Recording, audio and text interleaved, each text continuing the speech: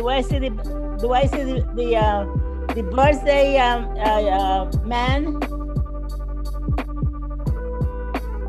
Hi, Ebenezer. Happy birthday. Thank you. Thank you. Maria, how are you? How is Juan? Okay. Oh, look at Ross Romer. Hi, Ross. Hi, Maria. How are you? Okay, how was your skiing adventures? I came back in one piece. Okay, good. You cut your hair, Roz. Yeah, it had been a year. You know the old saying,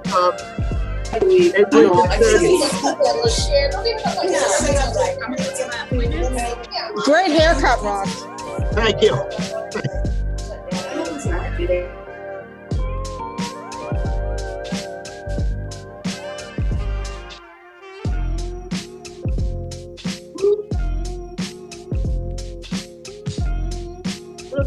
Nice music. Hi, Sandra. Yes. Wow, that's a nice music. I love it.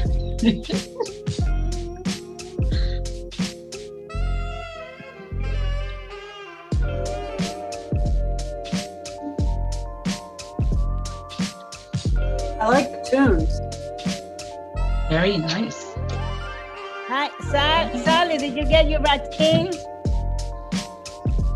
Is that Sally Fisher? Sally? Yes, I got my last Pfizer one. I got my second Pfizer one on the 11th. So as of good. Thursday, I'm fully vaccinated. Thanks for asking, Maria. All right.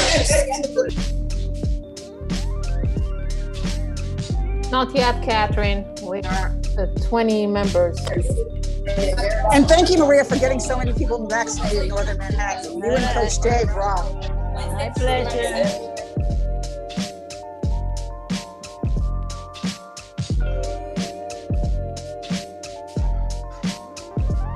All right, we're waiting on folks to get started. Yeah, we don't have a quorum yet. That's okay. I'm just gonna let folks know that Eliezer is not available. He won't be chairing tonight. Sorry, I had to pause the music. Folks who were asking, that is a Lo-Fi Beats Spotify playlist. So if you like what you heard and you have Spotify, you can look it up that way. It's yeah, you know, everybody has a different vibe. The song, when Sandra commented, it was literally called All the Feels. So if you like the feels, go for it. So Eliezer won't be with us tonight. There's a chance he might make it towards the later half. So I'll be chairing tonight with the support of Tanya and Elsie and the rest of the committee. So we're still waiting on some folks to trickle in before we get started.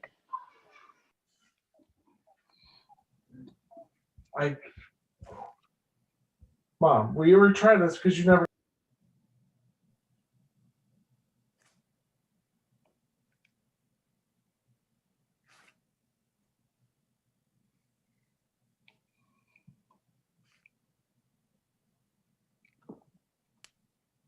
Catherine, can I say something before the meeting starts?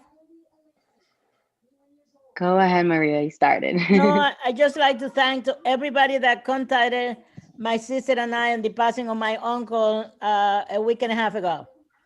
So I appreciate your messages. Our condolences. I just want to say, if you logged in under somebody else's name and you're a board member, I don't know that you're here.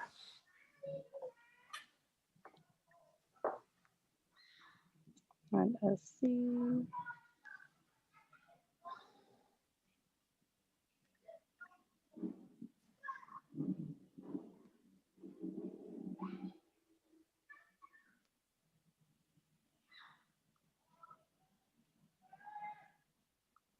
So I'm seeing in the Q&A, got some text. Again, folks can't see on the screen.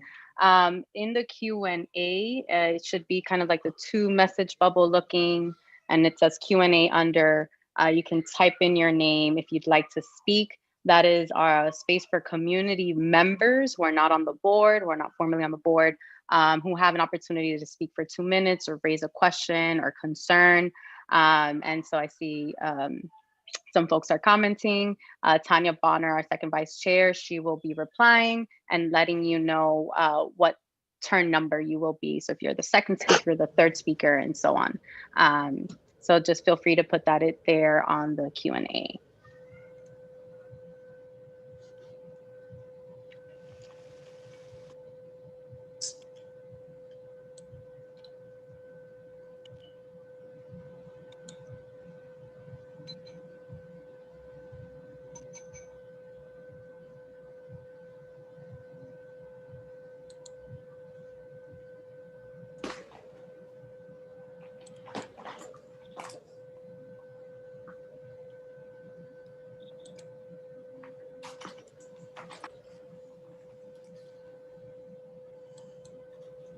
Okay, I think we have a quorum. I believe we are 26. 26 members.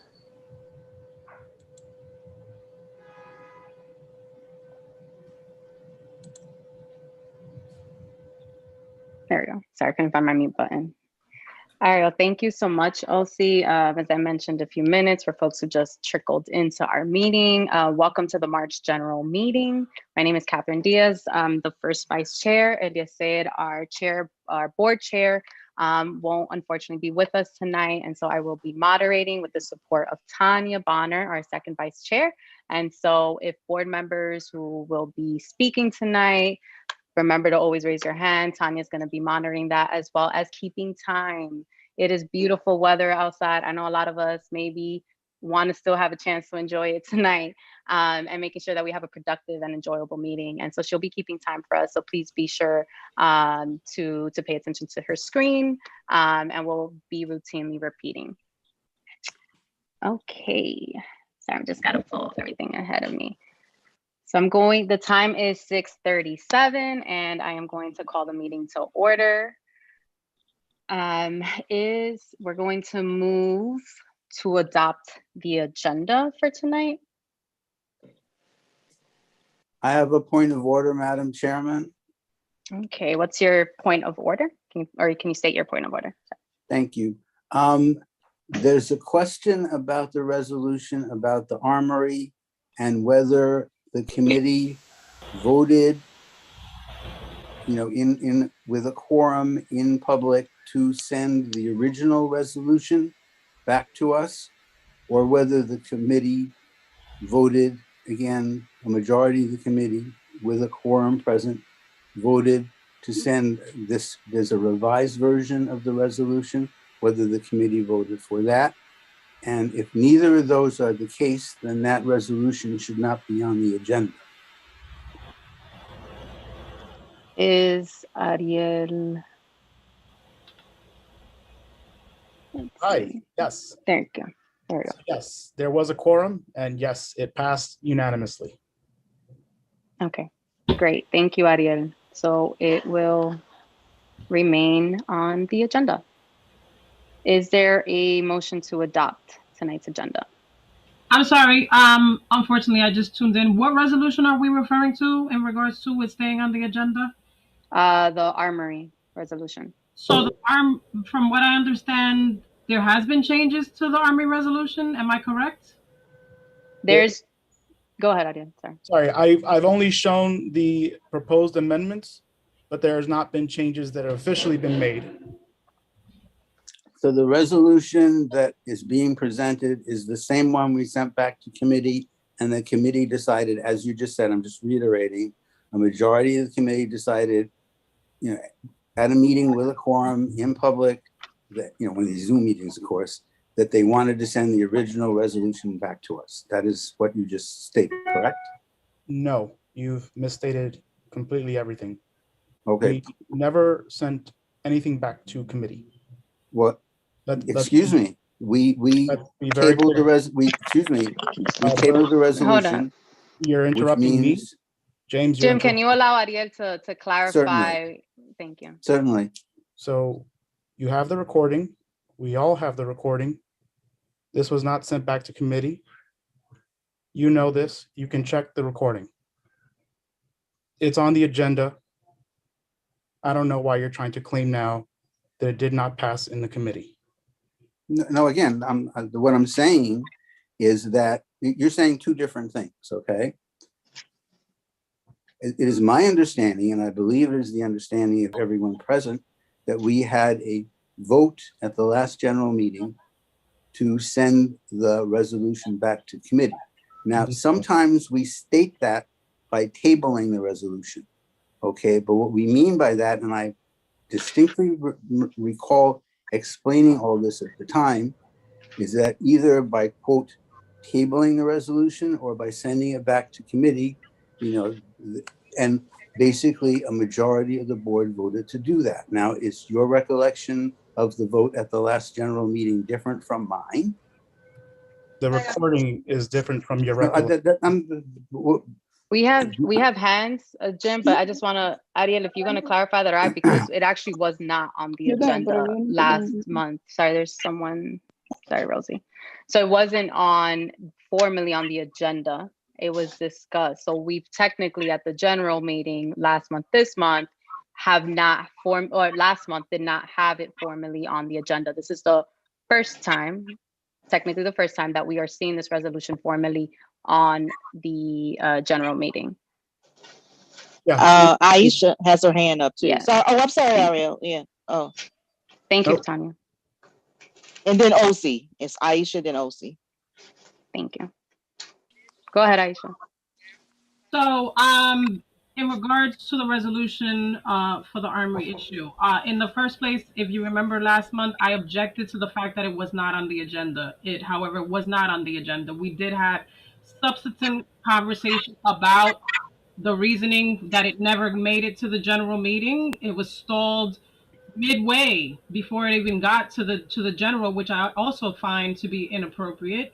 Nonetheless, we did have in-depth conversation about the dynamics of it, which then it was discussed that it was going to be reviewed again in committee. In committee, we did not have discussion about what activity would take place with the resolution going forward. We did not vote on whether it would go back to the general. And there has been emails circulated with changes to that resolution, which were not discussed in committee either. I have concerns with that. I don't think that it's appropriate procedure, specifically because I know for a fact that a lot of that is the weight of people who don't even sit on the house. It's the weight of people who don't even sit on the Housing and Human Services people, and people who probably should be recusing themselves entering the conversation about the actions of the Housing and Human Services Committee. That's the information that I would like the board to be aware of at this time. I would allow OC to speak. Go ahead.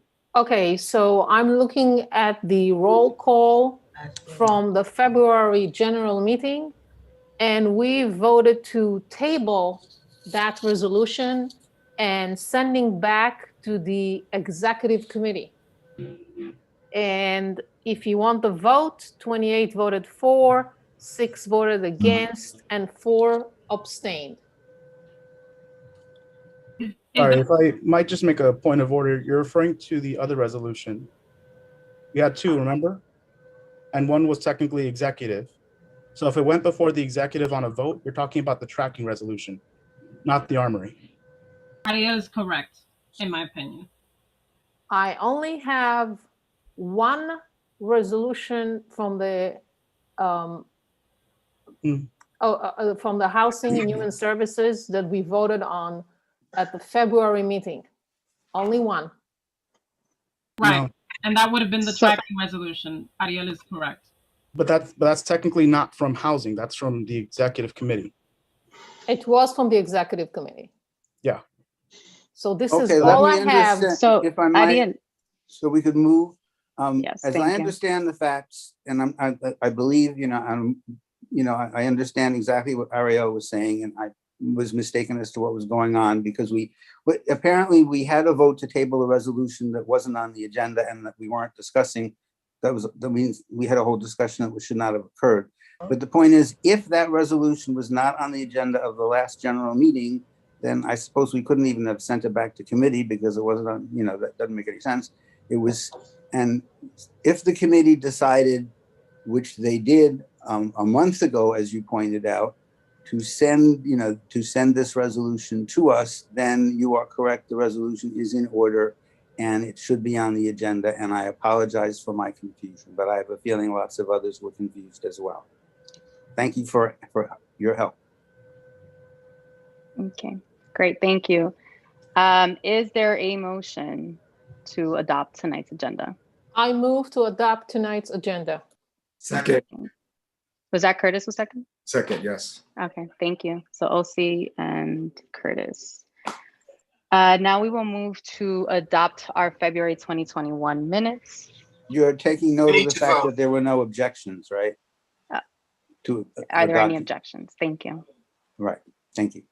I'm sorry, Catherine, the minutes for February was not completed. I was unable to submit it. So we do not have the minutes for February. It will be voted on. Draft. On the April meeting. General meeting. Thank you. Okay, great. Let the record reflect that. All right. Sorry, too many screens, y'all. All right. So our chair is not present tonight. I will be moderating tonight's meeting. And in the absence of a formal report, I wanted to acknowledge the fact that this makes one full year of Zoom meetings.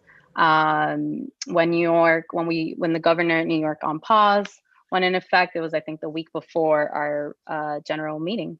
And so this marks a whole year. And much can be said and reflected about in the course of the year. And so I want to thank everyone's contributions, your presence. I mean, there's so much can be said about what the board's work, as well as just the amazing reach that we've had by being virtual.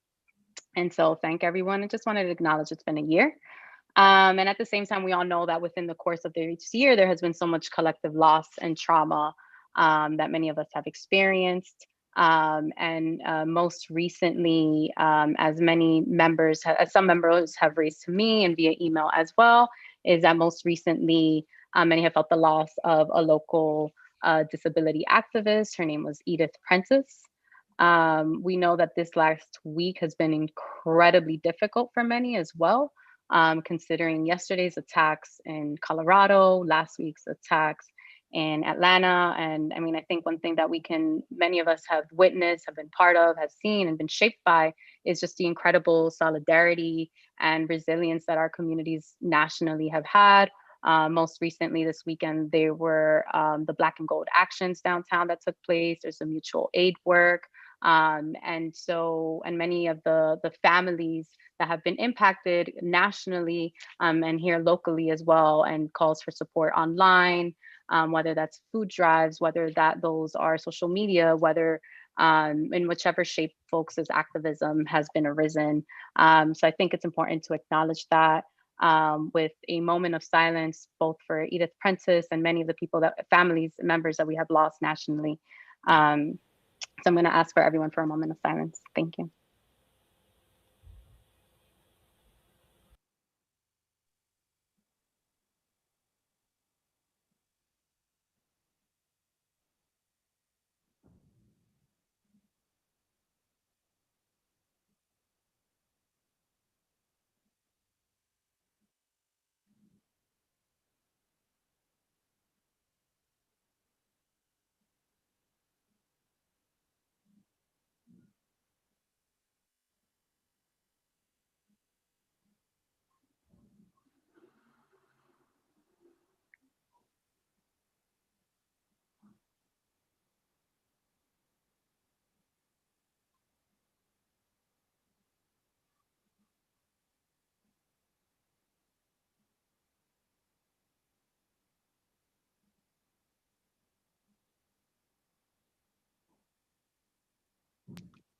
Thank you so much, everyone.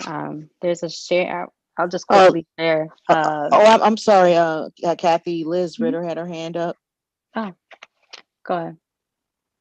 Thanks. I was just curious to know why the board didn't send out a statement regarding the passing of Edith Prentice. That's a great question. I can ask Eliezer later this evening and tomorrow morning, and to see if I think we can get in touch as well with folks who personally know her, who are part of her community, and see what other ways the board can be of service. I see Wayne. Yeah, Wayne. Yeah. Just to I guess piggyback on where Liz is going. In addition to being an activist for disability, I mean, Edith was a longtime member of CB12, which is probably why Liz asked the question. I mean, there was a statement that was prepared, weirdly did not go out. So Thank you. I will raise curious that. what happened, and I would like the minutes and our official record to reflect that there was a statement prepared and that did not go out. It just seems odd. Okay. And well, I'm not really aware, so thank you for acknowledging that. I see Aisha. Is your hand up, or is that old? No, my hand is up. So I just want to answer to the question that I asked. I understand that we have adopted the agenda, but what I want to be clarified by the executive leadership is I have in my possession an email that has been circulated in regards to the Armory Foundation resolution, which has substantive changes to the original resolution, including removal of specific clauses, which state specific facts in relation to that matter. And I don't understand how that can be happening without the force of the committee being involved. Point of order. Yeah. This is a great conversation to have when we discuss that resolution. That's a super important issue, but not at this point in the agenda. So I respectfully request that we move the agenda. I will respectfully wait then. Thank you. Catherine, I'm sorry, What? one last thing. There are two people who in the attendees list who have their hands up. Michael Hanno, you have your hand up, but any comments you make, you are signed up for the public session. So any comments you might have or anything you can make then. If you have a specific question for something that came up and you would like a specific answer to that, you can put that question in the Q&A and someone will respond to that. And there is another person whose hand is up from the attendees list. Name is Ada Graciano. If you have your hand up because you want to speak at the public session, please put that in the Q&A and I will add you. Thank you. Sorry about the interruption. Just needed to. It's all good. We're not in the same room. It's understandable. Thank you. Okay, so tonight, as you can see we will be going now. Sorry, I almost skipped to our district manager's report. If folks didn't know, yesterday was Ebenezer's birthday. So happy birthday, Ebenezer. We hope you had a great birthday yesterday. And so go ahead, share some info with us. Thank you. Thank you. Yes, I did have a good time yesterday with the family celebrating my 60th birthday, believe it or not. I want to join you, Kathy, with your remarks about celebrating our first year transmitting via Zoom today. We had the first meeting back last year it was the executive committee that we had at the end of March. I want to say thank you to Jonathan Frometa for his help putting together our first Zoom meeting, and also to Paola Garcia and Chanel for working every night. We have a meeting during this year. Thank you. I really appreciate that. Straight to my report. At the last District Service Cabinet meeting last week, we were able to resolve an illegal dumping issue at the Sherman Creek Park off of 201st Street and 10th Avenue, Academy Place. Danny Hernandez, the park manager, sent me an email the day of the District Service Cabinet meeting in the morning before we started, asking me to discuss this matter during the District Service Cabinet meeting, what I did. And we coordinate with the Department of Sanitation that if they can help to remove that. And the great news came Friday morning around noon that the issue was resolved and all the illegal dumping was removed. The Department of Sanitation is asking the community to report any illegal dumping this location in order to prevent this uncut culprit. Ebenezer, you went off there. The city office may be open, maybe not open. The mayor and make an announcement that all city workers, employees will need to report on May 3rd. I received an email this morning informing us that we need to open the office, or we need to schedule the open the office by May, and we receive the manual with the guidelines how to open the office. We're going to have a meeting next week with the Manhattan Board of President's office to discuss the protocol and the detail for the community boards. Open the office, but that the staff come back and work from the office. It doesn't mean that we're going to have a meeting in presence. We need to discuss that. I will keep you posted of everyone, but we do receive the notification and the protocol that we need to have open the office by May 1st. The Manhattan DA's office will have a cash for guns event this coming Saturday 27 from 10 a.m. to 4 p.m. at the Convent Avenue Baptist Church located on the 420 West 145th Street. We sent out the email with the poster and the flyers in English and in Spanish. Please, help us to distribute that. We are scheduled to have this information going out a few times this week. And finally, committee chairs, please review the email that we send you with the draft of the April calendar. Make sure that the date of and time of your committee is correct, and also that the agenda items on the back is correct as well. We are missing a few committees. I hope to have that information no later than tomorrow, because we're planning to e-blast this calendar by Thursday afternoon. Thank you very much. This is the end of my report. Is there any question?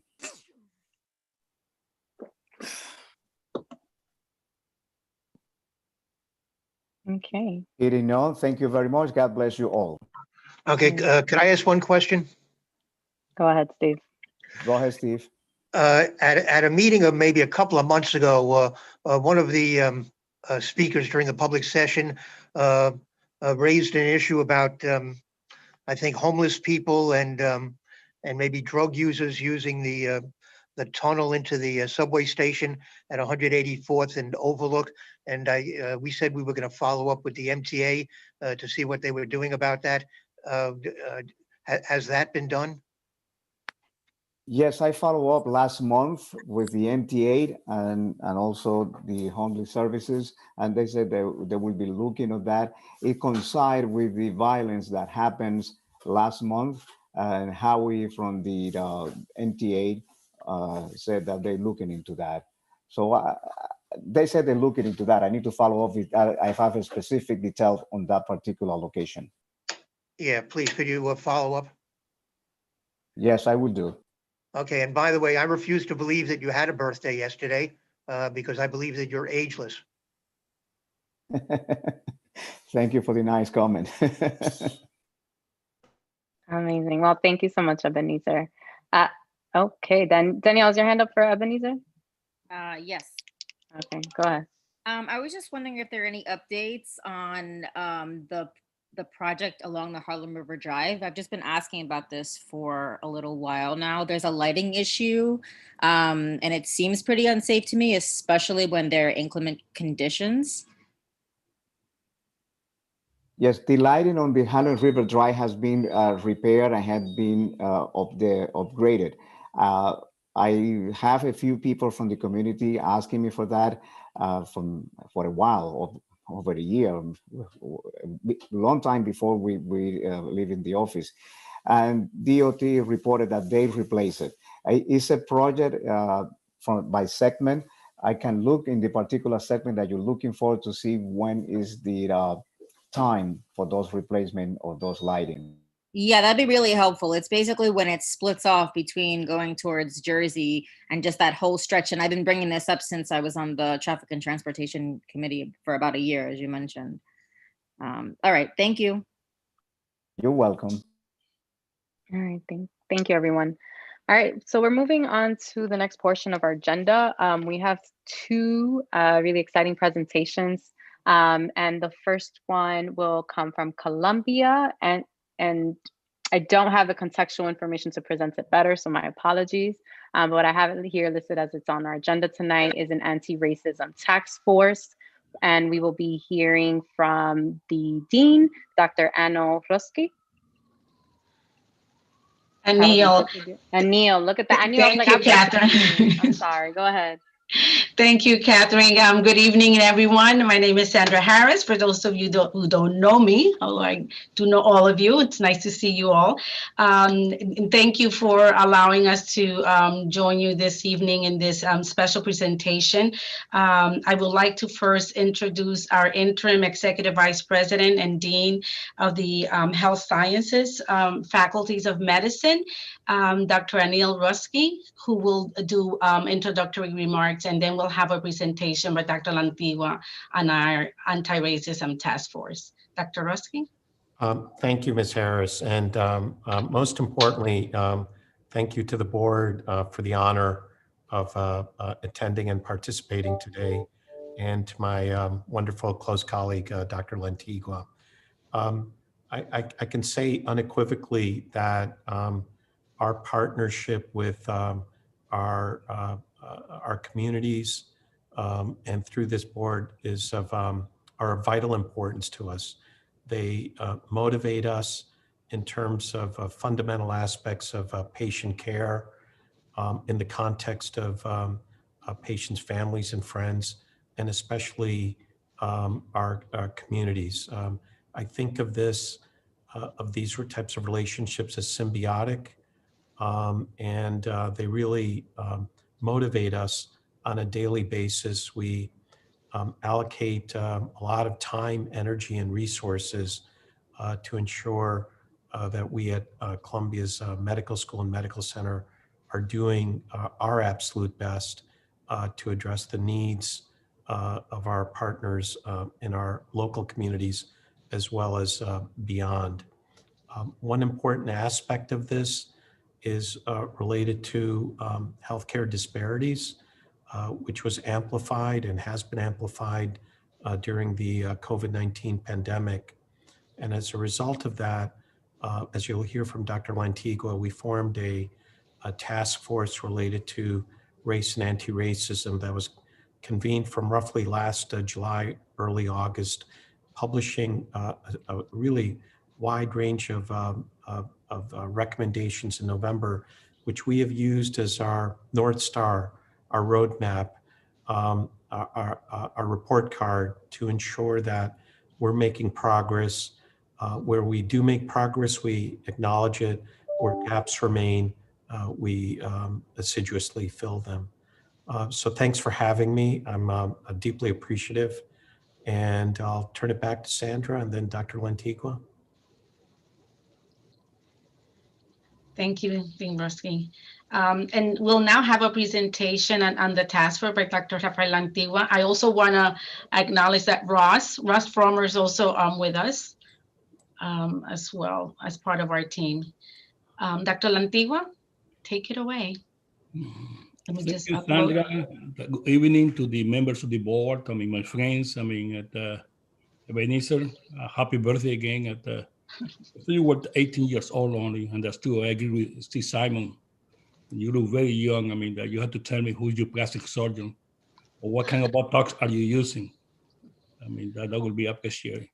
Thank you again to the Dean, Dr. Gostigate, for these invitations, and to you, members of the board, to Madam Vice Chair, to have us here.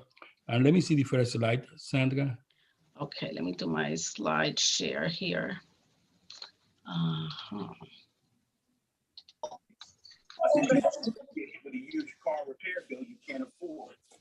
Okay, what we'll be doing, what I will be doing this evening is really giving you a very succinct report on a task force that was set up at last year. And next. Okay, this is the background on which, this was done. As you know, we see ourselves at Columbia as having 4 legs. One is education, the mission of the medical school. The one is research, leading in research across the country. Of course, clinical care. This is what we do with our partner, New York Presbyterian Hospital. And the most important one for us is community. That these are 4 legs of the same table that we sit together. And we are committed to diversity in health sciences and to the principle of equity, inclusion, and to provide excellence in healthcare, not only as an international institution, but also as a local institution. As you know, last year and still, the beginning of 2021, been very difficult. We had the burden of COVID-19, how terrible it was to our communities and community scholars. We know how Washington Heights and Harlem suffer, especially minorities in this community.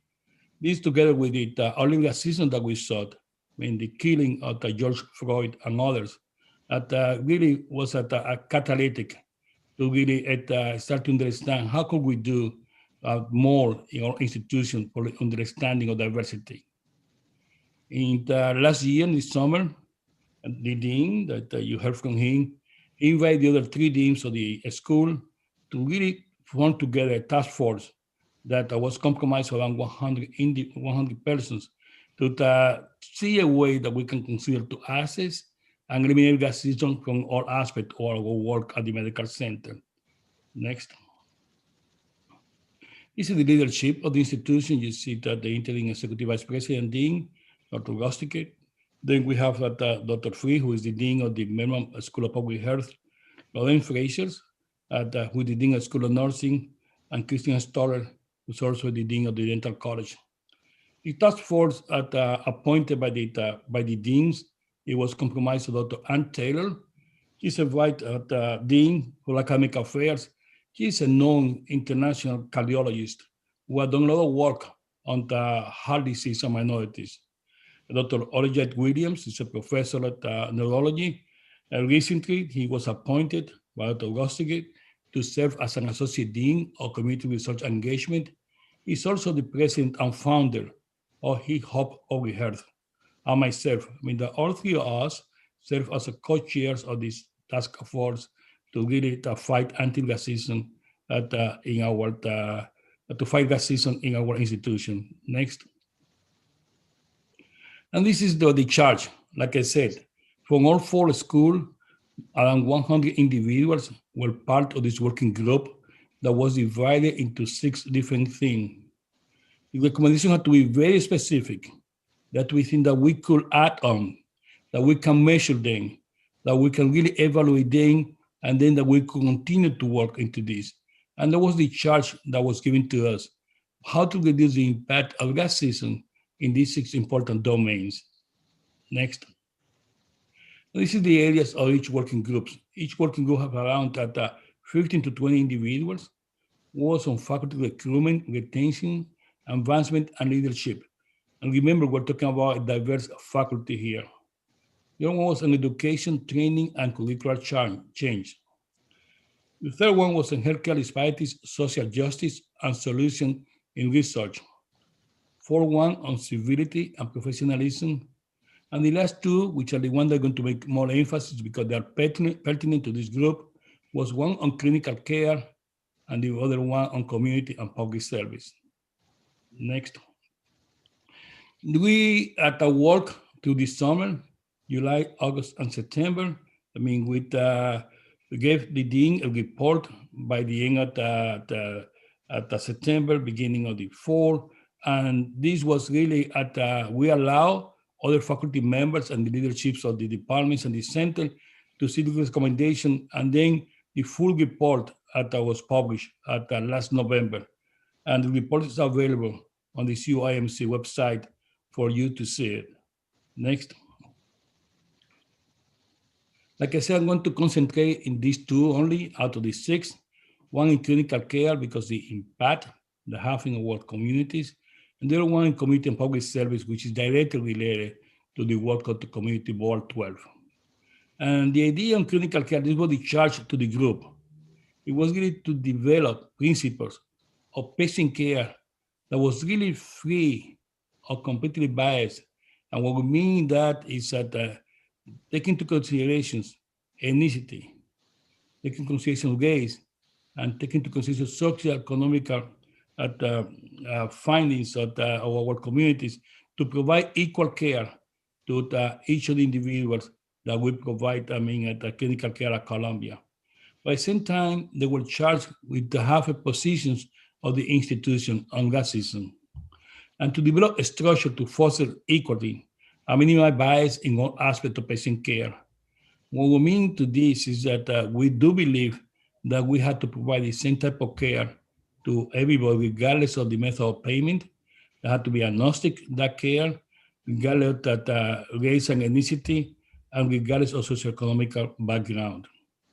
The second one on community public service was really to use our experience really on working within the community to continue to build trust in our on health, in our local communities, but also to leverage our emphasis that we have, our experience on dealing with social determinants of health. We know the impact of COVID in these minority communities, and we know why.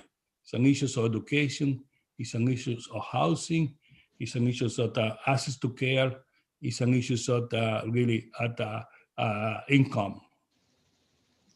Next. And there are some of the recommendations from the clinical care group. And what was that? To ensure that all patients receive the same unbiased, payer-agnostic care with equal for everybody, with access to the resources that they deserve. To ensure that care is of high quality, and like I said, that is provided in equal access to our community. To improve the mechanism to diminish language barriers at our institution. To recognize and ensure that the discrimination or bias are not tolerated at CUIMC. And to create and provide access to continuing education resources for our community physicians and clinicians. That means to bring out the silos that sometimes we feel as the medical center, with the silos that sometimes are our clinicians in the community, and to arrange not only for the issues of continuing medical education among us, but also to be able to share, the knowledge that they have with the knowledge that we have at the medical center. Next. And this is some of the recommendations for the community and public service. And you can see that they are direct to the participation community board 12. We are looking for to improve the communications with our community organizations. We are looking for to really evaluate each of the advisory boards from the community inside the institution, to have every year at least 2 big town hall meetings for our institutions, within our institution, our faculty and community advisory boards.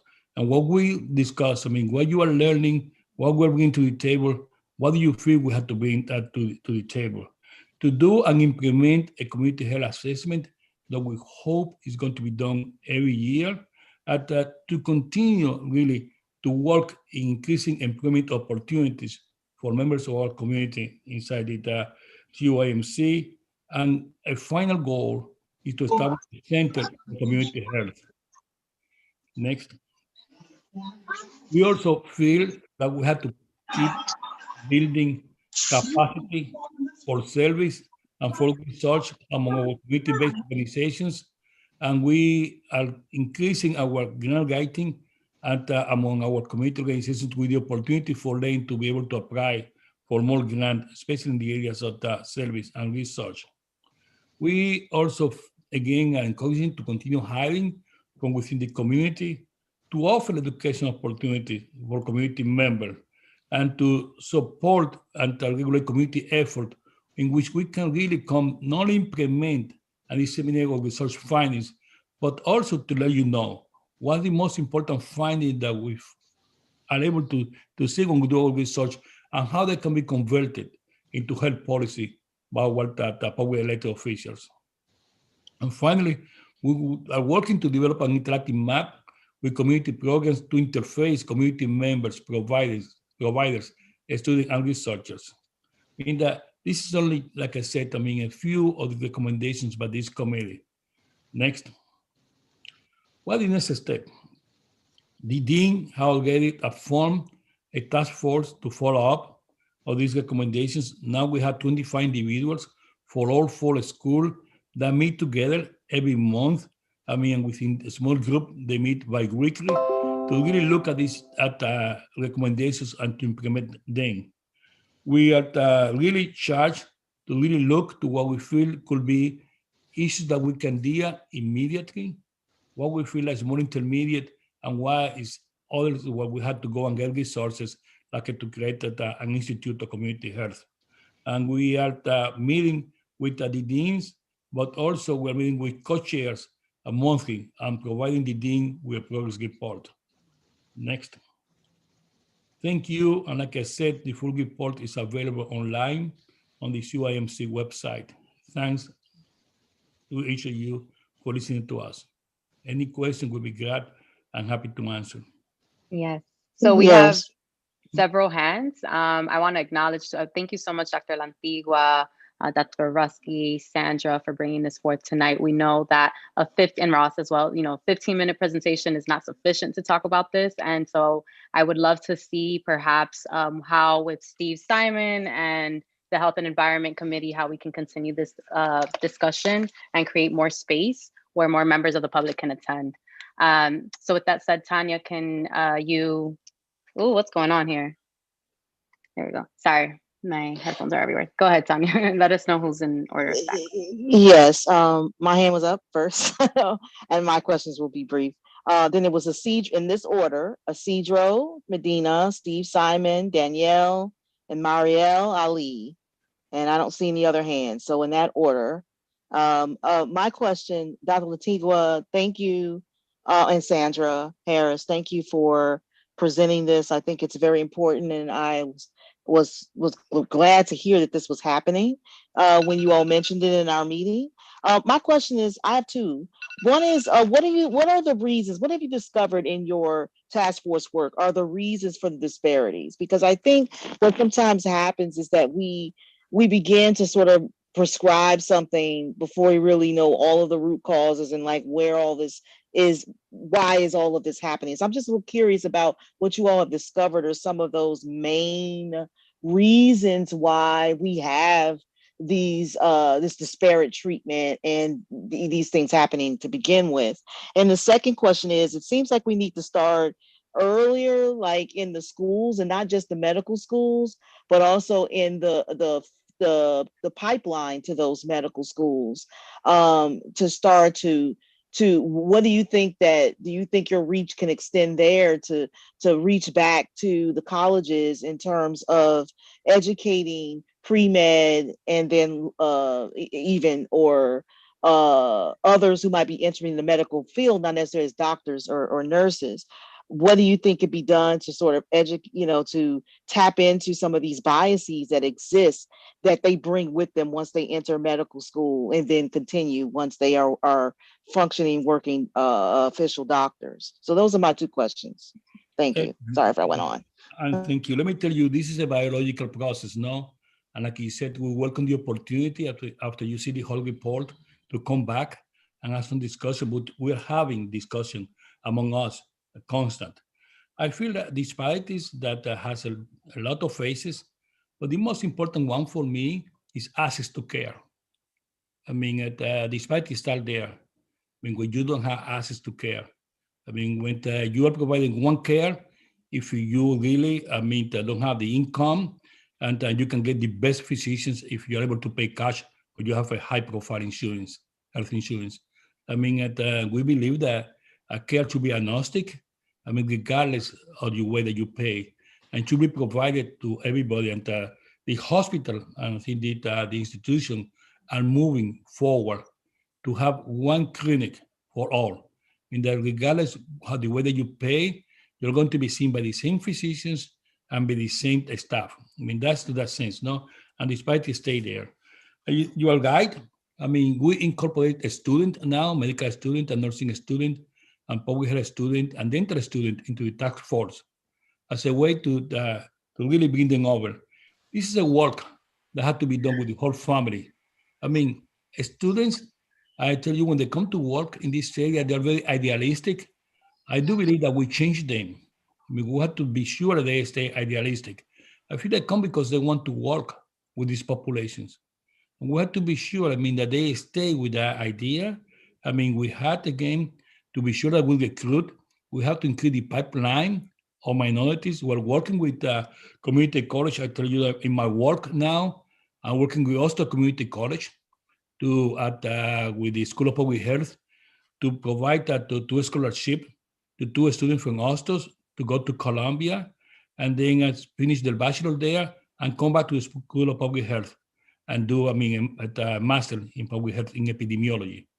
We're also working with the School of Nursing to do this thing for a PhD either from Lehman College or from Hunter College to get a full scholarship. I mean, that we're looking to this. We are looking to really open and work more with our school boards. I agree with you. I mean, we have to start early. We have to give the opportunities, but we have to start early. We have to start, in high school, we have to create the pipelines to them. We have to advertise what we have. We have to really, again, even with the pandemic, there are programs that are being created with School District 6. Well, like I said, we're learning, we're evolving. We feel that it's a lot in front of us that is very good at Dr. Gostike, created task force. And he really is on top of us.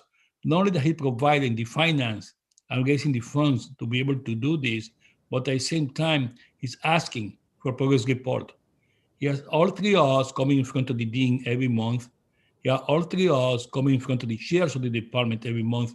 And we're implementing really at education for our faculty in racism, in professionalism, in civility, in working with communities. This is a two-way street. This is the way that we see it. I mean, we have to learn from you, because you can bring a lot to us. And again, we have to bring to you our knowledge that they could be converted into policy. Great. Okay. I was gonna say, Tanya, we have about 4 hands for you, Lantigua, so you want to make time for everyone to speak as well. Who's next, Tanya? I have a point of order. Exactly what is the time limit being used? For this, we're recognizing for the next 4 speakers, What and then is we're the moving on time to the limit for each next speaker? presentation. Each speaker is 2 minutes. That was way more than 2 minutes. I would ask Dr. Lantigua and others to keep to the 2 minutes and Tanya to assiduously time them. Thank you. Thank you, James. Well, thank you, Catherine, for chairing this meeting. Dr. Lantigua, Sandra, and the rest of the leadership of the hospital, I really commend you for the great work that you do in our community. I'm really proud of the work that has been done. I know that you have tried to do a lot, but you have done more than what I was asked. So really appreciative of your work. Dr. Lantigua, we understand in the community that there is a digital divide. The hospital, along with the university, bring a great deal of resources to our community. Resources sometimes are not often evenly divided. I was wondering what type of efforts the university and the hospitals are doing to make sure that people who perhaps don't have proper access to the internet can have access to apply for jobs that are needed. I know that you're doing an amazing job in hiring folks from the community, but I don't see like an employment center based in Washington Heights and or Inwood. I see that there's one in Harlem, but taking into account that this is Northern Manhattan, I think it will be greatly beneficial if the hospital come to some understanding and have not only an employment center, but also training. So perhaps you can share some lights into that. And thank you so much once again for your support. I see Ross is in the call and Sandra, and this is more into the Ari to answer these questions. Yeah. But I mean, thank you, Isidro, and I agree with you. I mean, this what you bring is very important to us, but I'm sure that Sandra and Ross will be able to answer this question. You're correct, Isidro. So currently, Columbia has the Employment Center on 125th Street. So one of the things that we've started to do is partner with community organizations in terms of doing training and computer access at our employment center. We have heard the need actually to have an employment center in the Washington Heights in Inwood community. And it's something that we brought back to leadership and that we will be discussing in terms of access. We're also working with our elected officials and making sure that for the jobs fair and employment fair, we have a greater collaboration, especially now that everything is virtual. But the need for the employment center has been stressed, and we'll be looking into that. Yeah, and Sandra, I'll just add that, first of all, Isidro, unfortunately, in the immediate time, because of COVID, unfortunately, access to the campus is limited, and I think you understand that. Understandable. But look, we do have current employees who do not have regular access to a computer, and so we also need to find a way to maintain communication with them. I think it might be a very interesting and good idea if we could find a way, again, once things open up and it's safe to physically visit a location, to create a place where folks who may not have digital access can come and sit and use a computer terminal with appropriate guidance on how to navigate our system, which is not difficult, but does require a couple of steps. So I think that's an idea that the task force can look at and look to implementing it safely. Great, thank you, Russ. Tanya, who's next? I know we have two more hands and we have another presentation as well. Steve so Simon. We have you. Steve Simon, Danielle Jetu, and Marielle Ali. Perfect, thank you. Well, in terms of the employment center, I've been thinking that a good location for it would be the new building the hospital plans to put up on Broadway between 169th and 170th Streets. And maybe you could pursue that with the hospital. And speaking about the hospital, if we're also talking, as you were in the PowerPoint, about building trust with local communities, I think one way we could do it is to finally divulge the numbers of people from the Washington Heights Inwood communities who are getting the vaccines at the Armory. This is information, as you know, the hospital has refused to provide us. And maybe you could talk to them about doing so that we could get a handle on how much outreach is effectively being done in our community and how many people are actually getting the vaccine through the Armory. And likewise, we've been asking for months and months and months, for more than a year now, for about a year, for information about the patients with COVID-19 who have been treated and discharged from the hospital. So in terms of building trust, providing information to the community board, to me, is at the bottom rung. It's the first and easiest thing you could do, and it's unfathomable to me why the hospital is refusing to provide such information. And now I agree with Catherine, by the way. I would like to see this presentation made at the Health and Environment Committee so we can have a great deal more time to discuss it. I have a number of questions I wanted to bring up, but with respect to community doctors, in the past, our goal was to try to link up the community doctors directly with the medical center, with the hospital, so they could have at least the equivalent of admitting privileges.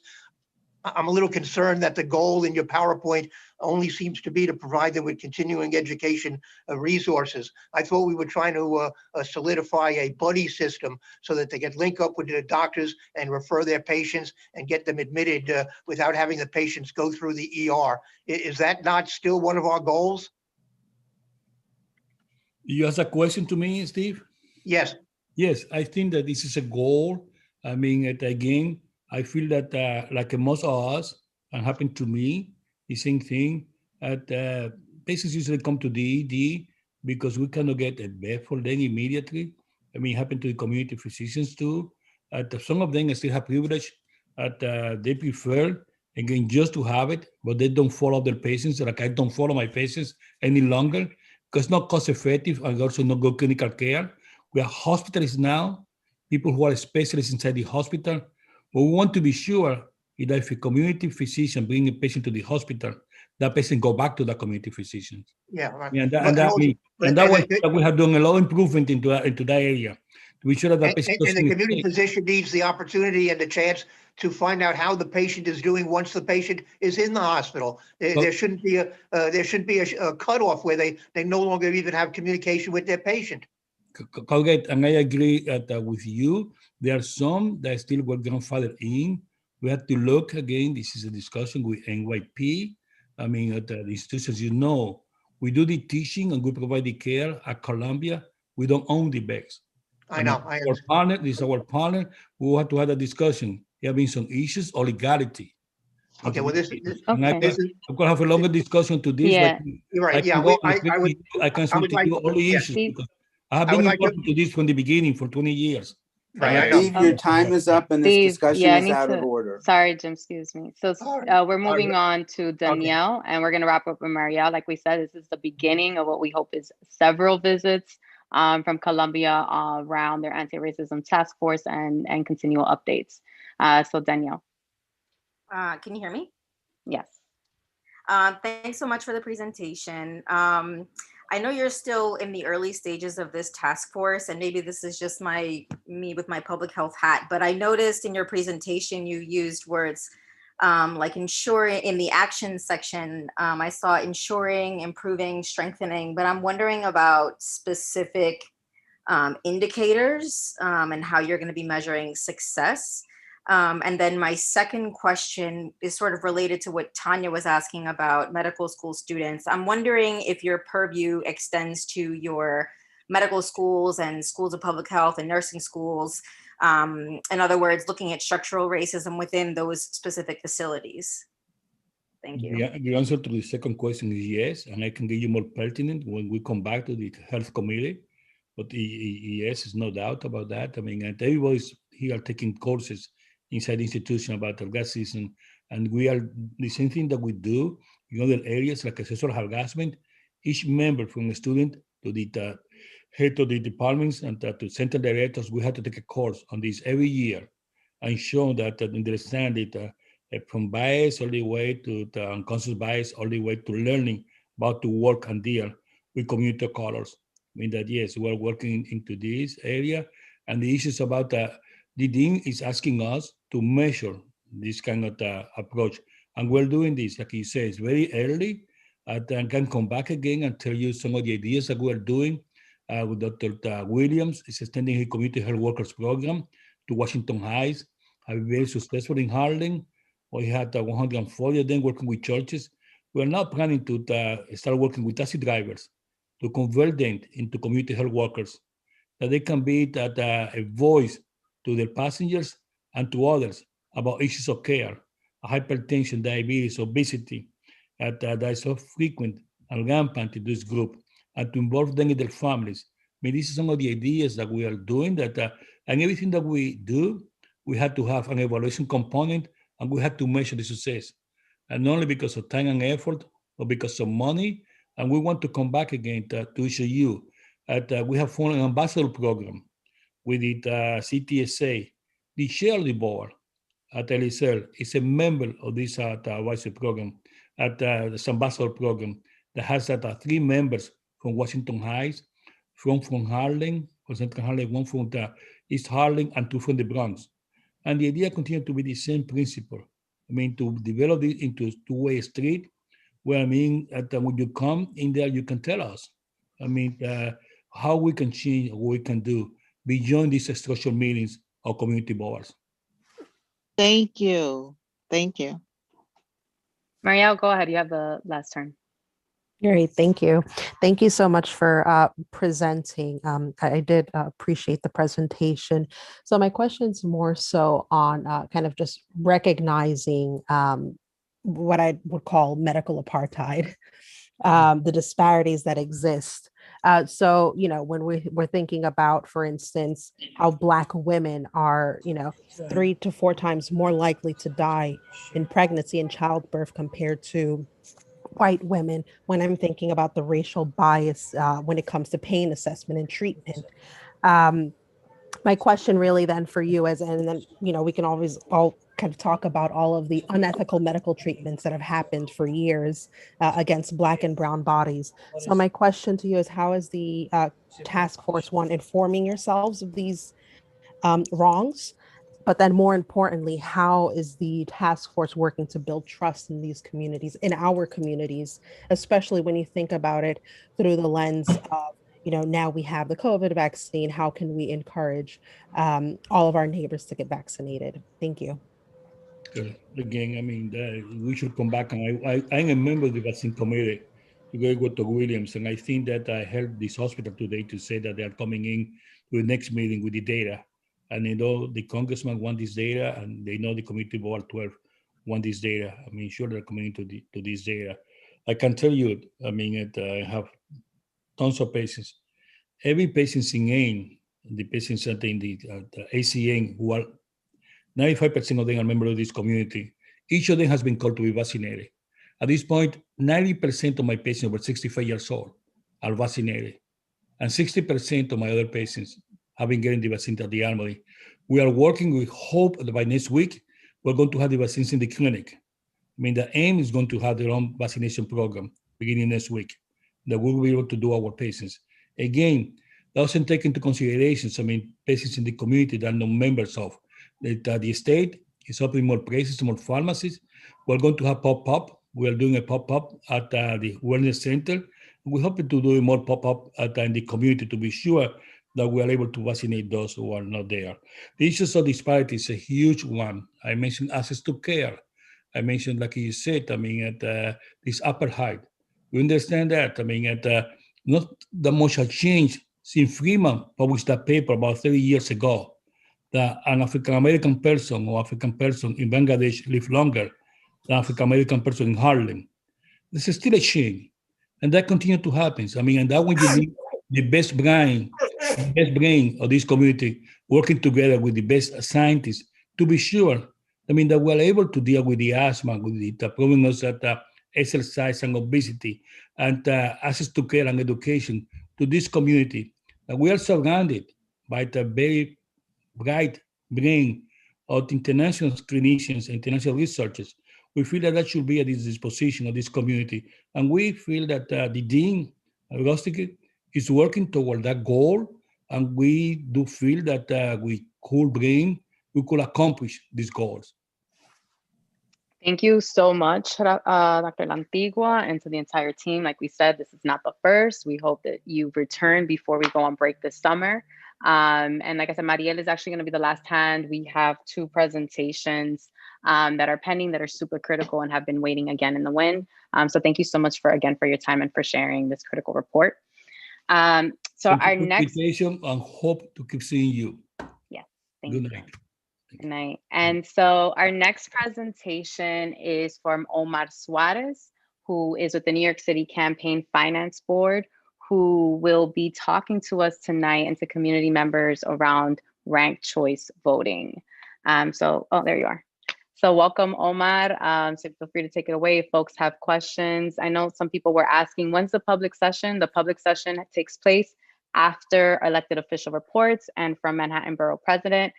So you have about 30 minutes.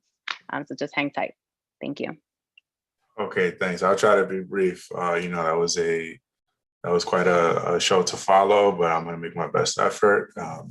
Thank you all. Thank you to the board and District Manager Smith for extending the invitation for me to come here and speak with you all about this important topic. My name is Omar Suarez. I am Director of Partnerships and Outreach at the New York City Campaign Finance Board. I'll explain what that is in a second. And I'm here to talk about ranked choice voting. So the organization I represent, the city agency, is the Campaign Finance Board.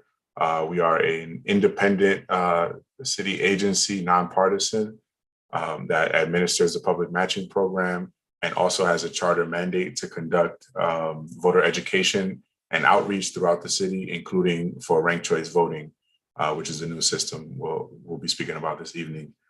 Before I get into that, I just want to give a little context.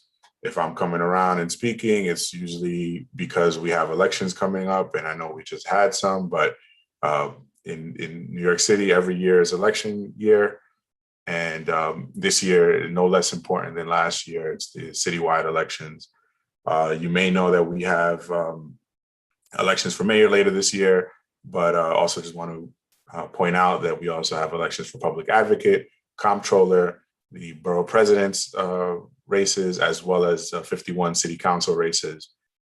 35 of them will be vacant. So we're going to have a huge turnover in our city government this year. And so it's more important than ever that everyone participate. And these public officials affect issues from education, housing, transportation, small business, jobs, healthcare, and many, many more. So again, I want to highlight the importance of participating in city elections. The key dates for you all to know are June 22nd, we have the primary. That's for all registered voters who are registered with a political party that have the primary. And there will be early voting from June 12th to the 20th. The election date is on the June 22nd. And then in the general election, it's in November 2nd, and there'll be early voting from October 23rd to the 31st. That's all registered voters. That's actually a typo I should fix. Apologies for that. All registered voters can vote in the general election. So correction. Now to go into the topic of this evening's presentation, it's ranked choice voting. I'm going to explain a little bit about what that is and where it came from. Briefly, it's a new system of voting that's going to impact New York City elections. In one brief point, voters can now select up to 5 candidates in their preference from first, second, third, fourth, and fifth favorite, instead of only being able to decide on one candidate. What this does is gives more options to voters. It increases civility among candidates in the way that they campaign, and it can lead to more diverse candidates winning based on what we've seen in other cities. And on the right-hand side, for those that are visibly impaired, we have a sample of what the ranked choice voting ballot will look like. It's a list of candidates with 5 bubbles next to each of them, representing whether they're your first, second, third, or fourth, or fifth choice. And I'll be going over that even more.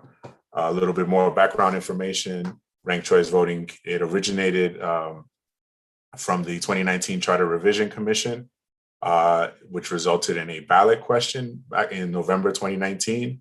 That ballot question was approved with close to 74% of all voters. This is actually the map of what that approval looks like. So you can see it was very widespread. Voters all over the city approved this new system. The green shaded areas are where the majority of voters voted yes on this ranked choice voting system. And then if you zoom in Northern Manhattan, it was very high approval and very high support for this new system in Northern Manhattan. Just in terms of the special elections and what kinds of elections we're going to be using it and where we will not be using it. Special elections, we have one today and 2 special elections in the Bronx today. We had 2 in Queens back in February. And so anytime there's a special election that will be for a city office, that will be a ranked choice voting election. Same for primary elections, which now are unified or will now take place in June. And again, that's for citywide elections. We will not use it in general elections. New York State has what's called fusion voting. So if you ever, when you go into the ballot in November, you'll notice that you sometimes see the same candidate on multiple parties. That's fusion voting. Because of that, you can't really do ranked choice voting because the same candidate appears in multiple places. So it's only for special elections and primaries. And for city offices, those are, again, the ones that we're voting for this year: mayor, public advocate, comptroller, borough president, city council. Not for president, not for governor, not for district attorney or judges, just the 5 on the left side. The other ones will continue to vote the same way that we've always voted. Just to go into a little bit of how this new system will work. This is the sample grid from earlier. You see on the left-hand side, you have a list of the candidates. Here it's candidate A, B, C, D, E. And next to them, there are 5 columns with a bubble, with 5 bubbles next to each candidate's name. What you do is whoever your first choice is, your favorite candidate, is, and you bubble into next to their name in the first column, that first bubble. And if that's the only candidate you like, there you go, you're done. That's it. You did what you had to do. If you have a second choice, third choice, so on, you would just go into the second column next to your second choice's name, third column next to your third choice, fourth column, and so on. So whatever, if they're your first choice, they go in the first column, second choice, second column, and so on. And you can rank up to 5. So that's the New York City's limit, is up to 5. In the earlier one, I only had 5 candidates listed, but in reality, it can be many more. And it will also include a write-in candidate. So in this example, you can see there are 8 candidates listed, plus there's space for the write-in candidate. So there can be many more than 5, but you can still only pick maximum of 5, or you can only rank a maximum of 5 candidates. To give an example, this is what the sample ballot for the election taking place today looks like over in the Bronx. So again, you have the list of candidates, the write-in candidate down at the bottom, and then there's 5 columns next to the list of candidates. There's 5 bubbles next to every candidate's name, and then you just circle in whichever choice they are for you, if they're first, second, third, fourth, or fifth. 2 things to be careful with. One, do not overvote. Do not give multiple candidates the same rank. This will confuse the machine. It will not know who you intended to vote for. This is like you're voting for 2 people on a regular ballot. It's called an overvote, and it is invalid. If you're doing this in person, the machine will reject it and you'll have an opportunity to correct it. If you're voting by mail, the unfortunate situation is that once you remove that ballot from the secrecy envelope, there's no way to tell whose ballot that is, and so you won't be able to correct it. Although, mail ballots will come with instructions, but we want to make sure people are not making this error. The second error is do not give the same candidate more than 1 vote. You still only have 1 vote. It still only counts like 1 vote. You're not doing anything extra for them. All you're doing is just wasting your second, third, fourth, and fifth option. You're not helping them out anymore. It will still count like 1 vote for candidate B in this example. This person gave candidate B their first, second, third, fourth, and fifth choice. This is still 1 vote for candidate B. So you want to avoid this as well. And then I want to just get into quickly how the counting process happens. So what will happen is what the BOE will do is count up all the votes like they do in every election. In this case, they're going to count everyone's first choice, everyone's first column, their first choice for everyone in person, early, mail ballots, overseas ballot, everything. And once they do that, they tally up what percentage of first choice votes, what the breakdown was. In this case, candidate B has more than 50% of the votes, first choice votes, and they win. Around half of ranked choice voting elections end like this, with one candidate winning outright more than 50% of the first ballot of the first round, and they win right there on the spot. They're declared the winner. The first special election this year, on February 2nd, ended like this. The candidate got close to 60% of the first round, and so there was no second or third, there was no tabulation process. But let's say we have another case where no one gets 50% of the votes. In this case, candidate B has the most votes, 39%, but because they did not cross over 50%, then we begin counting in the rounds and the tabulation. So what happens here? The first thing that happens is the candidate that has the fewest votes, or the fewest first choice votes, is eliminated. They lost, and so they are moved off. And then what happens is the people that voted for that candidate then go to their second choice or their next highest choice. So in this case, somebody that voted for candidate D is now gone. They've been eliminated. So this person goes to their second choice, which is candidate C. And this happens for everybody that voted for candidate D. And so you see now candidate D is gone. their votes get distributed to the second choice, and everyone else's numbers went up a little bit based on that process. So now still no one has over 50%. This process continues until there are only 2 candidates left. And so now C is gone. C, this person voted for candidate C. And now because that candidate also lost, they're going to their next highest choice. Their next choice is candidate B. So whoever this person is on the left side, their vote is now moving to candidate B. And that happens for the entire, all the voters in candidate C.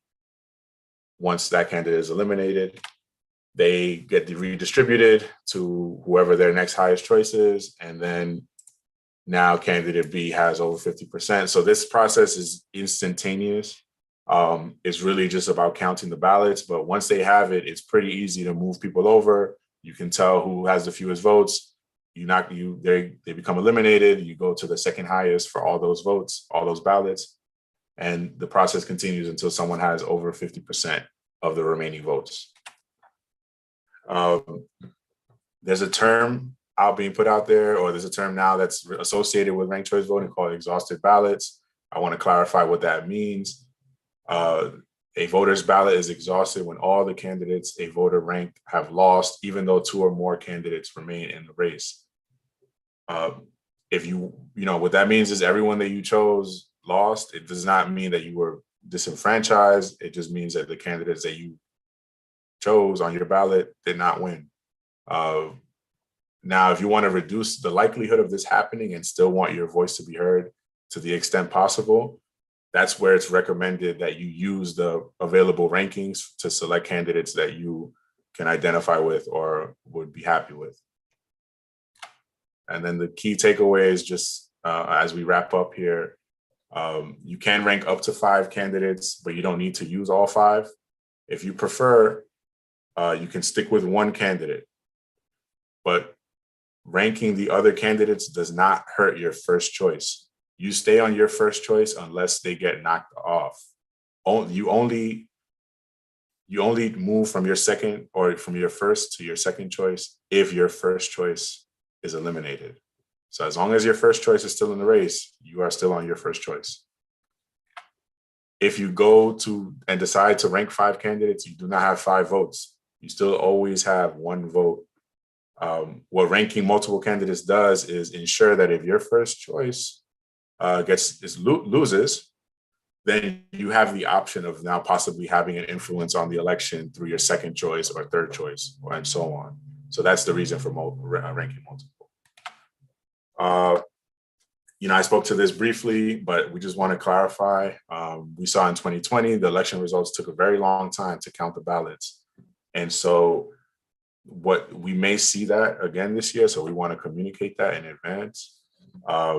Now, if there's a winner in the first round, usually that will be pretty easy to know.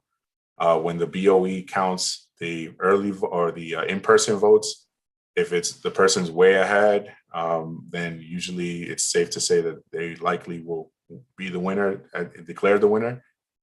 However, because the BOE has to accept, I'm talking about the Board of Elections, I apologize. The Board of Elections has to accept absentee ballots up to 10 days after the election. This can extend the process. That's what takes the longest. It's not the tabulation, it's having to count every single ballot to make sure everyone's vote is counted. And so here are just some resources and pieces of information, additional information on ranked choice voting. I'll post these in the chat. And we have some additional information from the Board of Elections as well. I want to make sure to share that. And my contact information. Thank you all. Very happy to answer any questions. I also see hands. Yes, thank you so much, Omar. We do have 4 hands for you. Oh, sorry, Catherine. Yeah, so in this order, it was Liz, Daryl, Wayne. I will go after everybody else. Hi, thank you. That was a super comprehensive explanation. I have several questions which I'll ask all at once and then you can answer them. The first is regarding the invalidation of ballots. If somebody ranks one person first, another person second, another person third, and then instead of doing a fourth and fifth, ranks 2 people fourth. Is their ballot still invalidated? Because it wouldn't necessarily get to that point. Don't answer that. I'm going to ask all my questions and then you can answer them. The second is, why does this force, if it goes into ranked choice, rather than there being a winner on the first round, why does it force the calculation to keep going until there are only 2? Once there's someone clears the 50% hurdle, no one is going to overtake that. So why isn't there somebody who wins with 53% of the vote and a bunch of people who have, 12, 11, 2, what have you? The third question is, it took a very long time with that special election in Queens. There are 2 special elections today in the Bronx. Can we assume that perhaps that will happen a little bit faster, given that the Board of Elections is now a little more used to it? And my last question is, I was in 9 different polling sites today, and I heard exactly 0 times that anybody at the Board of Elections was explaining to people who had questions, but there were clearly people who were confused. So what is the Board of Elections doing to educate voters in the moment when they are voting? Because people don't seem to get how this works based on what I personally observed today. Okay. First question. What happens to a ballot if somebody ranks 2 candidates the same, even if it's not the first choice? Yes, it's still invalidated because the machine will read it as an error. So it doesn't matter if it doesn't become an error when it gets to that vote. It becomes an error, or the machine reads it as an error as it's reading the ballot. So it doesn't matter if they're if you have the same 2 first choices, 2 second choices, 2 third, it doesn't matter. You can't have 2 people the same. Why does the tabulation continue until the last 2 candidates, or until only 2 are left? Because that's the way the law was written. And that's just the way that it is done. I mean, I think you're technically right. It's mathematically impossible. After someone crosses that 50% threshold, they're not going to lose votes. So they have to maintain, they're going to win. But, if I wasn't on the Charter Review Commission when this was decided, but if I had to guess, I would say they wanted to see the entire process play out in terms of how much of a mandate they had, or how much broad support they had amongst everyone who cast a ballot. With the ballot speed, and how will it take longer or less time to count? I don't want to say that because, as I mentioned, what takes longer is not so much the RCV or the ranked choice voting tabulation. What takes longer is counting the ballots. And I'm not sure if the Board of Elections has found a faster way to do that since February. And I don't know if they're going to find a faster way to do it from here to March to June. So I don't think that's going to really, and it doesn't really have to do with the ranked choice voting itself. And from my understanding, the Board of Elections is giving a card of some, like a postcard to voters, and that's pretty much what my understanding is. I mean, they've done voter education as well in terms of, I believe they're doing some print media, and there's a video that they've posted and sharing online. I believe they're also doing mailing. So we're also doing mailing as a campaign finance board. We did a mailing to every registered voter in these special election districts. We've gone around to the community boards, just like this presentation, but in the special election districts or the overlapping districts. And I think it is going to be a process of continuous, repetitive education. Thank you. I think it was Daryl. Yes, Daryl. Yeah. Hi. Thanks. I had 2 questions. One regarding the ranking. In your scenario, you mentioned that I think it was D that was eliminated first, and then B1 eventually. But what if for A and C, their overwhelming number of votes went to D, does that candidate then come back in the mix, or what happens to those folks? No, it doesn't work. That once someone is eliminated, let's say if their second choice would have actually been D, but it just skips to the next highest, to whatever the next highest active candidate is. But once you're eliminated, there's no coming back. So if they overwhelmingly pick D, whatever then those people's third choices then goes to whatever candidate is. It has to go to a viable candidate, I guess. Okay, that seems off. But and then unrelated to that, how is there any change to the size of the font on the ballots? I do get older every election, but I feel like it seems a bit small. Those bubbles. I believe the ballot's just going to be longer. I don't know if the text is going to be smaller. I don't believe they're going to make the text any smaller. The ballot's it's going to be a little bit longer. It can't really be smaller. Yeah. So I showed the sample ballot. It is vertically longer. So it's going to take, we're going to have likely more multi-page ballots moving forward. Okay, great. Thank you, Wayne. And wrapping up with Tanya. Yeah, thank you, Omar, for the presentation. And regarding the presentation, is that something you can share with the community board? And if you can, do you have a version of it that is in Spanish? Yes, to both of them. We have this translated. I'll share the resource page, which has all the presentations translated into English, Spanish, well, not translated into, it's written in English, but translated into Spanish, Chinese, traditional Chinese, Korean, and Bengali. And those are available on the website. So I'll share that as well. Okay, and just going back to a prior question about, I guess, getting the word out to the community, is there sort of a flyer version of the information that you can share with the community board that we can e-blast to folks who are, part of our, directorate? So we also available on the resource page is a one-pager, okay. Which is also translated into multiple languages.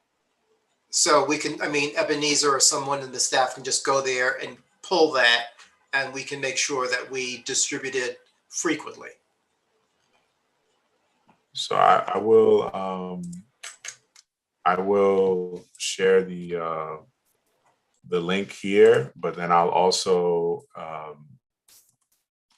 email the PDF to Ebenezer to distribute the list. Much appreciated. Tanya? Yeah, very quickly, I wanted to just first of all say this was the most clearest presentation and I've been in others about this and I did not understand, and tonight I get it. So kudos to you for an excellent presentation. I wanted to say that. Second, I just want to reiterate what Liz has said about education. I do have strong concerns about how we're going to get people ready. It's coming up soon, the primary, and I'm really concerned. And when you mentioned what could happen with the mail-in ballots, I was really concerned because I think a lot of people will probably utilize that option. And I just want to make sure that we're going to do everything possible to make sure that people who are filling out these ballots know how to fill it out correctly, and everything is going to be done to make sure that happens. Thank you. Thank you. Let me make sure I include my email so that if anyone would like to follow up on doing education together, then we can work together on that offline of your email. Awesome. Set something up. Yes, thank you so much, Omar. Omar also dropped the video, so folks who are community board members or groups who are watching from the general public, feel free to reach out to the board and we can disseminate the video as well as any additional information and how, if your own group wants a presentation, how to get in touch with them. Thank you. So we're going to move on to the next portion of our agenda, which is reports from our elected officials and their representatives. I know folks from the public, please be patient with us. We are almost getting to you. And so Tanya, who's first? Yes, we have Chris Nickel with Senator Robert Jackson's office. Oh, I'm sorry. I believe Joanna Garcia is going to give our update tonight. Oh, sure. Okay. Thank you so much. All right, sure. Sorry, Johanna, I didn't see you. It's okay. I forgot to rename myself.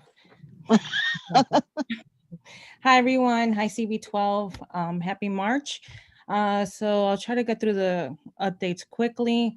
Senator Jackson called for governor's resignation on March 7. As you know, there's been a great deal of controversy going on in the capital of New York State. Senator feels it's a distraction. It's inhibiting his ability to govern budget update. So if you don't know, the budget is due at the end of this month. And actually we expect it to be wrapped up this Saturday.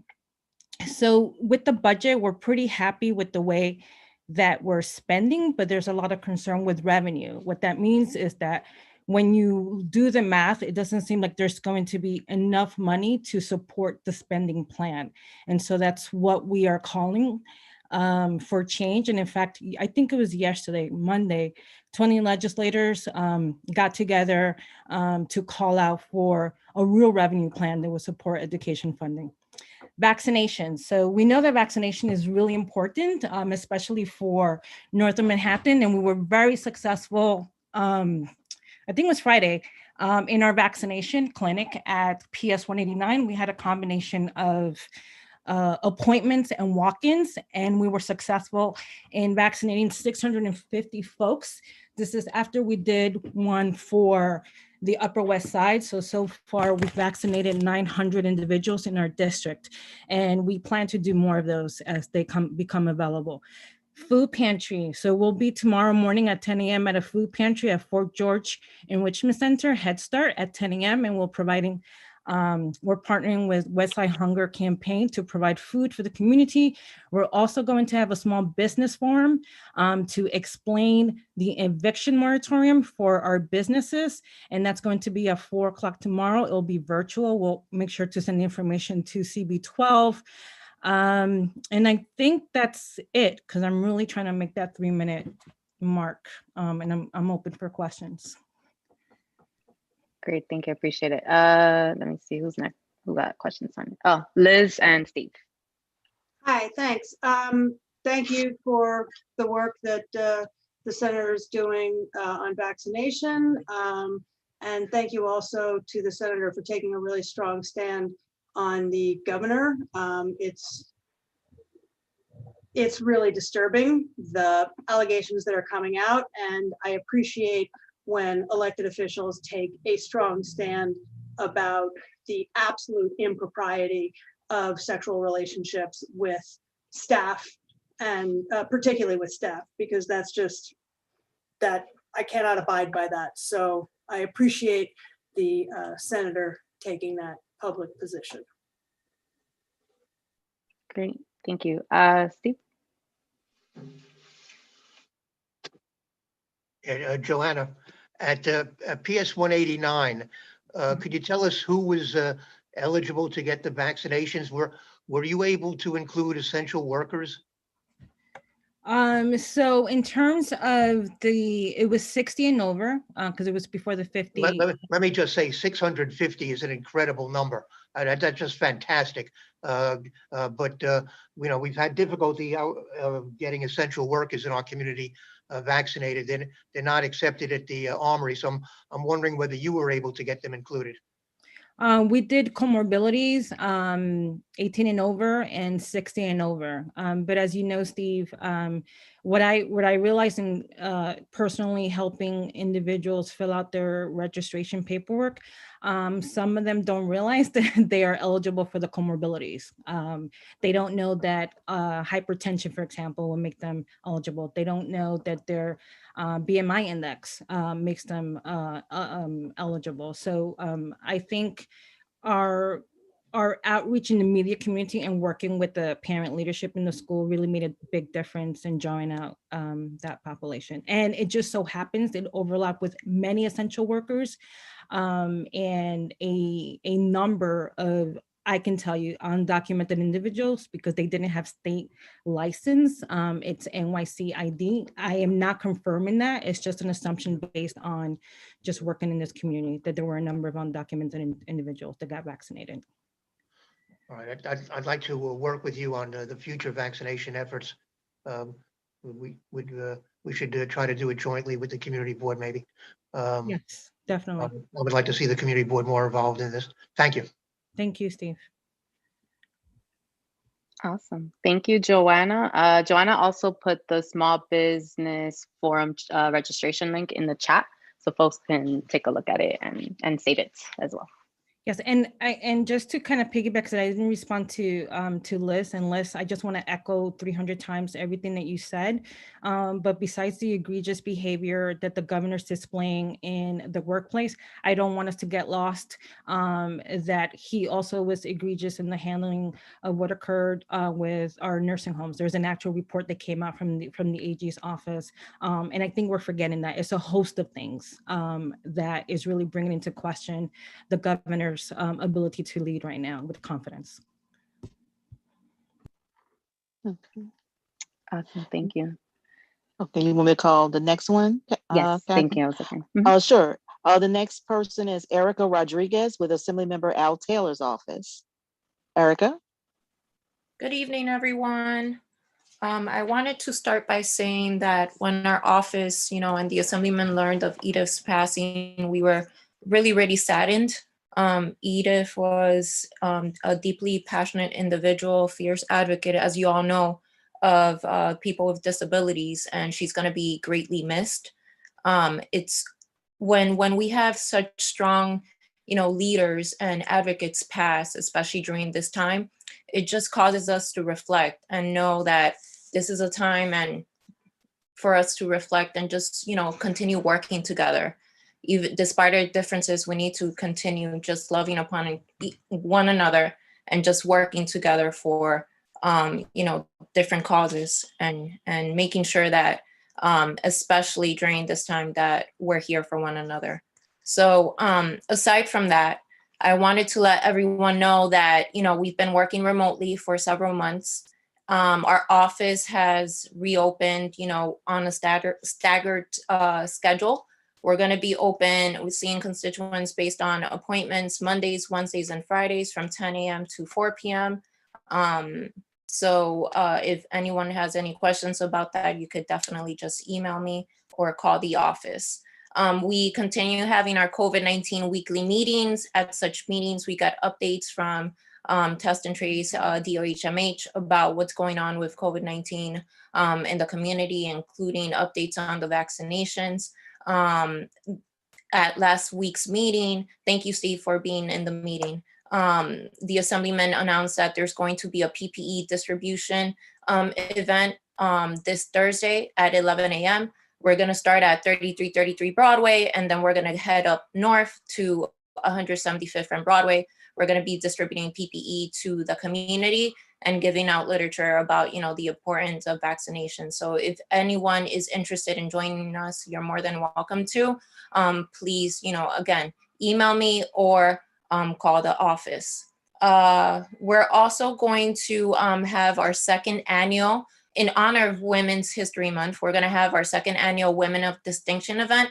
Is going to be this Friday, and it's going to be from 6 to 7 p.m. Flyers have been given to the community board. If anyone has any questions, please let me know. And I hope that you guys could, take some time and just join us. And finally, in terms of the budget, the Assembly announced that there is going to be what they're calling a Recover and Restart State budget. And basically, it's a $208.3 billion spending plan that targets historic investments in healthcare, housing, education, higher education, local support for seniors and the working and middle class. An example of what's in the budget is basically for higher education opportunity programs. There's going to be $180 million allotted for that. And in terms of transportation, for example, $11.3 billion and $137 million for the MTA. And finally, in terms of— Erica, I just want to let you know you're running a little on time. So. Oh, I'm sorry. Thank you. No worries. In terms of the governor, as you know, the Assemblyman, the Assembly has will be conducting impeachment proceedings, and I believe that they started today. So that's my conclusion. I'm here with if you guys have any questions. Liz? Yeah, I'm just wondering, why is the assembly member having his Women of Distinction event on a Friday night, which is the Sabbath? I just want to be clear that when other elected officials have had these kinds of commemorative events on Friday nights, I have taken them publicly to task. And I don't ever want Carmen or Idanis or Adriano to ever think that I would give anybody a bye. So it is your boss's turn. Can you please let him know that it is not cool for him to have these kinds of events on Friday nights? Thank you. Thank you, Liz. I will definitely let him know. I know that he's been busy with different budget hearings, and that was a time that he was able to put aside to, just celebrate women, but we will take that into consideration for future events. Thank you, Liz. Okay. Kathy, the next one? Yep. Lori Tobias Cohen, are you giving a report for Congressman Espilad or Debbie? That's Lori with the fabulous hat. Okay. Okay, can you Laura. hear me? Of course I'm giving a report. Good evening. I would like to bring to everyone's attention that we are having our first virtual career fair this March 31st.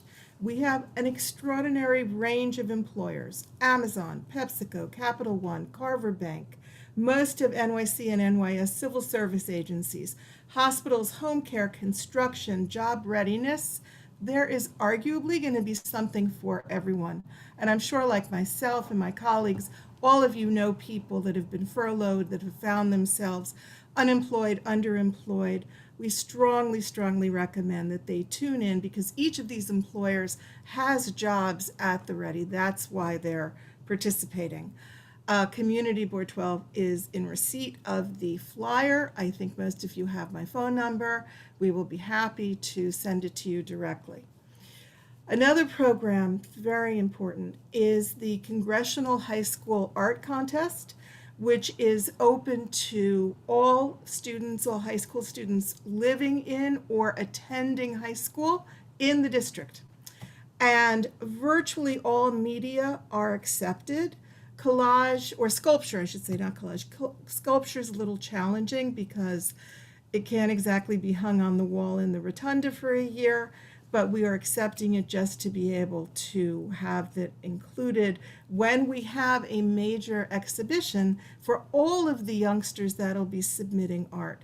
This has been such a hard year for all of the students. And this is a chance for those that are artistically inclined really to shine and be recognized. So I hope if any of you know educators, administrators, have friends, or even family with high school students in the district, please, please do send them our way.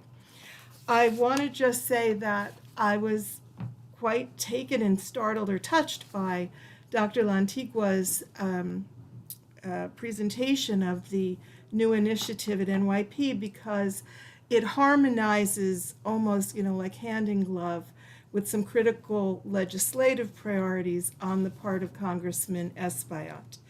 And I want to mention that what I'm speaking of, for instance, is that my boss co-sponsored the Black Maternal Health Act of 2021 to direct Department of Health and Human Services and other agencies to address maternal health outcomes among minority populations, and to award grants for maternal mortality review committees, innovative material care models, and other purposes. In addition, and again in harmony with what will be taking place at NYP, to reauthorize the Violence Against Women Act, VAWA, co-sponsored with Congresswoman Karen Bass from California, to authorize funding for critical grant programs, victim services, prevention, training, enforcement, economic stability, and also at the same time to reinforce availability of SNAP, so that women not only are given more access to what they need medically, but so that they can get the nutrition that they need and that they can get it for their families and not be subject to the arbitrary cutoffs that happen with that and other programs. In addition, he supports, of course, legal status and a path to citizenship for Dreamers. This came up in a vote recently. And where are the rest of my notes? And also, he supports For the People Act that is about promoting ethics and proper legislation to help push back against the kind of corruption we saw in the previous 4 years. And finally, H.R. 1280, George Floyd Justice in Policing Act 2021, to make a number of changes intended to curb discrimination and excessive force in policing, to ban the use of chokeholds, require data collection and public access to data on police brutality and officer dismissals, and eliminate qualified immunity. The bill includes language to reduce the threshold for prosecuting an officer for misconduct from willful to reckless, and similar to legislation that has been proposed previously with Chairman Nadler and with others in the Congress, and I'm happy to take questions. Are there any questions for Lori?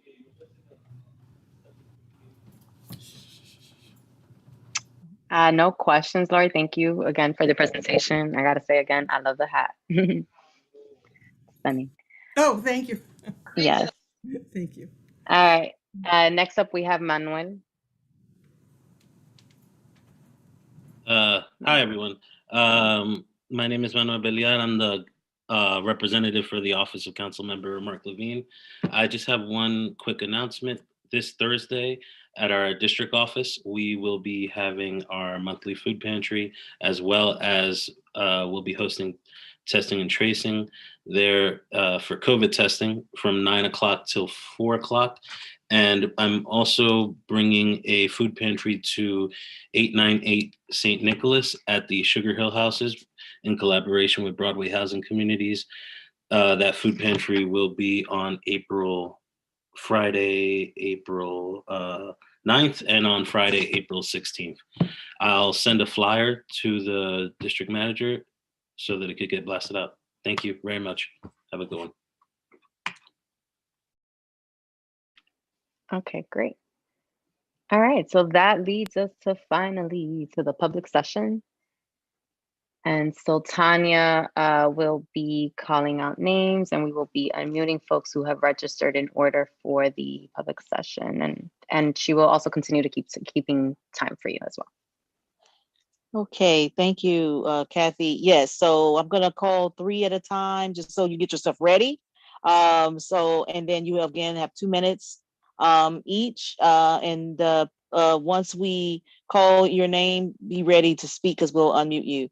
We're gonna start with Corliss Evans, who's with the Department of Finance. And then we'll have Eileen King and then Allison Loeb. So Corliss, can you hear us? I can't hear. Can you hear me? We can hear you. Yeah. Mm-hmm. Yes. Can you hear me?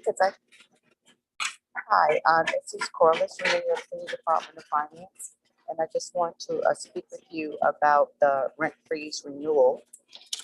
We've discovered that a lot of people haven't renewed since the COVID, and over 5,000 people. If you're familiar with the rent freeze program, that's the program that's available to seniors and people with disabilities, and it freezes their rent for the duration of when they're in their rent stabilized or rent controlled apartment. So our data shows that over 5,000 people have not renewed this benefit. And out of that number, our data shows that the greatest number resides in the Washington Heights area. So that's in the district that I'm speaking with now.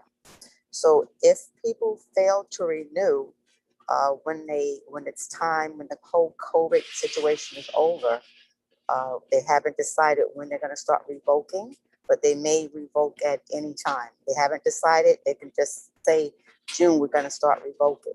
So once they start revoking, that means anyone who has failed to renew, that they're gonna have to pay the back money that they owe the landlords. And that means that their apartments can go to market value. So for example, somebody's rent could be right now frozen maybe at $675. And the landlords may have not been getting their rent for about a year, the tax abatement that they get for the apartment.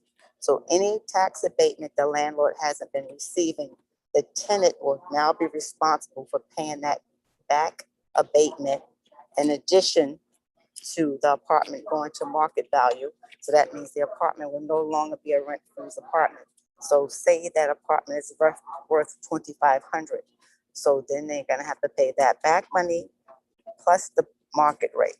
So what we're trying, our goal is to get everyone renewed.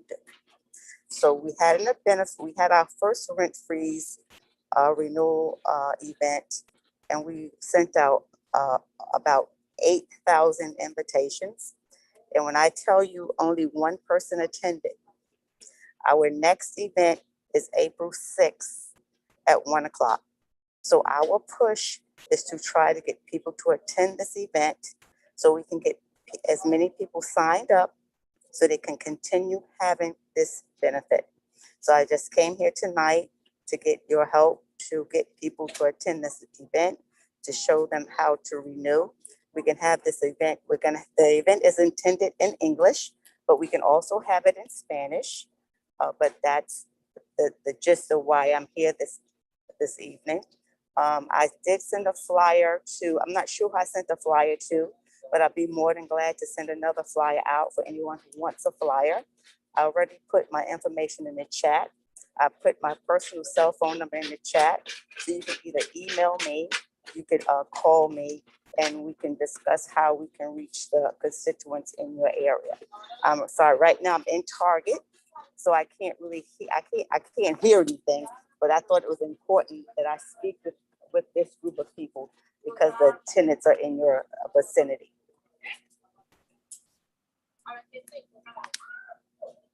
Oh, Corliss? I'm not I sure. don't know why I can't hear you. That's why I said, can you hear me? Because I have my volume up, but I can't hear anything you're saying. Oh, that's terrible. Dang.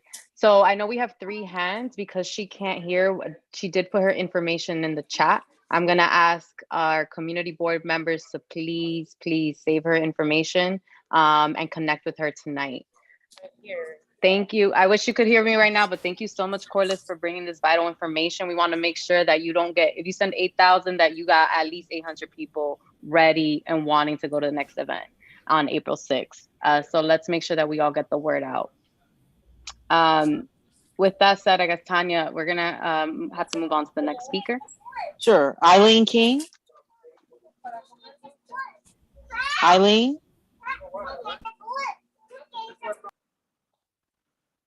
Is Eileen still here? Kathy, could I just ask, does the community board have the flyer that Corliss mentioned? I will double check with Ebenezer and Paula. I am assuming so. I have the email from her as well, so I'll make sure that tomorrow we can put that out. Yeah, we have to get that out.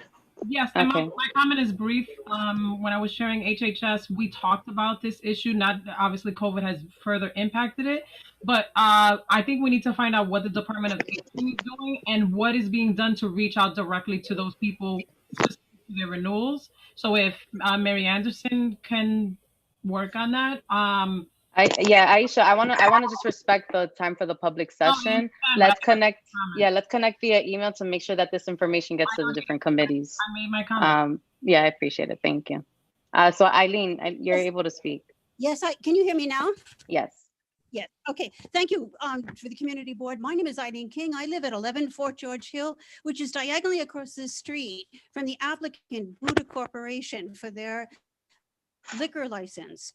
They were denied their liquor license in February by the state liquor authority, but came back to the community board licensing committee to have it approved again. And I'm thanking very much the licensing committee for not approving that liquor license. This area is already very loud.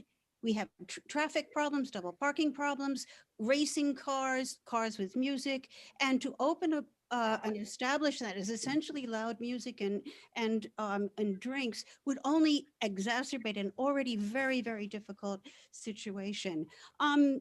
The question came up about stipulations or working with it. Any correction is the function of the police department. A sign that says, you know, no parking, no double parking is not effective. And if this establishment was opened, an already extremely difficult conditions would be only made worse. And so on behalf of myself and our building, I'm so grateful to the license committee for resisting approving this when the community board itself had disapproved it in October. I appreciate so much your commitment to our public health and safety. Thank you so much. Okay, thank you. And we're going to move on to Allison Loeb. And before we get to Allison, can the next three people be ready to speak? Naima Silver Matos, Gary Altheim, and Neely Weissman. So up next is Allison Loeb. Thank you, everybody. I'm asking anyone who's listening to do something about the negative impacts the Success Academy continues to have on Northern Fort Washington Avenue, Cabrini, Overlook, 190th Street, and even Bennett Avenue, and to keep us at the top of your inbox. The Success Academy has already been cited for bad behavior, but now with the possibility of 200 more students from outside the neighborhood being reassigned there, the safety issues caused by an overflow of cars combined with significant road rage and near misses will only get worse as the school opens. Then there are the traffic and transportation nightmares that prevent city services, police, fire, EMS, MTA, buses from getting through. We'd like the board to call another joint meeting with Education, Traffic, and Public Safety together with the Success Academy to figure out how to truly mitigate the negative impact this commuter school is having on the surrounding community and its infrastructure. We'd like the DOE to give priority to Washington Heights and Inwood families who can walk there or take public transportation. And if the school remains a majority commuter school, we respectfully ask the Success Academy to find a more appropriate venue for the hundreds of additional cars their families seem to require. We don't want changes to the direction of our streets to accommodate this entity that has no interest in being a good neighbor or in serving the community it's colonized. Please, we need good ideas that support Northern Washington Heights and would appreciate getting updates throughout the year. Thank you all so much. Great, thank you. There was a Catherine, just so you know, there was someone said that they didn't know how to unmute themselves. There's a message, am I correct, Catherine? It pops up, it says the host would like to unmute you, and Yes. you say, right, and so that you have to press, yes to unmute yourself when that message pops up. Mhm. Okay, Naima? Yes, hello, can you hear me? Yes. Yes. Awesome. Good evening, everyone. My name is Naima Silver Matos. I am formally introducing myself as the newly elected chair of the Manhattan Neighborhood Advisory Board 12. So for those who may not be aware, NAB members, we are responsible for helping to identify the needs of our community. And then the Department of Youth and Community Development, they take our findings into consideration when allocating federal funding, specifically the CSBG, which stands for the Community Services Block Grant. And so I just wanted to share with our community members that as chair, I am committed to raising awareness of the existence of our neighborhood advisory board, also making it more transparent so that folks know what is it that we do, and also ensuring that everything we do is in a bilingual manner in order to be representative of our diverse community.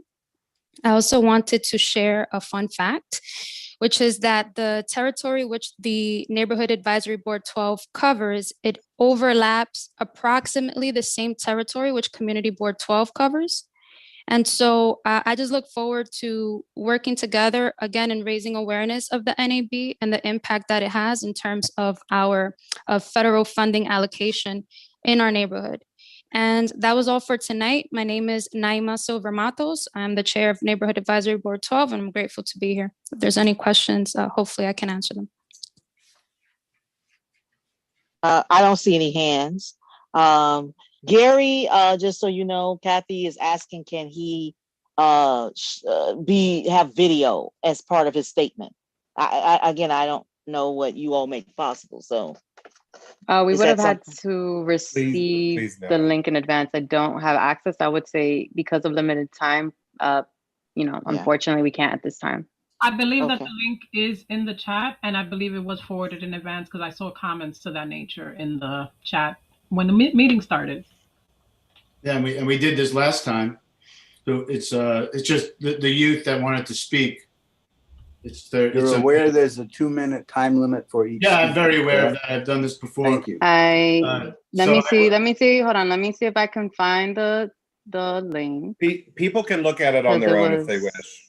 Yeah. There's no need to show it. However, the meeting generally allows that. Yeah, I know, Aisha. I just Okay. because of the last minute change. Okay. Well, it was the Leaders for Change speaking, and I know I was going to take 30 seconds, and the video was 1 minute and 30 seconds to be within 2 minutes. But if to make life easier for everyone, if you just want me to speak for 2 minutes, you know how accommodating I am, so not a problem. I would I will speak for 2 minutes, no problem. Ready, Catherine? Okay. Yes, we're thank ready. you. Tanya's doing Ready? fine. Thank Ready? you. Here we go. Ready? Hike. Okay. Growth and Development Services, GDS, was created to meet the mental health needs of inner city youth. There's a lack of mental health services before the pandemic, and the need for supportive programs has been intensified. To meet this need, last summer, we created a virtual program, Leaders for Change, inclusive of wellness, arts, college readiness, job readiness, and communication and leadership. The program goals are to increase coping mechanisms and increase a sense of connectedness during the isolation of the pandemic. Mental health couldn't be more relevant today, as there's significant psychological impact of social distance, quarantine measures of young are causing stress, depression, anxiety, and loneliness, especially for vulnerable populations. The Leaders for Change, which is the name of the program we created, entails therapeutic supports, groups led by licensed psychologists and mental health professionals. These sessions equip students with the tools to improve social and emotional well-being, build resilience, and thrive through adversity. Youth also participate in wellness-based activities through mindfulness, meditation, and yoga, and stress management exercises to cope with the traumas of COVID and family sessions. Sessions are conducted by certified yoga instructor, consist of deep breathing, guided meditations, and youth are encouraged to build these practices into the daily life. Through weekly virtual workshops and support group, Leaders for Change has developed peer leadership and self-advocacy skills. Youth participants are given tools to prepare for collegiate professional lives and to help the educational and occupational gaps exacerbated by COVID. The public speaking component, which I was about to show you a video of, is the youth advocates that share their voices on important issues in the community. Participants are transformed from timid speakers to remarkable, improving their ability to express their thoughts, feelings, and how they feel about the issues in their community. We do something called Excel Talks. And if you want to learn more about Excel GDS, go to That's Excel. time. That's Okay. time. Sorry. ExcelGDS.org. Thank you very much. Thank you. Up next is Oh, I'm sorry, there Neely. was a hand. Oh, I'm sorry. Okay. No worries, just quick question. Gary, I was just wondering, where is your organization incorporated? In New York, 1996, November 8th. In New York City? New York State. Oh, where in New York State exactly? The original incorporation was in Armonk, New York, and has been based out of the city, New York State. You want the EIN number?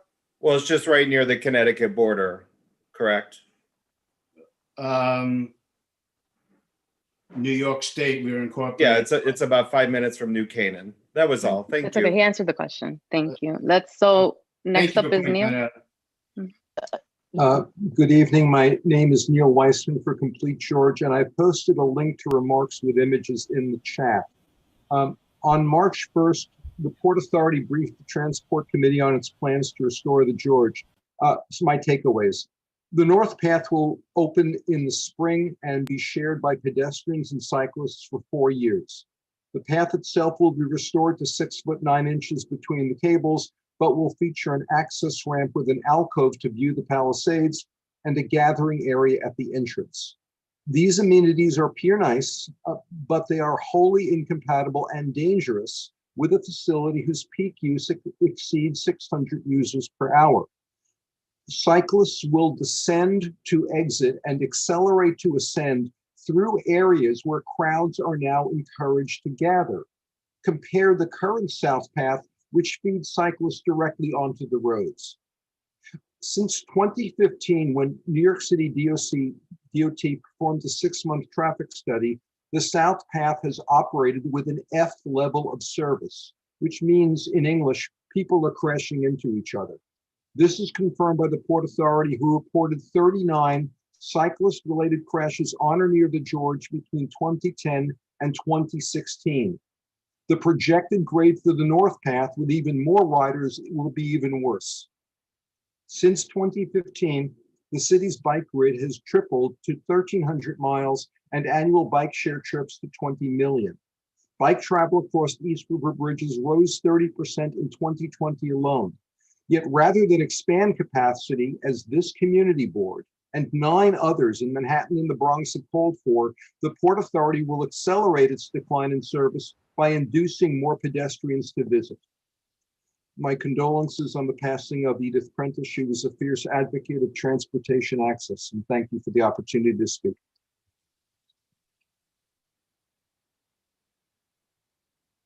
Thank you. Okay, so next we have, we need to get Michael Hanno. I'm here. Gerald, and after, just so you know, after Michael, we have Gerald, I think it's Rabel. I hope if I'm mispronouncing your name, please correct me. And Nathan Waklu. Okay, so first up is Michael Hanno, it's yours. Good evening, everyone. Haven't been to one of these meetings for a very long time. I'm here to support Gary from GDS, who spoke just a couple speakers ago. He mentioned everything that his organization does for the youth that they serve. And I believe in what they do. I've seen the results of it. But another very, very huge thing that he has done for our community is bring attention to what is going on in that armory. And he has suffered the consequences of that. As have Aisha, who used to be chair of Housing and Human Services, and as Ariel is now suffering. I believe he's coming under a lot of pressure for allowing this to be discussed and explored. The reason that we're looking at this and that we know so much is because Gary, starting a number of years ago, realized that something was very wrong and called attention to it. That building is supposed to be, it's owned by New York City. It's partially used, part of it is a homeless shelter. The rest of it is, part of it is supposed to be used for the indoor track season, only during that season. And the rest of the time, it's supposed to be available for use by the community, administered by the Department of Parks and Recreation. That's not me saying what I think should be. That's what the license from the Department of Homeless Services to the Armory Foundation says explicitly. They are not supposed to use all of the spaces in that building, even during the track season. And when it's not the indoor track season, which is only a few months of the year, they are not even supposed to be running that place.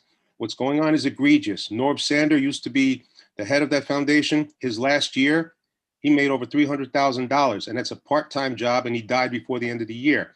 Their second highest paid person, who after Norb Sander died was their highest paid person, making I think around $220,000 a year. Shortly after he died, she went out on maternity leave. They fired her before her maternity leave was over. And in her lawsuit, which is pending now, she says it's because Mike, that's time. I'm sorry. Interfering with her business, their business Michael, interests. Michael, that's time. I'm sorry. Okay. Thank Do you. not change that resolution is what I wanted to say. The committee It's voted time. on I'm it. sorry. You Your cannot time is change that. up. Your time is up. Your time is up. You have to stop. That's done. Just in fairness for others. Nothing personal. Everybody gets 2 minutes, so we have to move on. Thank you, Mike. Appreciate you. Gerald? Robel? Gerald, you have to unmute your actual mic. You're allowed to speak right now. Do There you you hear go. me? Do you hear me? Yes. Okay, thank you very much. My name is Dr. Gerald Rabel. I live here 11 Fort George Hill. And I also want to address the problems that we have with the Buddha bar with the license. Although was turned down, I'm more than sure they're going to try it again. It is a nightclub with live music and open door front. What I want to do is I want to invite the members of this board to stop Thursday, Friday, Saturday, and Sunday, starting 6, 7 o'clock and gonna stay till 1 or 2 o'clock in the night. You know, Fast and Furious, the movies, we don't to watch these movies, we have this live. Plus the motorcycles, plus the trikes. You know, these three-wheeled bicycles. They're gonna have the music loud, you don't believe this. If we're gonna have a bar up there with live music, do you really think the people come by subway? They're gonna come by car. And they're gonna play the music in their cars loud when they come and when they leave. Where do they park? So this is the problem that we actually, sometimes it is, believe me, it is unbearable. So what I'm asking is, they will try it again, turn it down once and forever. There is a phrase at CB12 on the website to improve the quality of life of our neighborhood. So I'm very hopeful that CB12 is taking this seriously, this phrase. Thank you very much. It's believe me, it's really noise is unbearable. It's sick. It's insane. Thank you. Okay. Thank you so much for your comments. Nathan Waklu. And then after Nathan, we have Alberto Aquino, Zadie Adams, and Yaneris Arbeez. Sorry, Hi. Tanya, which item was he speaking to? It was to Buddha, which is number, I'm sorry, I don't have the number in front of me. 1654 St. Nicholas Avenue. Sorry, yeah, thank you. But Kathy, what number on the? Sorry. I got you in a second. Sorry, guys. It Number is number 5. Okay, thank you. Hi, can you hear me okay? Yes. Perfect. All right. Members of the board, thank you very much for taking the time to listen. My name is Nathan Waklu, and I'm a volunteer at GDS as a social justice advocate. So regarding the issue of oversight on the Fort Washington Armory and the efforts of the Department of Homeless Services, I think it's imperative that we look at the precedent of the past behavior and how it affected the community board as a whole. The resolution to address the reinstatement of GDS's mental health services within the Armory was on the agenda of the General Community Board 12 meeting on February 23rd, just last month. And yet this was postponed to the next meeting solely because DHS made the claim that they would arrive to the Housing and Human Services Committee with answers. And yet after years of actively avoiding your community board meetings, which are for the benefit of the public, the one appearance that they make to you is to inform you that not only do they not have answers, but they're only there in a listening capacity.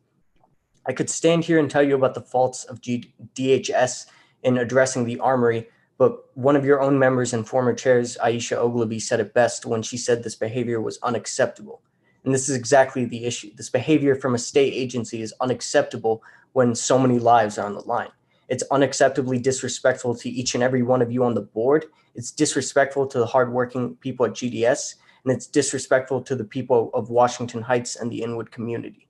Every time that we delay or deny this issue another month, that's thousands of people living during a pandemic that are denied the mental health services and educational services that GDS has to offer. So I beg you to look beyond any bureaucratic impediments and to prioritize the well-being of Northern Manhattan. And finally, I simply ask you to answer the following question thoughtfully and honestly. Why was GDS taken out of the resolution when so many people are in need of its services? Thank you for taking the time to listen.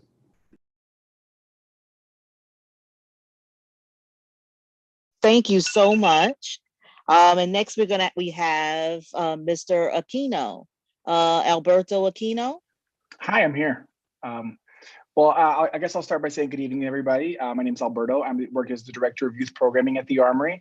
Thank you all for this opportunity. I just want to leave you 5 updates about what's happening in our building. As many of you know, number one, the Armory has over 1,500 vaccinations a day that are given to people. 70% of those people are individuals from Washington Heights, Inwood, or Harlem zip codes. This information was given from Anna Garcia, representative from New York Presbyterian Hospital, and this was announced at the Human Services Committee meeting that recently just passed. It's an incredible thing to watch thousands of people enter the building with so much hope. So just wanted to throw that in there. Number 2, the Armory recently attended a meeting with the District 6 Superintendent's Office for their WIN initiative. We are committed, just like many other organizations across the district, to help continue getting kids healthy and moving. Number 3, in partnership with DYCD and DOE, the Armory has a Learning Labs program. A lot of you might not know that, but what we do is we welcome students who are unable to attend school in person during the week, students who are unable to complete their remote work, and who can't participate in school learning, in-person learning. They come to our spot for remote work and enrichment activities. Number 4, we are currently running a free remote athletic program twice a week for children called City Track. The kids get an opportunity to work with like Olympians and world champions and national collegiate athletes. And lastly, number 5, we're still running academic programming. Kids are actually coming into our site to learn how to make video games that teach lessons. We are teaching kids about the stock market and how to invest virtual money. So I encourage anybody to ask any questions about what's happening in the building. I've also had an open invitation for anybody who'd like to talk more about it in detail. I talked about it in our committee meeting and I haven't heard from anybody, but would love to open that door if anybody has any questions. Thank you. Thank you. I don't see any hands. Well, Aisha, is that an old hand? No, it's a new hand. So my question was in relation to the vaccination program, which I agree is something that is necessary. However, in our last meeting, Anna Garcia from New York Presbyterian stated that that is a rental agreement that's made directly with the Armory Foundation, not through the licensor as the license required. So is that true? Alberto Aquino, it's interesting to see that the Armory Foundation is taking credit for that initiative, but the nature of which it is operating seems to be in violation of the contract. So I just want to verify that that is the relationship that Ms. Garcia spoke to last month, because she said it's not with the licensor. Hi, Aisha. Thank you for that question. I personally don't know the details over the contract agreement, and I wasn't trying to have credit over what the hospital is doing.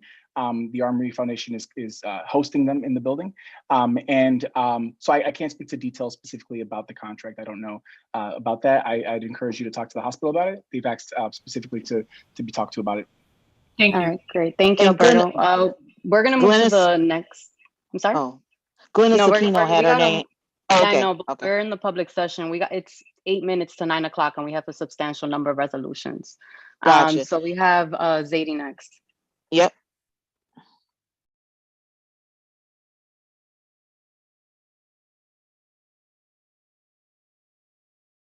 Sadie? Hello, can you hear me? Yes. Okay, thank you for your time. I have a question aimed at the community board, DHS members, and any other stakeholders in regard to the management of the Fort Washington Avenue Armory that may be present. It is my understanding that the HHS chair has received pressure from public officials, DHS, and even community board members to remove GDS from the resolution in regards to DHS oversight and the governance of the Fort Washington Avenue Armory, the same resolution that was voted unanimously in favor of by HHS on February 4th, 2021. Dr. Altheim is heartfelt and straightforward, and in the world of politics, that is the opposite of the status quo. Being involved in politics entails being palatable. Why? Because politics is associated with the governance of an area, especially the debate over conflicts among individuals or parties having or hoping to achieve power. That is a facade, because being a pleasant speaker does not change the lives of those suffering in that area. Addressing inequalities through advocacy and direct service does.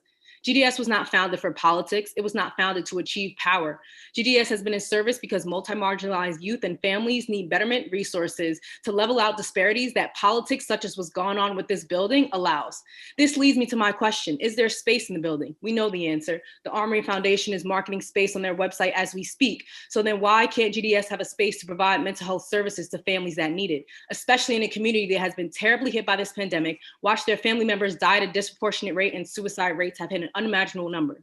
Since we know the space is available, the only answer seems to be power. Unless anyone who feels so compelled can provide a genuine answer, the answer is profit.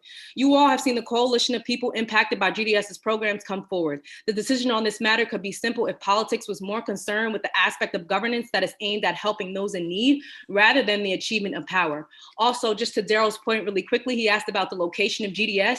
GDS was incorporated in New York City for 24 years, and for the last 2 years, due to their unjust eviction, changed the address. But make no mistake, we provide our services to the youth of Upper Manhattan virtually, and we will continue to do so. Thank you so much for your time. Have a great night. May I have a point of order, please? The question is inherently rhetorical because we don't answer questions. People get to make statements, and you, in effect, made a statement in the form of a question. Thank you very much. Okay, thanks for the point of order. Next up, who do we have? Thank you. Yaneris? Yes, yes. Hi, from Holyrood. Hi, how are you? Fine, fine. Good evening, everyone, and thank you for the opportunity of addressing this meeting. My name is Yaniris Ulvaez, a long-time community activist and current co-president of the parish board of Holyrood Church, Santa Cruz, Iglesia Santa Cruz in Spanish. I assume that you have already received a report from the Land Use Committee regarding the landmark status of our church.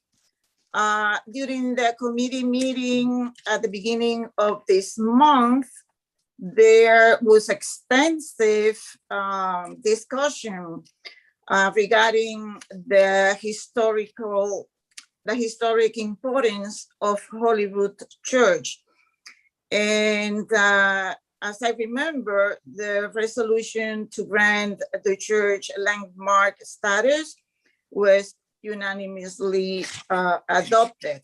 I just wanted to emphasize that for more than 130 years, this beautiful historical church has served the Washington Heights and Inwood communities, residents in many capacities. For many years, Holyrood has been a safe haven for community concerts and for residents seeking all type of assistance. Currently, we host an after-school children's choir and giving shelter to immigrant families seeking sanctuary. Holyrood is also a steady meeting place for diverse cultural, political, and interreligious groups. Many of you, I'm sure, are familiar with what goes on at Holyrood. So I just wanted to thank you again for allowing me to speak on behalf of our community church, which we proudly call the church for all people. Thank you. Thank you. Thank you. Okay, so next up, we have Boo Bafo, Deborah Klaber, and Mary Mamato. So Boo, you're up. Hi, can you hear me? Yes. Great, thank you. First of all, thank you to the board, the community board, for holding these virtual meetings and allowing us to be able, the convenience of being able to present. And I'm here in support of GDS. I am the wellness advocate who led the youth last summer on the project that they ran. And the impact that GDS has on the underserved community is incredible. From the first week to the last week, it was night and day, the difference that we saw in their ability to recognize themselves and the opportunities that face them that they aren't completely aware of all the time. And nobody wears a sign saying they're struggling, including Colombia's athletes the program that runs there. And what is the difference from the Columbia students to these underserved communities? They all deserve services. And GDS provides such an amazing service, and they deserve a space in that armory. And the work they're doing is transformative, and no just reason has been given for the eviction. There's been no real just reason given for it. And I encourage the Community Board 12 to vote yes on the resolution to instate GDS. It's a very valuable service. And I invite Columbia University to step up and use their voice if they're really standing for inclusivity across races and ethnicities and then please, stand up for all people of economics and not just people, because the youth of today are our future leaders and the future doctors of tomorrow. And so Columbia, it's important that you use your voice. I'm sorry, that's time. That's time. Sorry. Sorry about that. Okay, thank you. Thank you for your comments. We appreciate it. Next is Deborah. Yes. Glaber. Am I unmuted? Yes, you are. I can hear you. I want to talk about the Buddha Bra that hopes to open on St. Nicholas and 193rd Street. And they want a liquor license. It's going to have a venue of music. This is the worst thing for this community. I live on Fairview Avenue, which is downhill from St. Nicholas to Broadway, and already we have a lot of traffic that just doesn't care how fast they go or anything, whether there are people in the street. I hear motorcycles right now. This is not a place to have a bar. This community board knows the problem that they have had on Dyken Street, and it will very easily turn into the Fairview Avenue, then up Naval, and then up Fort George Hill. And it will be very disturbing. And things are calm here at this point. Thank you. Thank you so much. Thank you. So Mary Mamatos is next. Can you hear me? Yes, I can hear you. Okay. I also want to comment on the Buddha Bar liquor application. Even though the committee denied their application, I still would like to make some comments. I also live across the street from where they want to open. This is a residential area, but that particular corner, as the local precinct confirms, is highly problematic on weekends and in the summer. It just makes no sense to drop crowds, alcohol, music, and more traffic into an already volatile situation. More importantly, I want to address the way they went about applying for a second time. They're not open yet, but they're already not acting like a good neighbor. They did not post notice of their license hearing. I believe that's a blatant attempt to prevent community input. Furthermore, they submitted in advance to the licensing committee 200 signatures that purportedly indicated support for the business. When they were asked how many of those people who signed lived around here and would be impacted by their opening, they did not respond. I am quite certain that none of the seniors who live in the Mitchell-Lama buildings across the street were among the signatures. This was a deceptive attempt to try and improve community support that they just don't have. I want to just reiterate, it's not the right spot for the type of business that they want to open. And again, I want to thank Community Board 12 for their ongoing support in this matter, and to please remember these comments if they come back again. Thank you. Thank you so much, Mary. Stephanie, the last two for public session are Stephanie Rivera and Sally Fisher. Stephanie? Hi, can you guys hear me? Yes. Good evening. My name is Stephanie Rivera. I am a youth advocate intern at Growth and Development Service. I am a sophomore in college, majoring in human service.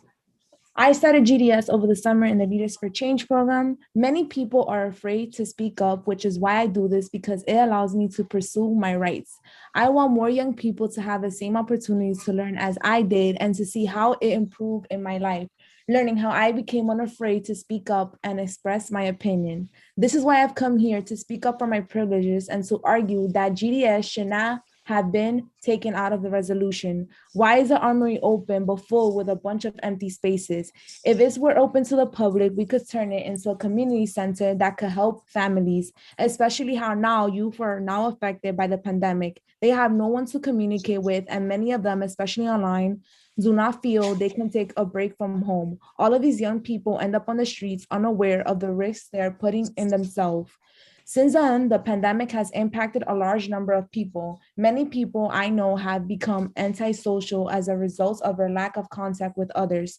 They don't go out, and individuals don't have nowhere to go. Many people want services that will help them with advocacy, mental health services, leadership development, and elderly programs for undeserved youth and families. I was born and raised in Washington Heights. If we don't have access to this service, how can I make my community a better place for the youth?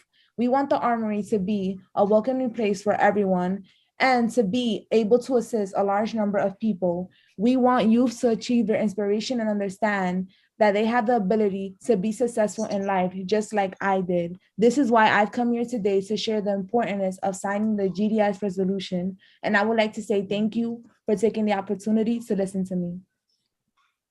Thank you so much. We really appreciate it, Stephanie. Last but not least is Sally Fisher. Thanks, Tanya. Sally Fisher speaking on behalf of Friends of Inwood Hill Park. First, a huge shout out to Lower East Side Ecology Center and the Northern Manhattan community for a record-breaking e-waste recycling event on March 6th. Over 350 families participated. That was twice the turnout of our previous event. So go Northern Manhattan. Second, mark your calendars for 2 upcoming events. First, April 22nd through April 24th will be our 5th annual Earth Day Festival. Last April was the 50th Earth Day. Unfortunately, events were canceled by COVID. So we'll be celebrating the 50th and 51st with nature walks, a bug walk, a sunset poetry walk, and a sustainability zone where we will have plant giveaways. We'll plant pollinator plants. We'll have compost giveaways, the visits with the butterfly and earthworm ladies of Inwood, and numerous upcycling events, arts and crafts, etc. The New York Test and Trace Corps will also be there. Finally, second, the following Saturday, which is May 1st, will be the 10th annual Riverkeeper Sweep. We'll be cleaning up the waterfront at 2 sites, first the Dyckman Pier and then Northern Inwood Hill Park waterfront. At the Dyckman Pier event, we'll end the day with a river sweep regatta. We're going to be building sailboats with upcycled wood and other materials, and if I can secure the poles, with a go fishing event. We look forward to seeing you April 22nd through April 24th and May 1st. You can follow us on Facebook and Instagram at Friends of Inwood Hill Park, and also sign up for our email list. Thanks again for your time. Great. Thank you so much. Kathy, I have a question, and again, this is your call. This is your meeting.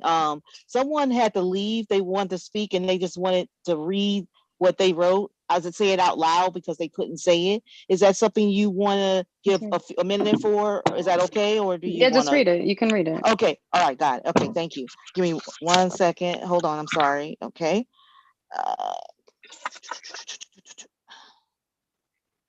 Okay, so this is from Ada Graciano. And she said, I just wanted to get a chance to thank the licensing committee for supporting the residents of 11 Fort George Hill regarding the issuance of a liquor license that Buddha was trying to get for the location on 193rd Street and St. Nicholas Avenue. Their request for a license did not pass. I would like to add that if we allow another bar, lounge, restaurant in that location, I believe it will be highly detrimental to the well-being of the community. I have personally written emails to Udonis Rodriguez and his assistant, Kiana Diaz, regarding this matter because I'm deeply concerned and worried about this establishment. I've also spoken to some of my neighbors who feel the same way I do, but who could not be present at this meeting because of their limitation with the English language. Thank you again, licensing committee, and I hope you can continue doing the good work that will benefit all the families in our community.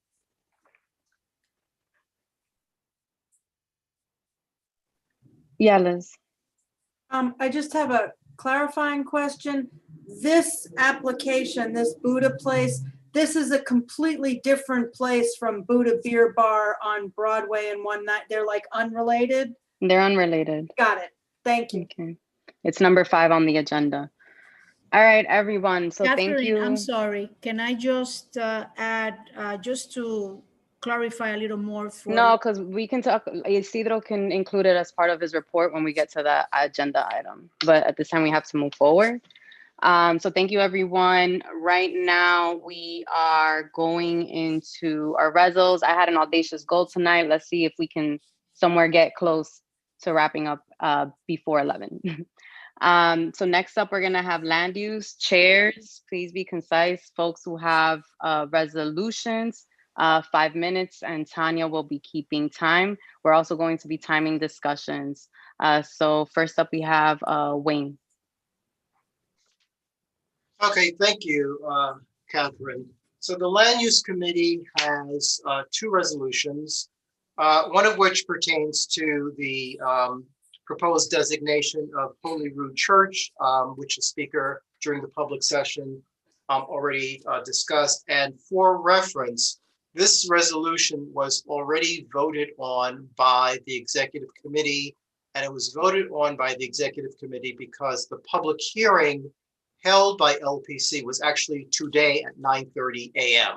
So when something like this, happens where the public hearing is the same day as the general meeting where it's happening before, we have to have the executive committee act on the resolution and then bring it to the board for ratification. But we wanted to make sure that we were able to comment on this. And as we were told, this designation it's not only for a beautiful building that after 100 years retains both inside and outside some wonderful Gothic revival details. It's also part of LPC's effort to designate buildings because of cultural and historic merit as well. And Holyrood has been a resource to the Washington Heights community, for a century. And in the LPC designation material, they speak about its connection to the Dominican, Puerto Rican, Cuban, the Spanish-speaking community for the last 40 years. But as you research the church a bit more, it really has a history that goes back to, the early, 1900s. So the Land Use Committee supported this enthusiastically, and many members of the church attended and also are very proud to have their church recognized. First, as a National Register listed building early this year, and now as a potential New York City landmark. The second resolution, which is a little silly, but we had to do it, deals with 3960 Broadway, and that's the Irwin Medical Center, part of the Columbia University R&D. The building is on city-owned property. There's a long-term lease.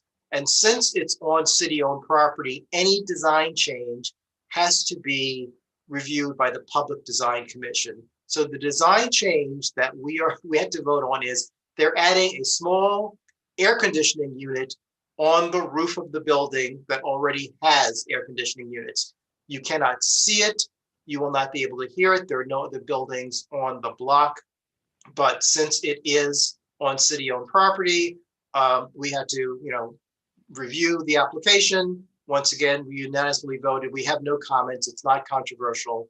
And so that is also something for the general board to vote on.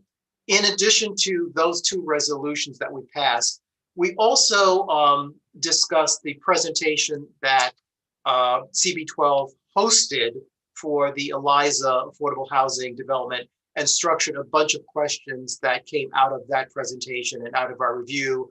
We had Ebenezer forward those questions to HPD for follow-up, and we understand by the end of the month, they are supposed to get back to the community board in writing. There are a number of questions about the allocation of units, the unit size, and how they've allocated the affordability of those units. So we are waiting for that written response.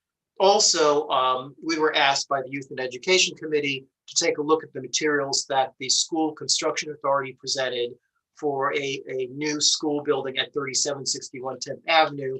We tried to get SCA to also attend land use, but they were not able to do so. So once again, we reviewed the materials, summarized a number of questions pertaining to the planning site location process, forwarded those to Youth and Education, and they added those to their own questions and sent it to SCA. And at the Youth and Education Committee, there was a full discussion of that proposed project, which Tanya and I also participated in representing the Land Use Committee. And I'm sure when Faye gets to her report, she will go into more detail on that project and the questions asked. And that is my report, Catherine. Are there any questions for Wayne? I see no hands. Great. And seeing no hands, thank you again, Wayne. We'll move forward. You're welcome. Liz and Parks and Cultural Affairs, 5 minutes. Thank you very much. Okay, so I'm going to speak really quickly before I present the resolution. I just want to give people some information. The concession, the request for proposals for the concession for the cafe in Fort Tryon Park has been released. There was a virtual site visit yesterday. If people missed that and want to apply, put in a proposal for that concession, they can reach out to the Parks Department, and we have the information on the RFP as well. You can contact the board office.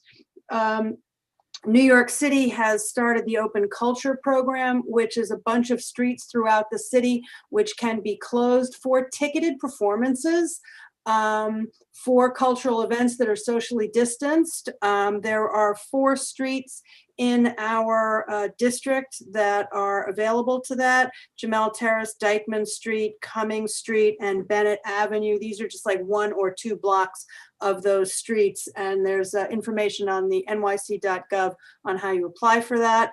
The Washington Heights Chamber Orchestra is going to be doing a series of pop-up concerts, sort of like what the New York Philharmonic did last summer. They'll be doing that this spring, which is great. So like culture is starting to happen. Northern Manhattan Arts Alliance had their 11th annual Women in the Heights Artists exhibition, which opened on the 18th this last week, and they're going to be doing a talk back on Thursday, April 1st. Information on their website. There's going to be public art on Broadway in the Broadway malls and also in the Linden Terrace, which had been delayed because of COVID. And fortunately, those are going to be coming back to us starting in May or June, I believe. And then last but not least, we have we're progressing with our very long project on parks namings and on the renaming of Bennett Park. We're going to be having a guest from a presentation from the Lenape Center at our meeting next month. So if you're interested in that, please join that meeting. But the Parks Department has an initiative specifically to redress the real dearth of namings of parks facilities for African Americans. So there was a series of parks properties that were named for African Americans throughout the city, 2 in each borough, and they had an opening for another round of suggested namings. The deadline for that was last Tuesday. So we discussed this at our committee and we came up with 4 recommended names. All of them happen to be in Highbridge Park, not because we're trying to push that east of Broadway, but because 3 of them are folks who lived opposite Highbridge Park. So it was appropriate to identify places near their homes after which to name them. And the 4th was Jean-Michel Basquiat, whose ethos of his art was very much rooted in the New York City street art, graffiti art scene, which is very much reflected in the skate park, which is why we chose that site. So ordinarily we would have submitted that to the general board for your consideration, but because the deadline for the Parks Department was the day after the executive committee, it was vetted through the executive committee, which I'm pleased to say passed it unanimously, and we submit it to the general board for your ratification. That is my report. Are there any questions? There's only Jay Mazer has his hand up. Yep. I was wondering, in terms of Fort Tryon Park, would funds from that restaurant be sent to the city's general fund or the Parks Department? So the way the city's budget works is all of the revenue goes to the general revenue fund. It doesn't go to the Parks Department. The Parks Department does not have its own capital budget. So any revenues generated by parks concessions, whether it's, marinas, ice skating rinks, golf courses, restaurants, go to the city's general coffers. They do not go to the Parks Department. Before you get too upset by that, you should know that the amount of money that in the aggregate that all of these concessions generates is less than the Parks Department's, the total cost of parks capital budget items. So I'm not sure that forcing that linkage would necessarily be a net gain for the Parks Department. It would probably be a net loss.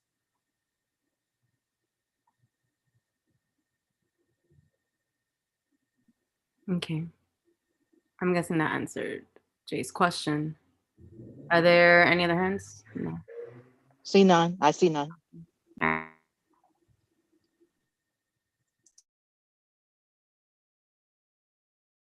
Sorry, 1 second. I just lost my agenda. All right. Thank you so much, Liz, for that report and nice and concise. All right. Next up, we have Ariel with Housing and Human Services. Again, you have 5 minutes. I'm going to save some discussion in that. Ariel, the resolution that is on the agenda that is being presented is the resolution that was voted at the committee level.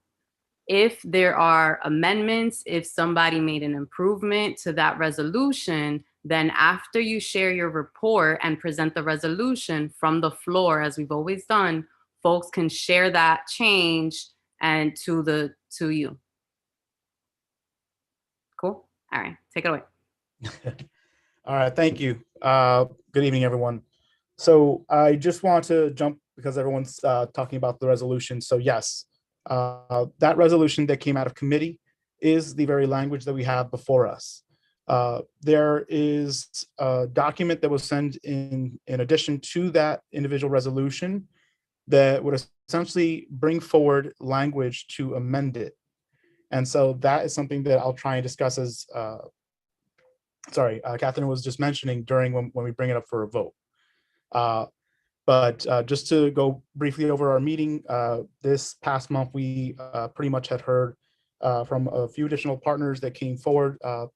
And right now, we're kind of in the middle of a little bit of planning for our upcoming meeting with HPD, in addition to as well DHS again to speak to us with essentially a conjoined effort with BRC, which is a company that's going to be essentially running a potential shelter that might be coming forward. They're essentially to explain what their planning is right now, because it hasn't essentially been decided, at least as far as we know. This had to deal with essentially all of the listening sessions that went on for what was or what has been in our community a well-known African burial site that's right outside of PS 98. And so, we want to just try and make sure that we're hearing from them about that plan, but also providing some feedback and perhaps even critique if maybe there are members that do feel that there are certain things that we could be doing to essentially either serve as some way to memorialize the site, or perhaps to even talk about, let's say, services that might be needed if they are planning to continue going through with a shelter plan. This past month, I also just mentioned that, yes, we had DHS come forward and essentially inform us that they weren't going to provide any answers as they did 2 years ago. And of course, many folks were asking a lot of questions, but they did not offer to answer them at that point. They just simply said that they were going to take notes. At one point during the questioning, however, I did also point out that we sent out 23 questions back in 2019 that had yet to be had yet to essentially be answered. At this point, we still have yet to get those responses. I requested they were sent within a week's time, and I emailed the representative at 11:45 p.m. that day, stating that I had yet to receive it, and I've still yet to receive a response since. So that has pretty much been what really came out of it. DHS did not give us anything more. And I'll just mention that, yes, we had essentially a representative that came forward from NYP and essentially spoke to us about what has been their human services efforts in relation to the COVID vaccination, I guess, campaign and efforts that they're trying to take on at the Fort Washington Avenue Armory. At that meeting, they did specify that, yes, they have been essentially renting or leasing that space from the Armory Foundation. So that's pretty much where we are with this past meeting. And I'll bring up more information about the resolution as it comes to our next portion. So thanks all. Ariel, the resolution is now in your report on the agenda. Oh, I can put forward. Okay, sorry. Yeah, that's why you have 5 minutes. Okay, so with that being said, the amendments are pretty much consisting of two different sorts of items. One is to try and lay out what was the technicalities. The focus is on the facts of dealing with the charter, the city charter text, and that is within page 1, kind of gleaming a little bit into the first whereas of page 2. And then you also have information that I've also collected from the New York City checkbook, which breaks down pretty much what agencies are giving these millions of dollars to the Armory Foundation so as to essentially maintain the building as well as provide services. As you'll see there, I've broken down even individual contracts for what was one of the agencies that had offered the most on a capital basis. In addition, I also added in just more information that dealt with this past meeting when DHS came forward. It's simply just stating that we had requested those responses and we have yet to receive them since. That is towards the bottom end. So those are more so just dealing with the kind of updated facts in regards to what's going on with the site, right? The other portion that is, yes, being brought up tonight is that we've essentially put forward on that amendment document what would be to take out the last resolve that would give GDS back its space. And yes, that has been one of the issues that folks have essentially raised between the entire board. You've had time, Ariel. Can we give him more time? Yes, give him another yes. time. Yeah. Yeah, so essentially the issue with that last resolve that's been brought up to me as well as Eleazar is that some members felt that that shouldn't be dealing with this resolution where the resolution could be serving to address matters across the entire building. And some felt that they simply just didn't feel like they felt comfortable trying to put that on there. That's what others have said. That's not my perspective, but that's one of the reasons why it was also put forward as a potential amendment. And then, of course, we have a number of folks that do want to keep that on there. So, I mean, that's kind of where we are right now. But, I'm happy to take questions and just talk to everyone about this. So for the sake of the multiple resolutions we have tonight and for productive conversation, we're going to put a time limit on the discussion. Again, there's the video notes. There was the extensive conversation we had last month. So folks who are unsure of what they're voting on, make sure you please have the resolutions in front of you. They were emailed. If you don't, please use the chat and let us know so that you can have it in front of you and you know what you're voting on tonight. And again, if there are changes that are going to come from the floor. Yeah, go ahead, Jane. If I could just try to clarify what I see as the parliamentarian. I think that there is sort of three choices on the table: the original resolution, the revised resolution, putting all that in its entirety, and then there's a third version where we use the revised resolution, but then put the issue of GDS back in the resolutions. Those are the three choices, I believe. Is that correct, Ariel? No, so sorry. I just want to Point also of order. sorry, I just want to clarify very quickly because I think that's also the kind of misunderstanding. So GDS on the resolution that came out of committee, it's there. The amendments would serve to essentially have that taken off of that resolution. But there are people who want the amendments but want them back in. Point That's of the order. third choice. Wait, What is your Liz point is of calling order? the point of order. So what's the point of order, Liz? So when we tabled the resolution last month, we sent it back to committee. And so the committee had a very long meeting with a really robust conversation, the upshot of which was a new resolution. At which point it is the new resolution which should be considered by this body. And if there is somebody who would like to make an amendment to that resolution to remove the thing about restoring GDS or any other amendment, then that would have to be a motion made on the floor in the context of this discussion. And since it is not a friendly amendment, it is a substantive amendment, it would need to be seconded and it would need to be discussed and voted on before we could then vote on the main resolution. So I would respectfully request that we conduct this conversation in that way. Yes, so Liz, that's Except exactly, that, wait, again, Jim, point of order. Jim, wait 1 second. That's But what then I you get would, a point of order. Aisha, please. My question has been raised since At the once, I know that, but I am clarifying it for folks who may not be aware. In that what Liz's point was what Ariel was saying earlier. If folks feel, as you said, uncomfortable voting for it, don't want to vote for it, that's a choice. If somebody wants to take it out, it has to come from the floor tonight, meaning now. So we're gonna start the conversations. There are hands. We have other agenda items as well that are equally as important to get through. And so it's important to time this. So I want to make sure, folks, you all have 2 minutes. Ariel, it is 1 minute if it requires a response. And we're going to And start. I still have my real point of order that you can't interrupt, unfortunately.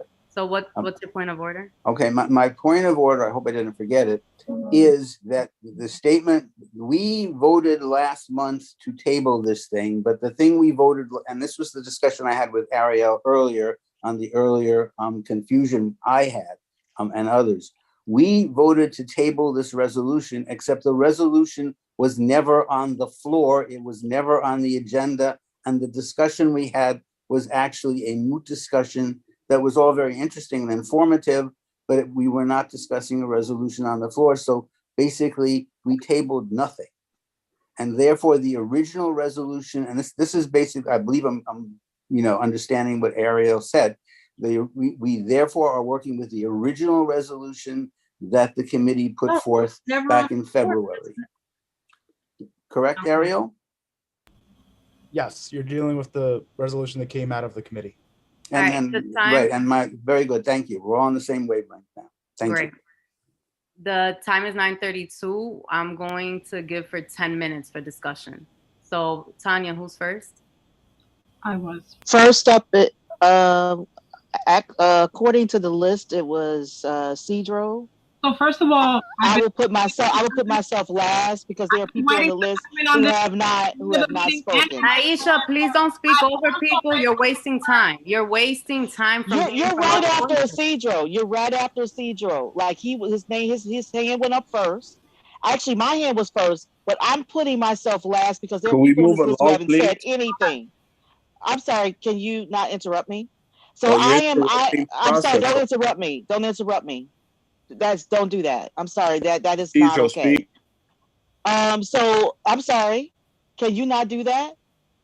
So what as I was saying is that Isidro was actually after me, but I'm going last because there are people on the list who haven't spoken. So it's Isidro, Aisha, Wayne, Debbie, Liz, Glennis, Steve, Simon. And if there's time, me. Isidro, Medina, you're up. And Catherine, you're doing great in conducting this meeting. To the point, Ariel and Aisha have done an outstanding job in researching this matter. I attended that meeting for the very first time, and I was impressed with the level of work that was done. So I would ask that everyone will support this resolution. Thank you, Ariel. Thank you, Aisha. Thank you. So Aisha, yes, Aisha, you're up. Thank you. So I want a motion to table this resolution, despite the fact that I've been the person fighting for it for 7 years. Reason being is the resolution that came out of committee and all of this conversation that's been happening behind the scenes, to me, seems to be out of order. It seems to be a violation of open meetings law. There are, I compared the two documents in Word, 297 revisions, including 75 insertions and 53 deletions, not to include the things that have been moved and the 100 and something format changes that have taken place. That is a substantive change to the originating resolution. The reason why we voted to table it is because the force of it was coming out of committee and got stalled, as has happened in the past with this same issue, before it even made it to the agenda. How that happens, because there's conversation being happened before it just gets put on the general meeting, as was requested by the committee via a unanimous vote. All of those, to me, seem to be highly unacceptable. A lot of what has been excluded and included, the committee has never even had the opportunity to review or understand. Further, the agency appeared and had no answers, despite the fact that the reason why we said, let's send it back to committee, is because we needed the agency to answer the questions. Please make it make sense. So there's a motion on the floor. Is there a second? Second. Okay. That was Liz. Okay, roll call. Yep, thank you.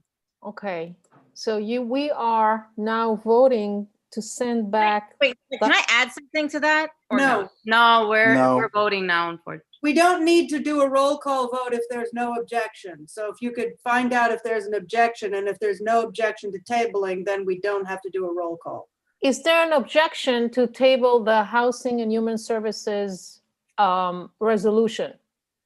I have a question. No, it's in the middle of a motion. Let the motion It has to end. do with this. It has to do with this. Is it the question on the motion? Go ahead, Danielle. Yes, it's a question on the motion. I'm just wondering if we're tabling it and then we're going to have specific asks, or if it's just going to go back in the same way that it did previously. It's going to go back how it was previously, going back to the committee. But then we have no specific, like we have nothing specific that we're asking to happen. Like, so we're just going to keep going back and forth with this. Like, what's going to happen with this? I'm just telling you what's happening now. There is a motion on the floor for that resolution to go back to the committee. If It did not go back last time. We thought it did, but it didn't. So this time we'll send it back again. Well, we voted to send it back. But it wasn't on the floor, so it didn't never get on the sent floor. It back. wasn't But now we can send it back. Danielle's question, I'd like to ask the parliamentarian. It's my understanding that despite us reviewing this motion, that it does not prevent the board from specifying things that the board would like to see happen when it does go back. Am I correct, Jim? Generally, a motion to table a resolution or send it back to committee just sends it back to committee. Now, presumably, the committee has been listening to all the discussion we had tonight, all the discussion we had a month ago, and so on and so forth. So they probably have a very good idea of why we're sending it back. And you also explained why you wanted send back, because it's not clear enough. Thank you. So, I will So just. there is still I'm a going to motion on the object. floor. There's still you're okay, Ariel objects. So I'm let's going to start a object. roll call. Elsie, can you start the roll call, please? There's one objection on the floor. Okay, so we are voting on sending or not sending the Housing and Human Service resolution back to the committee. Are everyone clear on what we're voting on? And if you're not, raise your hand. And just as a point, I'll state again, it's the resolution that came out of the committee, not the amendments. Right. Okay. Mariela Lee, No. Richard Ullman. Richard? I'd appreciate it if you'd come back to me. For pity's sake. Mary? Yes. Glennis? Abstain. I couldn't hear you. Abstain. Abstain. Okay. Excuse me, is that, I believe Glennis has to not vote due to conflict. Thank you for clarifying, Liz. Okay, no vote due to conflict. Sorry about that. Wayne? No. No.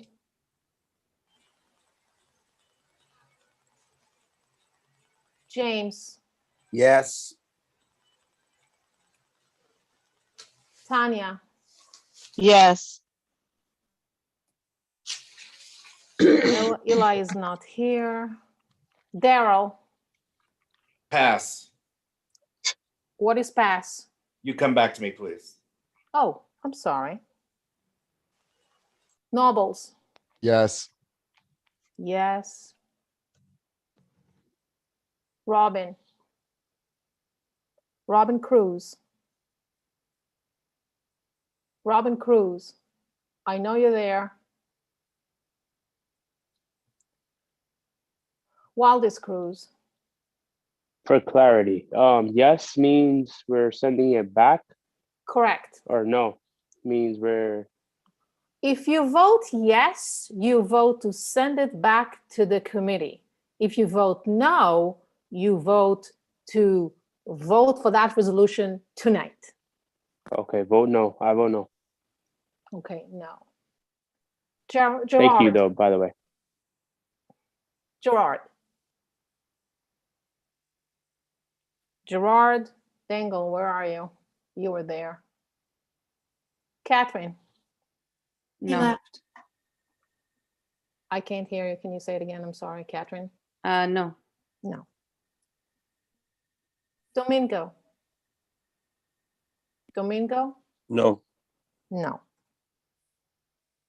Gabriela? Yes. Yes. Ashley? I don't think she's in. Sarah? Sarah Yes. Fisher? Yes. Faye? Faye Florimon? Barbara? I don't think she's in.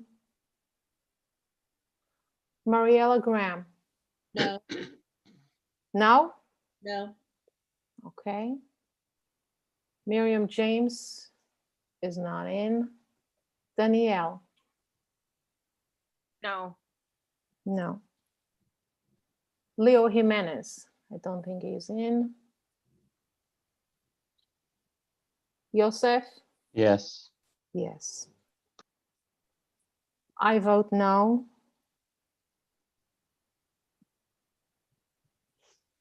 Elizabeth Lehman? Betty? Betty Lehman? I saw you. She puts a thumbs up. We need you to verbally say it, Elizabeth. I can't hear you. I see her saying yes. I don't hear her saying yes. I think we have to hear her say yes. Can somebody, Ebenezer, can you call her, please? I'll call her. Thank you. Francisco Lopez. Francisco? He's saying he's having connectivity issue. So Okay. if somebody could call him. Can I'll you? call Francisco as well. Thank you, Liz. Oh, okay, thank you. Liz? Yes. Yes. Okay. Maria Luna. Maria? I can't vote. I'm on the board of the Armory. Not voting due to conflict. I would also just want to clarify, is Lehman, Elizabeth Lehman? Yeah, part of hold the up. Yes, the answer is yes. Did you hear that? I So she heard can't that. vote. Hold on a second, guys. Elizabeth Lehman, yes. Okay, thank you, Liz. She can't vote due to conflict. She's on the board. Betty Lehman? Betty Lehman? No, she's not on the board. Okay, just want to make sure. Thanks. Only on the board right now is Maria Luna and Glennis Aquino because she works there. Okay, Elsie, can we keep I going? know. Cindy Matos, I don't think she's in. Jay? Yes. Yes. Okay. Isidro? No. No. Ariel? No. No. Debbie? Yes. Yes. Jonathan? No. No. Aisha? Aisha? Aisha, can you hear me? Your vote. Sorry, I was muted. Yes, please send it back. Yes. Okay. Rosie? No, thank you. No. Paradise? I don't think she's in. Bruce? Yes. Yes. Etta? I don't think she's in. Down here. Steve? Steve Simon? Yes. Yes. Omar is excused. Angel? Yes. Yes. Curtis? Yes. Yes. Okay. Are you here and I did not call your name? Robin. Okay, how do you vote on that? No. You vote no. You have to go back to Richard. Right. Thank you. I've got Francisco Lopez on if you want to take his vote. Hold on a second.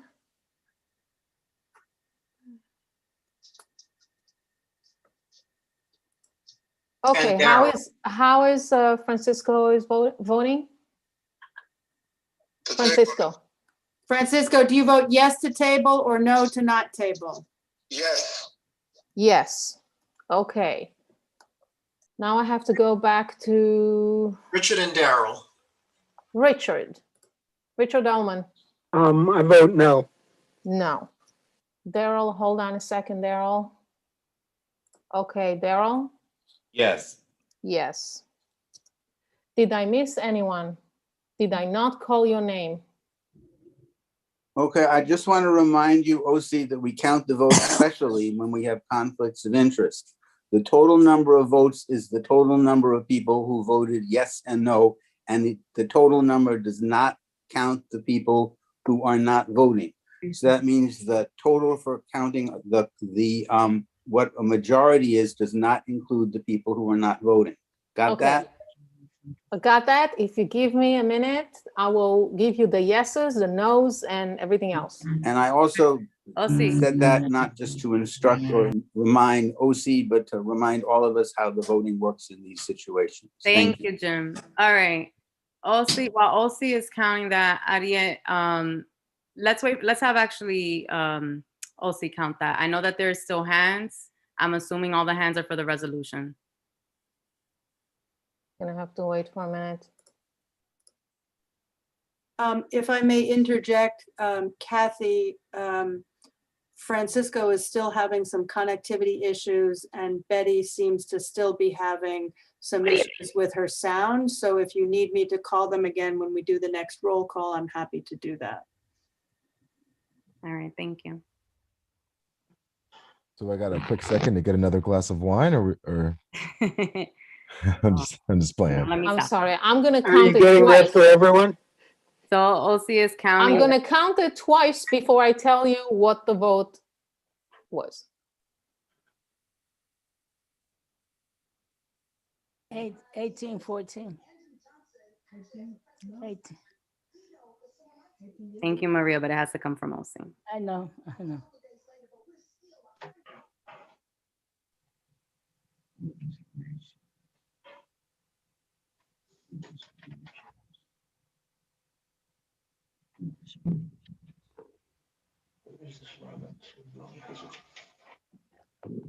Okay, so 18 yes, 14 no, 2 are not voting due to conflict.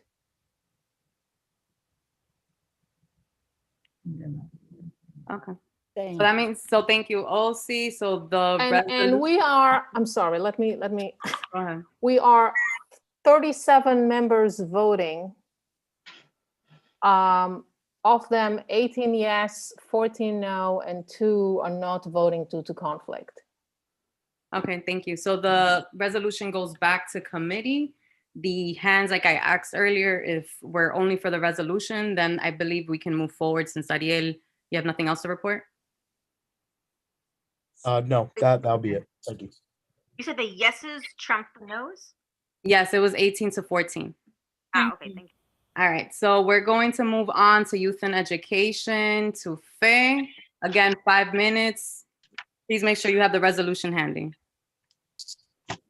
All right. Good evening, everyone. Yes, I guess, so I go to my report was, we have a school construction authority, and also we have the DOE. The school construction authority was in the capacity to present or to discuss their intention to explain the process of their intention, which the situation is that, let's see if I can articulate this briefly, in which two schools, PS 18 and PS 278,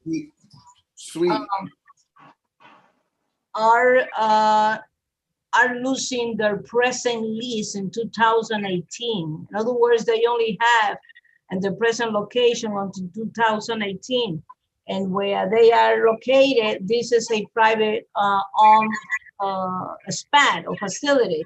So the school construction authority, the alternative that they are presenting in agreement with the Department of Education is to relocate and collocate these two schools in one single building. Mind you that these two schools, between both of them, they presently have about 900 students combined.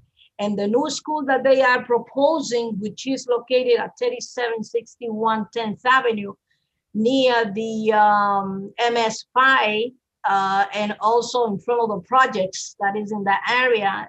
Also, Con Edison is nearby. So I can say that this is the best effort that they can, so far, that they have been able to come up with. So the school construction authority provide a brief and descriptive presentation. We thought that it was be something more elaborated, but we took whatever they gave us. Now, prior to the presentation, the land committee and the youth education committee, we submitted almost 30 questions in anticipation that they would be ready to answer some of them. Unfortunately, of course, we cannot, we couldn't present all these questions, but we went as far as we both could. And also we have to consider that time that we must give opportunities to the community, especially the parents. I believe that we have over 150, almost 200 people in there. More details is in the minutes, of course. But in particular, one thing that I noticed is that both schools participated, but more, most of the parents were from PS 278, unlike, PS 18. So some of the concern which keep on, bouncing is the repeating. It's where like the distance, and also the school the community engagement, among many others, problems that that seems to be not happy. I can tell you that PS 18, the few parents that spoke, they kind of like the idea, but PS 78, they are completely, in disagreement. Most of the parents, they don't. I don't hear personally that from PS 278 that no one's agreed, with the project. So I wanted also to add that from the land and you perspective, Wayne, was instrumental in trying of all the support that the committee received. And I want to, thank him again for that. I also wanted to add that at some point after all the conversation that we received from parents, the community, the office of Robert Jackson, Joanna Garcia came also to present her concerns as well, or pose questions. At the end, so what the committee did was that we called for a motion we adopted a motion actually to pass a resolution that was seconded by Graviela. And it was to adopt a resolution to support. 1 minute warning, Faye. Just 1 minute. I'm sorry. I didn't mean to interrupt. It's all right. You're doing your job. That's what I understand. It was to support the construction of the new school. Both schools already mentioned, with reservation on some of the concerns that the parent has. More details again, since in the minutes. So and this is it. So I chose that at the time of showing the resolution. I hope that you folks, pass this resolution. But I can tell you that the main thing and main concern is that this is like a expeditious process. People are not happy with this process, but they are doing the best. So, and very, very last, they submitted we have until the 29th of this month to submit questions and comments. And also there are other questions that I wanted you to look at the minutes, because we received the notification via mail on the 22nd, and it was dated, I believe it was February the time. Yes. Time. Thank you, Wayne, and thank you everyone for lending me your ear. All right, Faye, you got 2 questions. First is Steve, and then Debbie. Go ahead, Steve. Yeah, I want to clarify one point and then make a comment. Do I understand that the School Construction Authority intends to purchase this property on 10th Avenue? They don't intend to use eminent domain. Is that the case? Correct. Okay. So do they know that they have a willing seller, that the property owners in that site are willing to sell it? Okay. Yes. Okay. Who's saying this? Wayne? Yes. Okay. I just want to point out in the 6th whereas, it's a little strange to suggest that maybe the School Construction Authority did something wrong by presenting only one site for consideration, not a choice between 2 or more viable sites for which pros and cons of each are summarized. That's just not the process. I mean, their job is to go out and find a feasible site and then to propose it to the board and to the CEC. I mean, it's a little strange to make that comment as a criticism of their. I mean, you could say that maybe it would be preferable if they did that, but we shouldn't be suggesting that they did something wrong or didn't follow the normal process. Faye, if I could, respond to my fellow committee member on that, Steve, that point, and all land use members were invited to attend Youth and Education. That point was made strongly by many members of both committees and of the public. So the resolution accurately reflects what was discussed. The fact that we are being presented, we the board, we the community, with a fait accompli, with one site with no sense of how they got to it, is something that the School Construction Authority was criticized for, and the resolution accurately reflects it. Well, I wanted to add that this is a pattern of conduct in their size. It seems to me that in all construction, especially when it comes to area like District 6, for example, they always basically they do what they think in their own way that is the best, but not necessarily.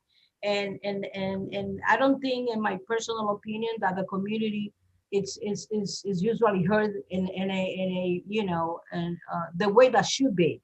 So yeah, I agree, but we're never given a choice. Yeah, Steve, sorry to interrupt you. I hear him. We have 3 more hands. I want to respect turn and time. So, Debbie. Thank you. This is just a suggestion, and Faye, absolutely, if it doesn't make sense, ignore.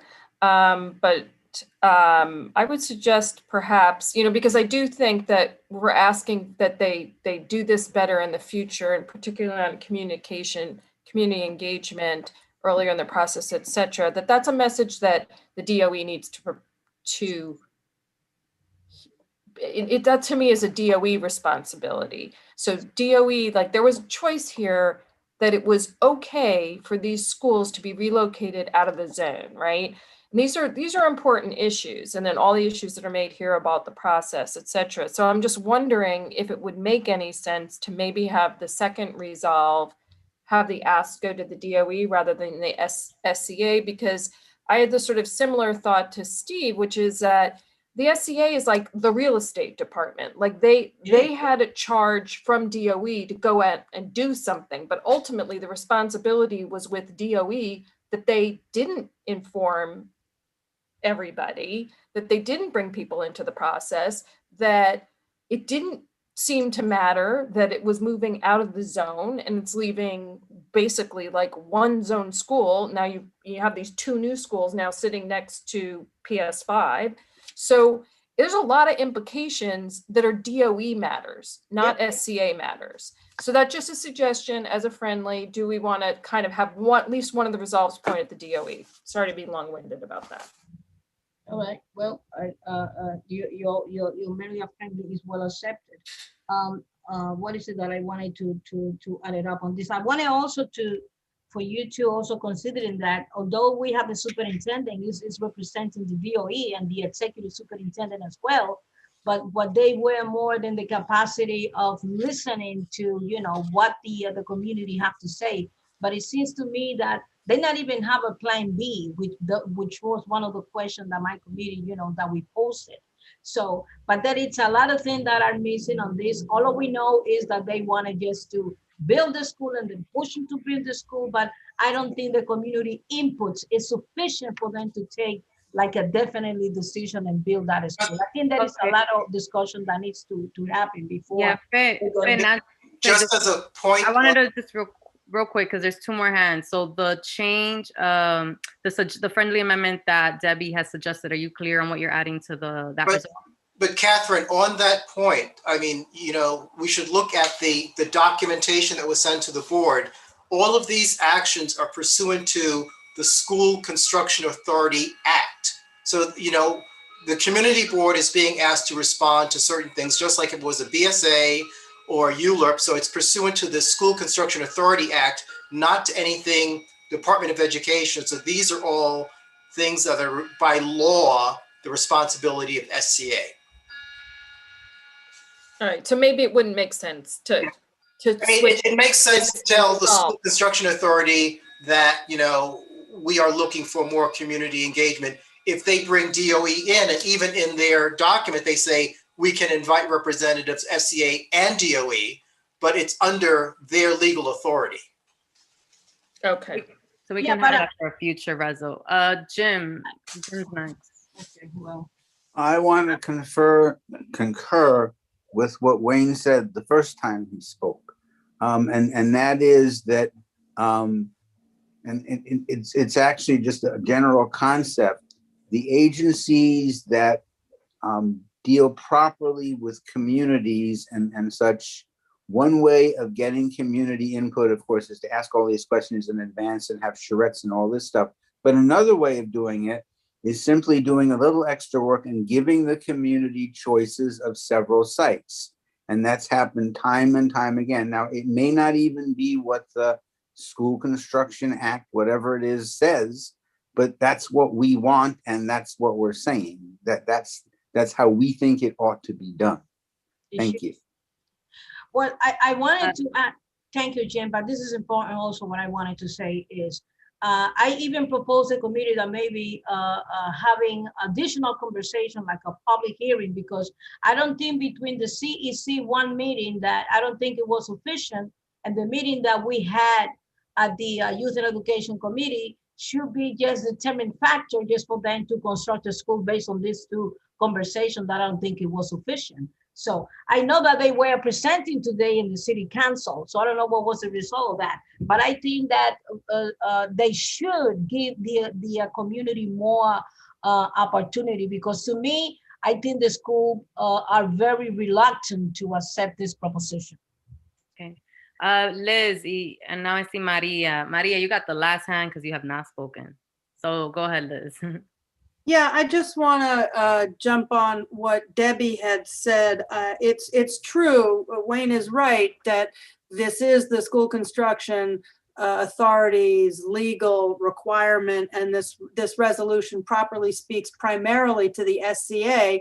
But I do think that the one way that we can really strengthen this resolution is to add resolved that speaks to the Department of Education and their responsibility to work more collaboratively with communities in SCA matters. And so I don't want to let the SCA off the hook. I think this strongly chastises them for their frankly crappy behavior. But I think we also should not be letting the DOE off the hook, and we should just have a separate resolve that strongly urges the Department of Education to work with the community on citing issues. So I don't know if you want to accept that as friendly. Or we could just add DOE to the second resolved. Yeah, but I think that we can That come back also and works. revise. Thank you, Liz.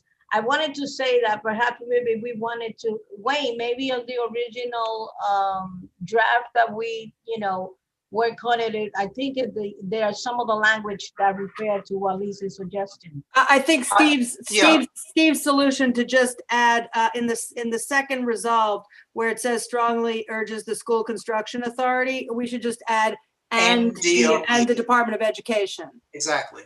Done. Okay, that's in the second result and the department. Yeah.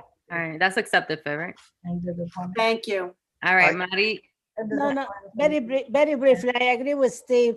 Sitting on the meetings, I think that we're also talking about the timing, and also knowing that the city is under pressure to build schools at any cost necessary.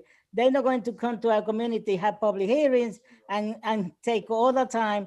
This is taking, like, I think they purchasing the place and they're going to start building like 2024 or something like that. So really, this is not really going to happen overnight. So I think that the Department of Education also have a lot of responsibility to speak to our communities. That's why we have school board meetings.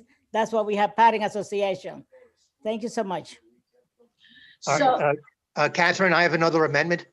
Okay, go ahead, Steve. What's the amendment? All right, Faye, is it correct that the proposed site is outside of the two school zones?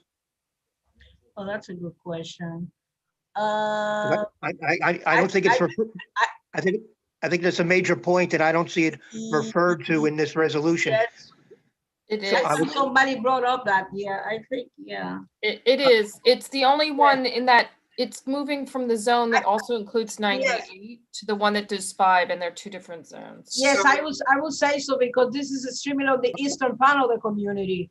So unlike where they personally are located, yes. But for reference, at the meeting, this came up, and it wasn't, someone said it was outside of the zone. Someone else said it was at the southern end of the zone.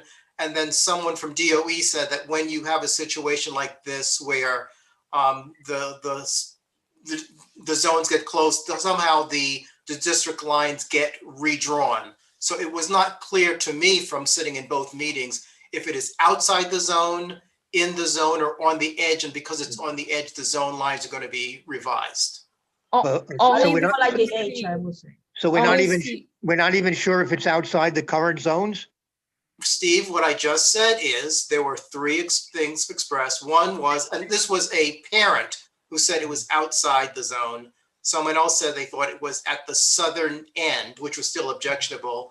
And I believe it was DOE who said that it's on the borderline, and when that happens, the zone lines get revised. Yeah, well, of course, they're going to revise, they're going to redraw the lines. Yeah, but that is the answer to your question based upon what I heard discussed at the meeting. So, Well, there is no amendment on that. it's certainly far away from the current, well, okay, can we just say then that in the final whereas, that we have reservations regarding the site selection process, the failure to include community stakeholders in the process, and the location of the proposed site, which is distant from the existing school locations? I don't think I would have an objection in accepting that. If that would bring more clarity, or at least, well, that would be another under our discretion of reservation, I would say. Right, exactly. Okay, great. Thank you. So Steve, send me that line because you speak too fast and I am not so good at writing so fast. I like it slow. Okay. Hey, you can write, I think it's there, sorry, Steve. All right. Write it in the Thank chat or you, email Steve. it to her and. All right, I'll send it to you. And thank you, Wayne, again. And Thank you, Tanya as Claire, well. You're welcome. Wayne, for an excellent resolution for something so critical in our community. Next up, usually they take away all the shine from our committee meetings. They're not this, I mean, from our general meetings tonight, they're not. It's licensing. Isidro. Isidro.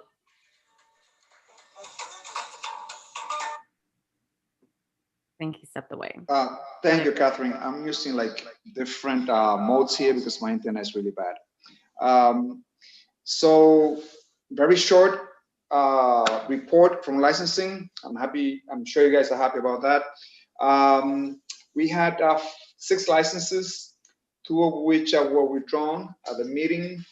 The license that has been brought up in question by many residents, the committee decided to vote against this license by the overwhelming number of responses from our residents in objection to this license. So was the precinct as well, and some members of the board members as well against this resolution. So nothing major.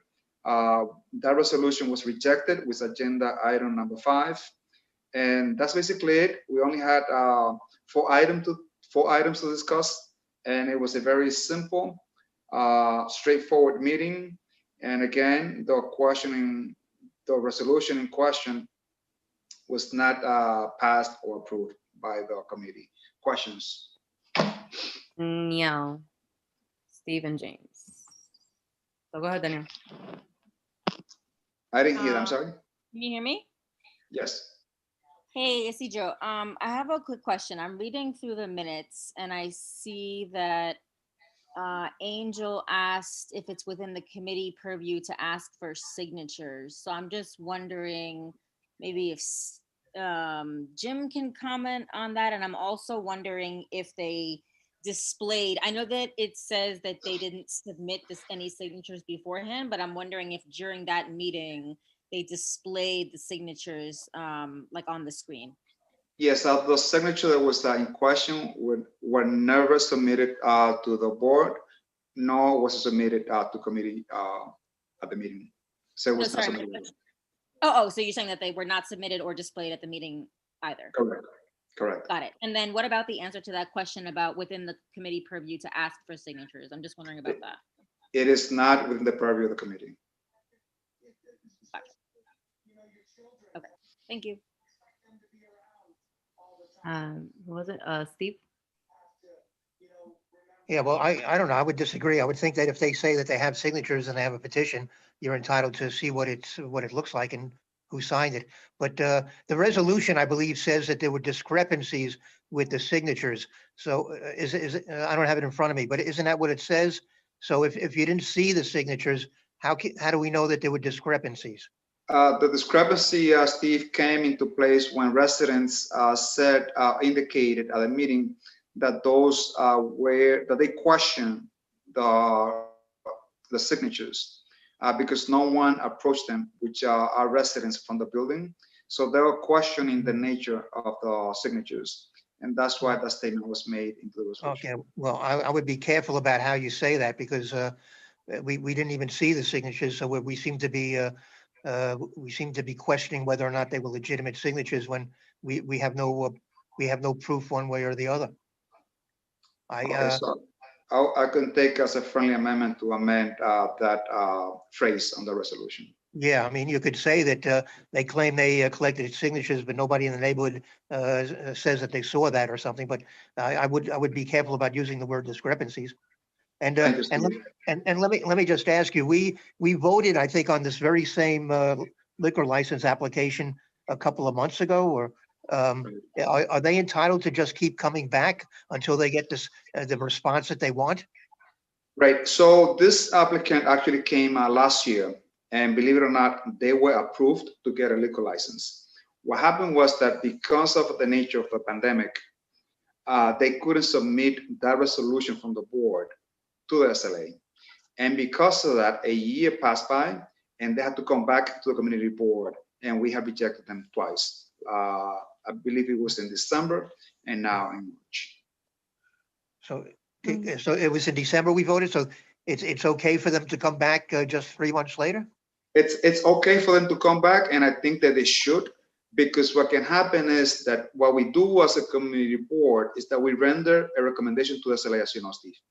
The problem becomes that they can actually get a license beyond the recommendation of the community board. So they're going to come back, I'm sure. If their method of operation is completely different, that will not interfere with the neighbors, we'll be able to listen to them if drastic changes are made to their method of operation. Thank you, Isidro. We have Jim. Steve, we have three more hands. Thank you. We have Jim, Gabriela, and we're going to close this out with Liz. I have questions about number 3 and 4 because all I'm looking at is the agenda of the meeting. It says that there is SLA class change. What does that mean? A class change is when an operator decides to apply from a beer and wine license to a full liquor license. So that they want a full license. Okay, very good. Now the second one says alteration of its license. What's that? That is when an operator adds anything to the establishment that is beyond the cost of $10,000. On this instance, they added a space, and because of the remodeling of the place, it went beyond the $10,000, and they reported to the community board. Then they'll proceed to let the SLA know as well. So the alteration, in this case, they specifically made the place larger. Correct. Thank you for the clarification. All right. Oh, this is smooth. That's weird. Well, did I say Gabriela or was it Liz first that I said? I think you say me. Okay, go ahead. Thank you. So I just want to say thank you again to the licensing committee. I was in that meeting, and not only because of the, the results, but mainly because of the way the meeting was conducted. And that's what I wanted to clarify to Liz when she raised the question. This is exactly the same application that we rejected as a general committee meeting. I think it was in October, if I'm not mistaken. And then the SLA denied the application, and then they came back again. But the main point here is that none of the situation and the reasons why we oppose this licensing has changed. The buildings are still there. The church is still there. The schools are still there. And the type of operation of this business is the same. So there's no reason why we will entertain even to change the way we vote on this application. So I just wanted to clarify that, and thank you so much. Liz? Yeah, I'd like to propose a friendly amendment that we add an additional whereas to resolution number 5. I would propose adding the whereas as a new fourth whereas, just reflecting that there's been a lot of testimony at this meeting. So there's a whereas that talks about the public testimony at the committee meeting, but I think it's appropriate to reflect that there was additional testimony at this meeting, not just from the same people who test, some of the same people, but also some different people. So I would propose, whereas the Community Board 12 met on March 23rd and heard testimony from however many people it was in opposition to this license.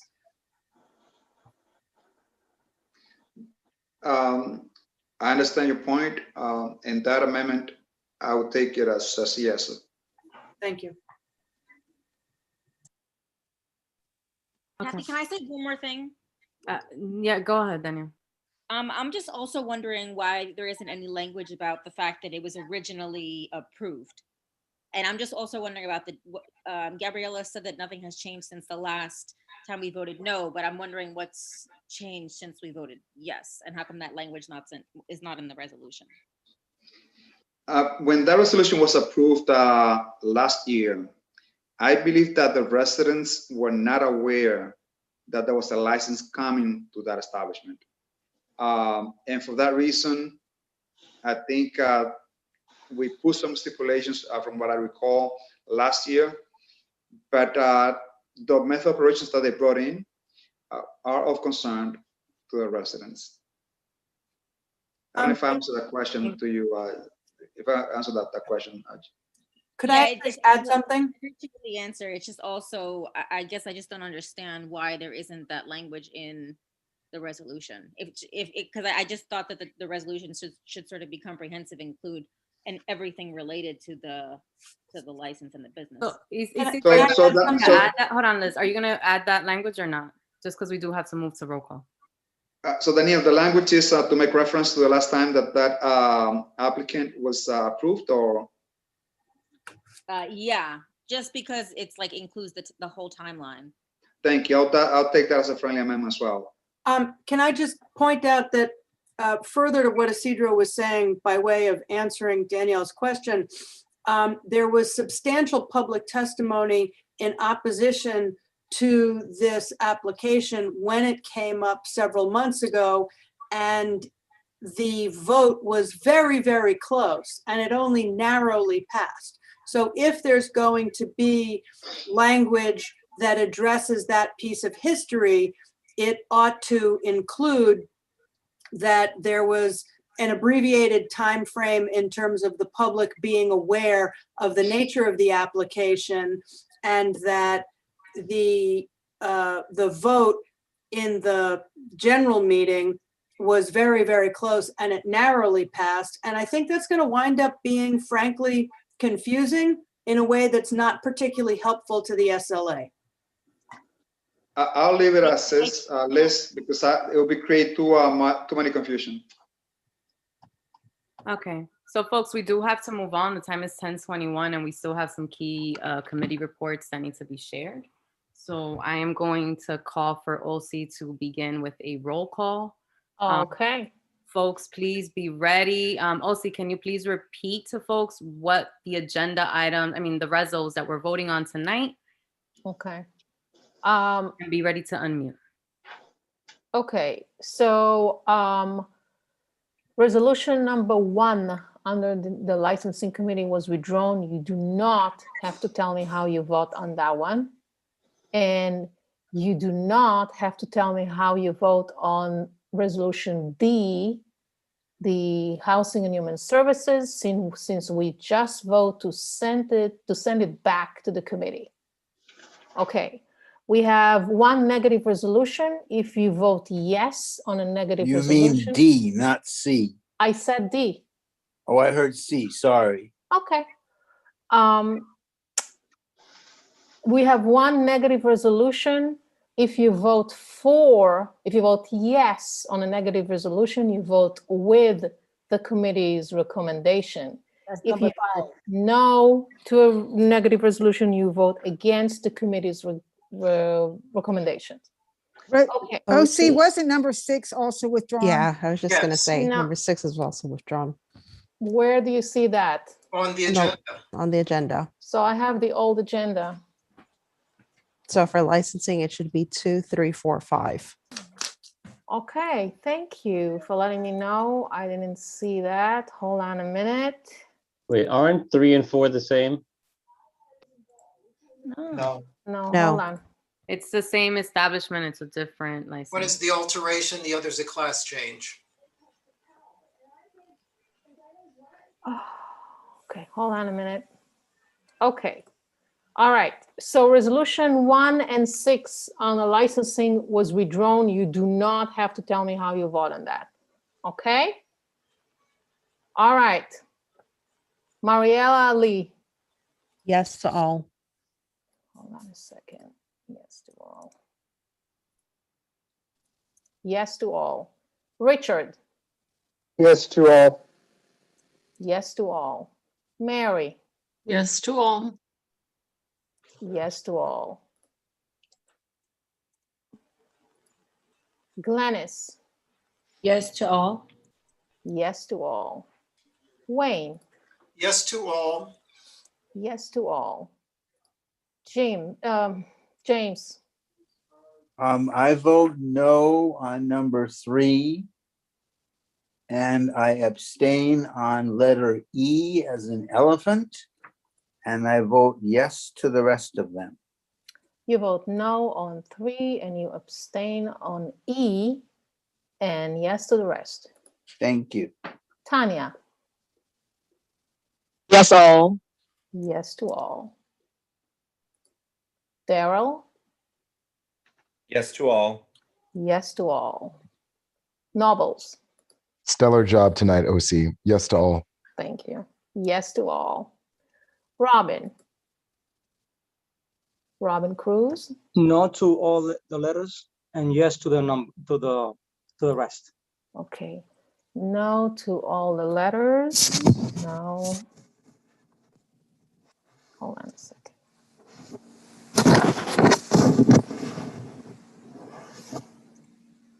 No to A, B, C, and E, and yes to the rest. Correct.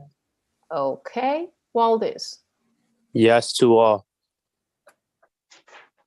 Yes to all. Catherine. Yes to all. Yes to all. Domingo. Yes to all. Yes to all. Gabriela. Yes to all. Yes to all. Sarah. Sally Fisher. Yes, no to 2, 3, 4. Abstain on E and yes to the rest.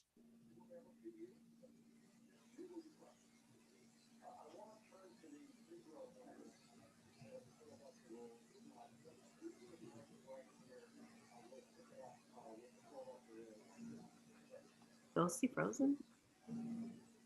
I don't know.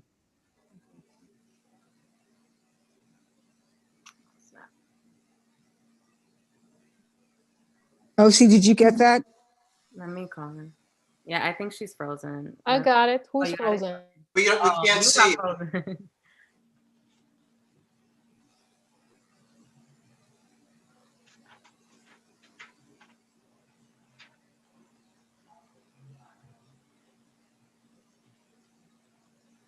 Oh, see. Okay, there you go. Who's next? After we only heard you up to Sally after Sally's vote. She's frozen again. Let me call her.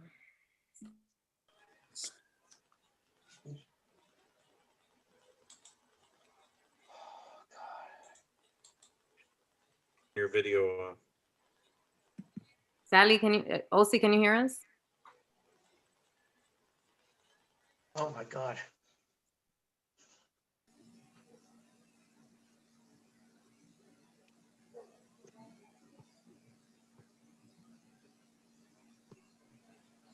Nobles, you froze her with that stellar remark.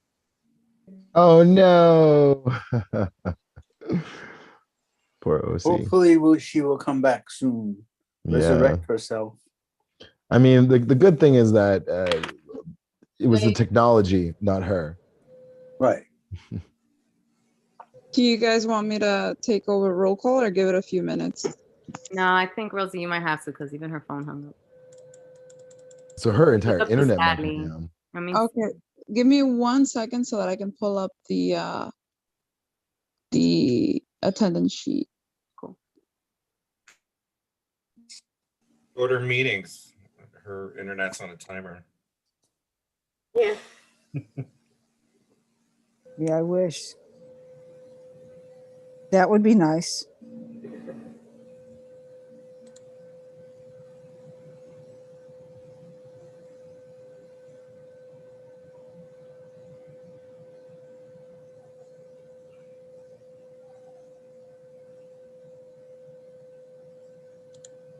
Bosie's first name was Dora.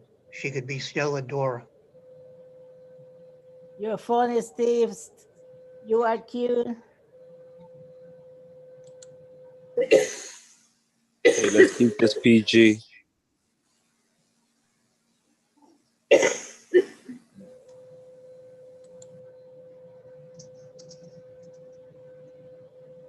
yeah, I can't get her. Rose. Oh, see, no, we can't hear you. You can't? Okay. Oh, now we can. Now we can. Now you can.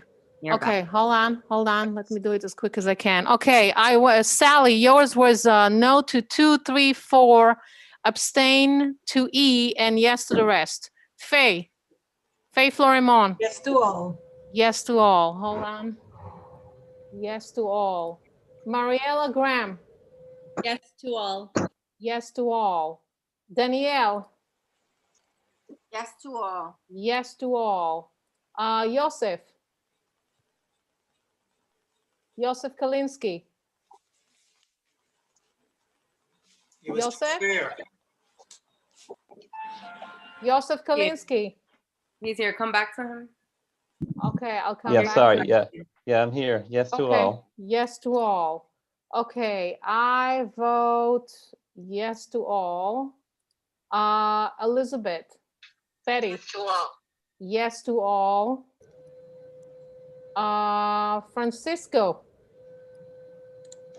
Francisco Lopez. Oh, all right, there's two, Francis. Okay, yes to all, please. Yes to all. Liz. Yes to all. Yes to all. Maria Luna. Yes, I'm coming. No to 2, 3, 4. And yes to the rest. No to 2, 3, 4, and yes to the rest. Jay. Hey, can you mute yourself, please? Jay Mazer. Jay Mazer. He's not here. Okay, I'll get back to him. Isidro. Yes to all. Yes to all. Ariel. Yes to all. Yes to all. Debbie. Yes to all. Yes to all. Jonathan. Yes to all. Yes to all. Aisha. Yes to all. Yes to all. Rosie. Yes to all. Yes to all. Bruce. Yes to all. Yes to all. Steve. Yes to all except C, for which I'm not voting due to my position with the Parks Department. Okay, not voting on C due to conflict. Yes to the rest. Angel Vasquez. Angel? Yes to all. Yes to all. Curtis? Yes to all. Yes to all. Did I miss you? Did I not call your name? Are you here and I did not call your name? Faye, you have to mute yourself. She was muted. Anybody? Okay, Jay. Jay is the one left. He's not here.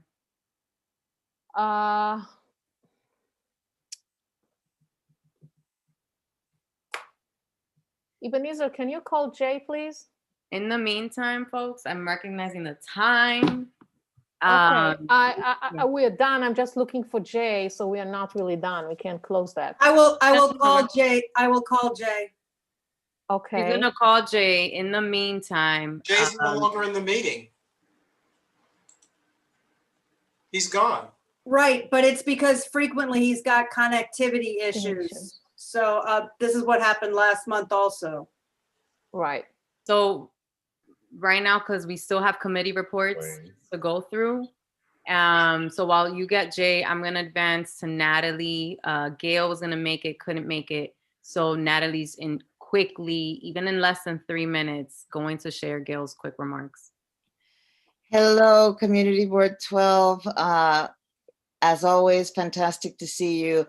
On behalf of Manhattan Borough President, who could not be here to give her own report, we salute your year of service under these unprecedented circumstances.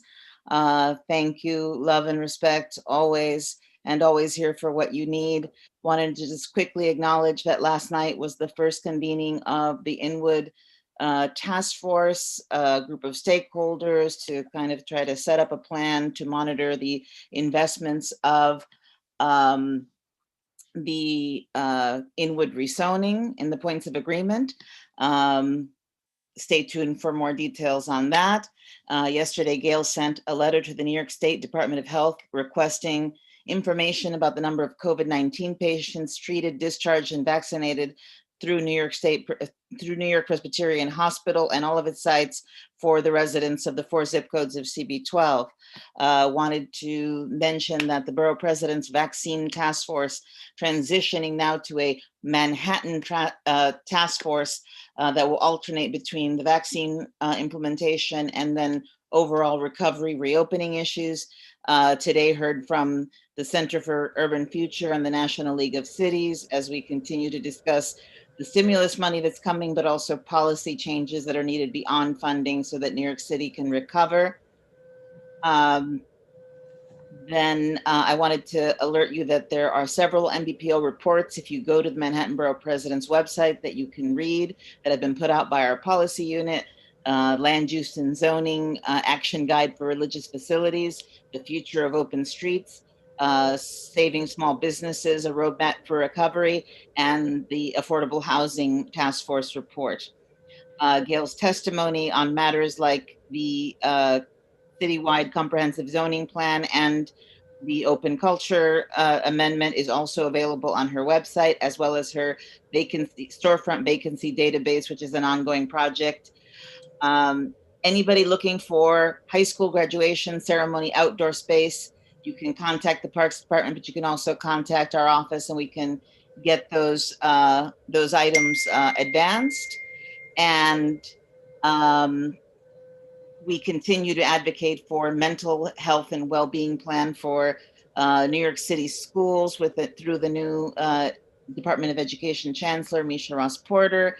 As of 2020, we remind you that 130 schools in Manhattan don't even have a part-time social worker. And thank you for those who have attended our leadership training series so far. They will be up on, for streaming for those of you who could not attend. We will be acknowledging the anniversary on March 25th of the Triangle Shirtwaist Factory fire. You can join the virtual commemoration. Remember the trianglefire.org/commemoration 2021. And finally, there will be a Women's History Month event planned by our office on March 29th at 1 p.m. To commemorate the Women's Rights Pioneers Monument in Central Park's Literary Walk. Please see our site again to RSVP and get more details. Happy Women's History Month. Very pleased to see women running the meeting tonight. Hope to see more of that. Missed you all. Natalie, you have a couple of hands. We're just gonna do a quick round robin so you can respond together. You all know how to reach me, but go ahead. I defer to the chair. So I'll take two. Go ahead, Tanya. Yeah, yes, very quick. Thank you, Nat. Thank you, Kathy. Natalie, can you clarify? Okay, so the Gail Brewer task force, right? The Inwood rezoning task force, has that enveloped our task force that we passed? Because we voted on a task force that was coming out of the community board, from what I understood. And I just want to understand the connection between what we voted on as a board, as far as a task force, and what you all are doing. Are those two things the same?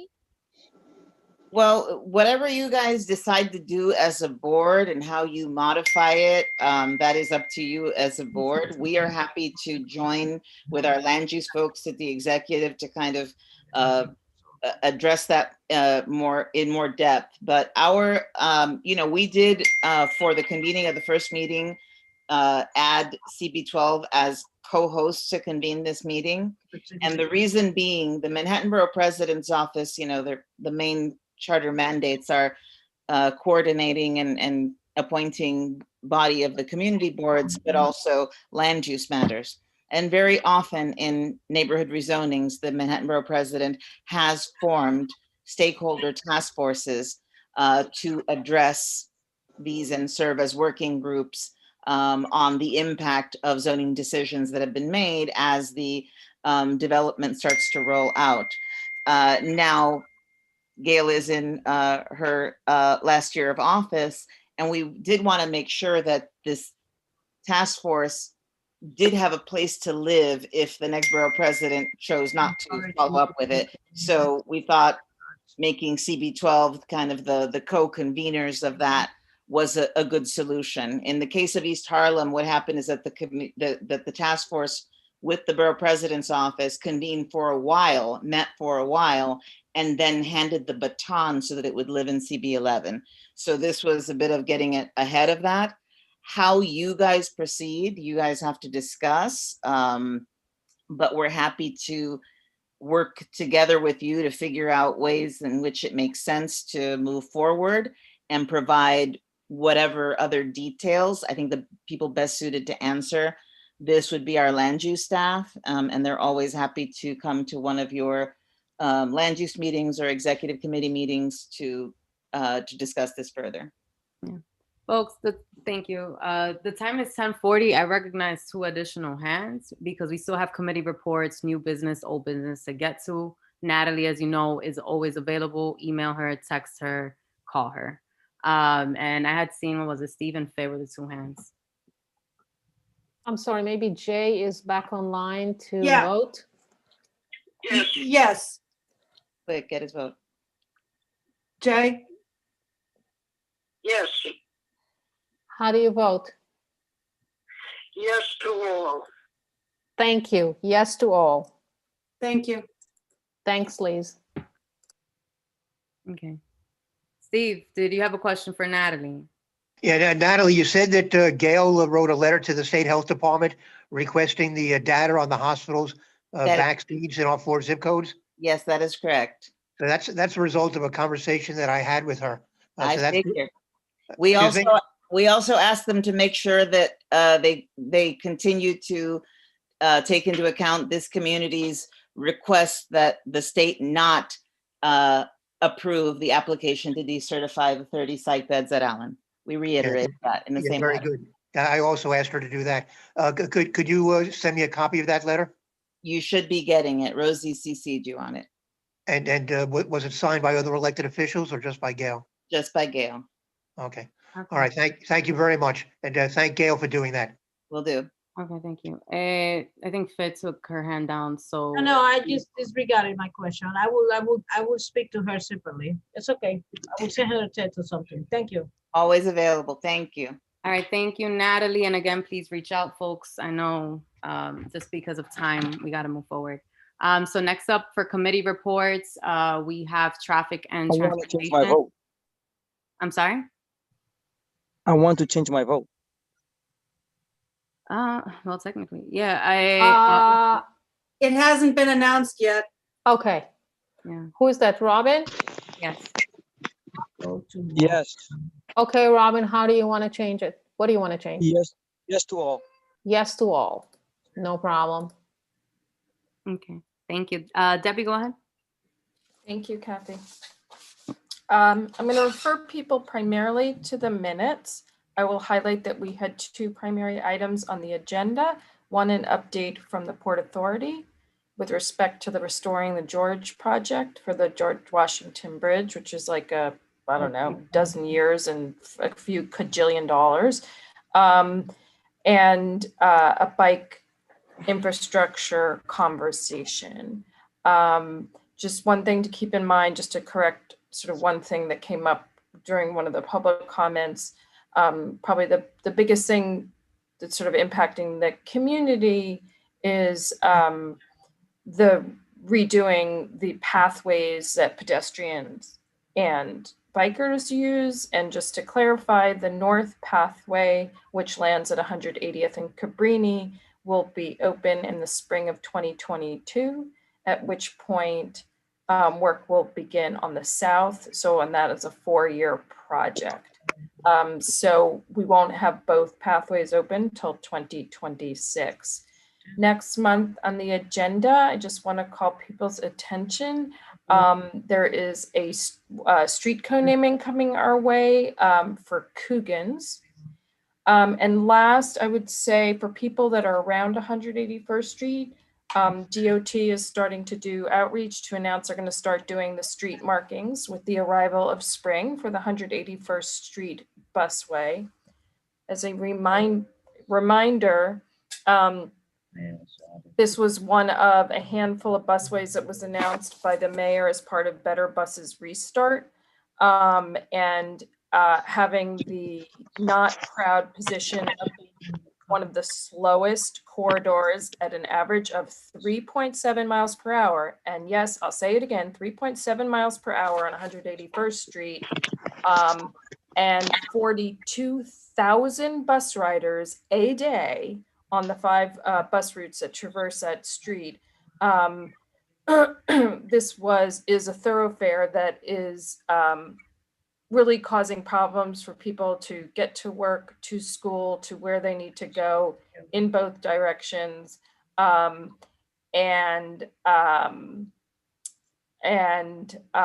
Hopefully the plan that's been put together will allow everybody to get where they need to go a lot faster. I will say about the community process around this is that, you know, one thing was true is that there wasn't really a good analog to 181st Street. And the only thing where we've seen this so far is 14th, but being near the GW Bridge, being near the Washington Bridge, being near the entrance to the Harlem River Drive, and I'm not going to list all the other things, makes us a unique location. So there really wasn't a lot to sort of borrow from, but I will say the opportunity here is big.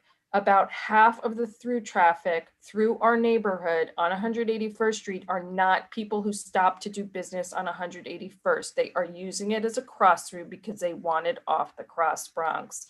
So if you know, this design can do a little better on that, the hope is that you get people to where they want to go on 181st Street and the area in better fashion. And the last thing I'll say is the last sort of thing they added into this was all the items that have to do with like the meter parking and the loading zones and everything about trying to get to the curb, which is really hard there. And they're trying some innovative formats that they've only tried like in one other place in the mix on these sort of short-term parking. This is a pilot project. It'll be going for a year as a pilot. So people have to just, you know, surface that feedback as you have it, because everybody wants to make sure that we get this right. Debbie, thank you. You have 2 hands, Domingo and Steve. Okay. Domingo, 1 minute. Hey Debbie, so as far as street namings, right? We have a family of a young man who passed away last year who's been working very hard to get the street naming. And being that we have a council member that loves to name so many streets, I was just wondering what's going on and what's the update with that, because I think it's a slap in the face when families who have been directly impacted just because they don't have the quote unquote political juice, how they get handed over and nothing's Actually, ever done for let them. me stop you there because this is what I know, and I hope it's okay to share. So I obviously followed up. It was a co-naming. It was resolved. It's not a political thing. It went, as far as this community board knew, that resolution went as a recommendation for the city council vote that would have happened in December. What I did learn is that actually, I don't know if I am allowed to share this publicly, but there's a legal reason that it couldn't go through yet. I don't know that that means it won't go through. I just think it meant that it couldn't go in December. Is it John? But I think Eleazar has a little more information. And I'm sorry, I just don't know what's like allowed to be said and what's not allowed to be That's said. fine. Right, Debbie. thank you. Got it. Thank you. Steve? Yeah, Debbie, would it be possible to do a street naming for Edith Prentice at your next meeting? Well, it can't happen that fast, but I would, I think that there's a lot of interest in doing something. And there's a lot of different ways to go about it, but there are, when somebody passes, I can't make out what you're saying.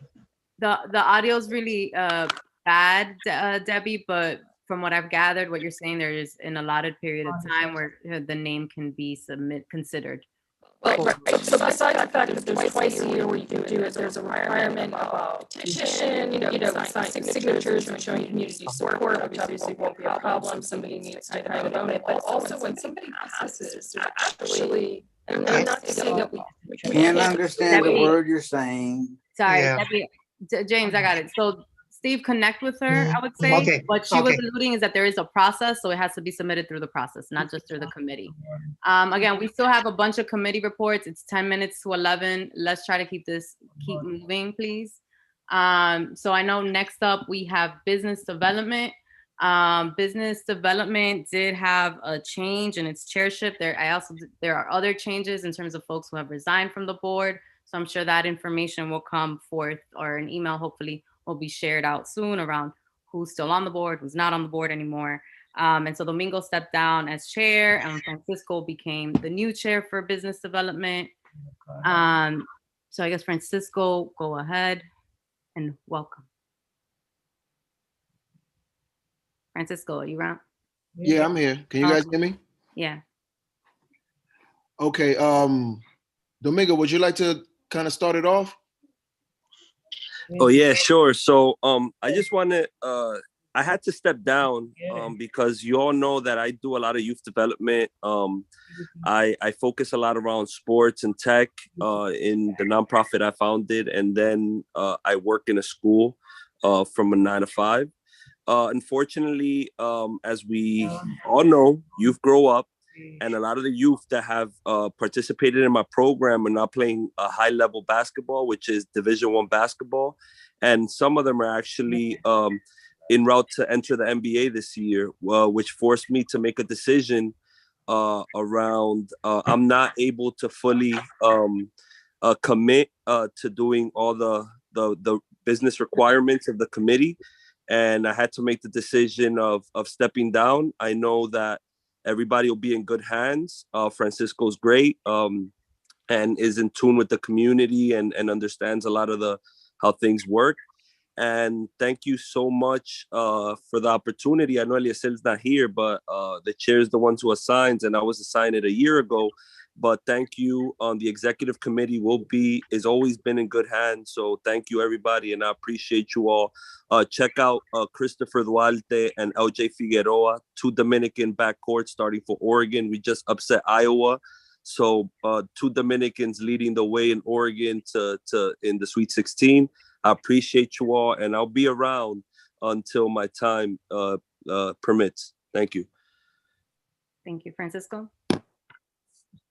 Yeah. You're referring, or you're speaking. So yeah, I'm truly honored to carry on and from where Domingo left off. I feel like I've learned a lot in the past couple of years that I've been on the board, and I'm excited to be in a leadership position and work with the executive committee moving forward. As far as the business development, we've been working on business and tech and how they coincide with each other. Ashley Fernandez, my assistant chair, is has a presentation that she will present to us in April. We also have another opportunity for jobs in our community with a pop-up that we'll be presenting in April that focuses on Halloween and apple picking, pumpkin picking, and also Christmas. So hopefully I'll have that report for you in the next month. And that's it. Thank you so much, guys. Liz, your hands up for this? Yes, ma'am. I just thank you, Domingo, for your service. Thank you, Francisco, for your willingness to step up. I wish you the best of luck as chair of this committee. But I do just want to point out so that it's on the record and so that everybody is clear about the timeline, that Tanya was the assistant chair of the committee. She was abruptly removed as assistant chair of the committee on the first day of Black History Month, which seems like an odd choice to remove a Black woman on the first day of Black History Month from her assistant chairwomanship. And then shortly thereafter, there's a change in the leadership of that committee and the assistant chair of that committee ascends to the chair. So that just all seems remarkable, and I am remarking on it.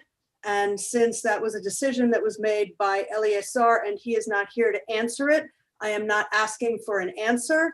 I am merely pointing out that timeline for everybody's consideration. Thank you. Yeah, and for everybody's consideration, I think it's also important to know that as there are conspiracy theories out there, right? I hope you did get vaccinated, Liz, because there's a lot of conspiracy theories around that as well. The reason that this happened the way it Point of did. order. Point of order. Point of order. Wait, hold on one second, Domingo. What's Point the of order. Tanya? The point of order. Oh my God. We're gonna.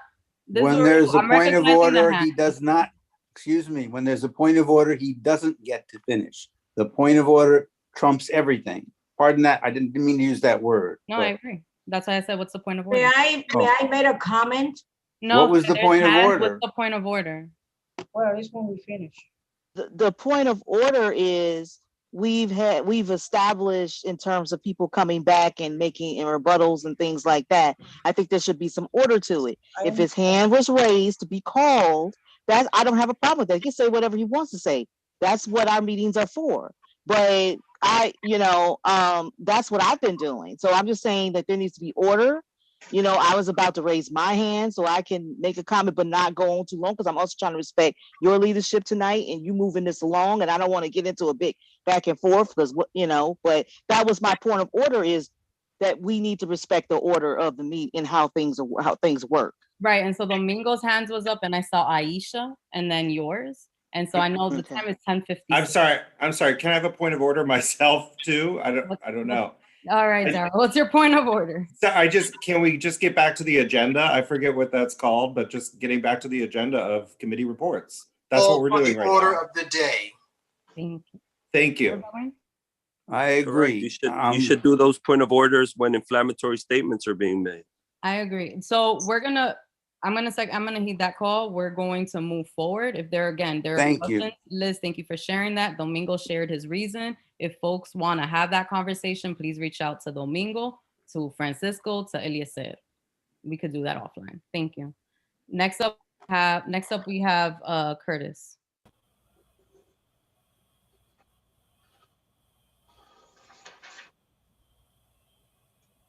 Is Curtis, are you still here? Curtis is not here. Well, he's still logged in. He's muted. He's here. Oh, yeah. Where's he? I just want to remark on how disrespectful that exchange was for a long-standing. Okay, that's why nobody's speaking. No, we're gonna move forward and stick to the agenda for a reason, Aisha. That is why we're moving forward, Aisha. It's disrespectful. Next up, understood. Thank you. Curtis, are you around? I'm sorry. There you go. Yes. All right, your committee report. Do you have a report to share? Are you referring to minutes? Refer to the minutes. Thank you so much, Curtis. Next up is Mary Anderson, Concerns of the Aging. I just invite everyone to read the excellent minutes, and I just want to give a shout out to Rabbi Yosef Kolensky, who's my assistant chair on the committee, for producing these wonderful, wonderful minutes that are so detailed that, you know, anybody that reads them can get the whole gist of the meeting and what went on. I really, really appreciate that. Awesome. Amazing shout out. All right. Thank you, Mary. Next up, we have Steve Simon, Health and Environment. Yeah, I just want to give the latest statistics on COVID-19 from the City Health Department website. The news is not very good for 3 of our zip codes.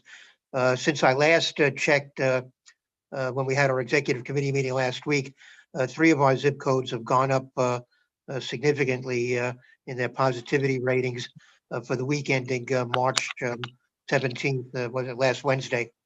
So zip code 34 was at 8.24% with 50 new cases. Zip code 33 was at 8.14% with 90 new cases. Zip code 32 was at 7.08% with 94 new cases. Zip code 40, which had been the worst zip code about a week ago, is now our best one. It dropped down to 5.31% with 38 new cases. So since the beginning of the pandemic, we've had 15,991 cases of COVID-19 in our 4 zip codes, and 611 people have passed away. And in terms of vaccinations, we're doing, I think, fairly good on vaccinations. 48,745 people in our community have gotten at least 1 dose, and that seems to come out to between 25 and 30%, depending on the zip code, of adults who are over the age of 18. And adults who are fully vaccinated, 26,503, and that varies between 13 and 17%, depending on the zip codes. So in this reporting period, fewer cases, but a higher positivity rate than what we saw just about a week ago. And the other thing I want to mention is that, you know, at each one of our meetings, we have a pretty thorough discussion with the hospital, with the health department, with Test and Trace, with Columbia, with Isabella on the latest situation versus COVID-19. And basically all of the issues that were covered at the Housing and Human Services Committee are regularly covered in my committee. And I don't think it was appropriate to have that discussion at Housing and Human Services.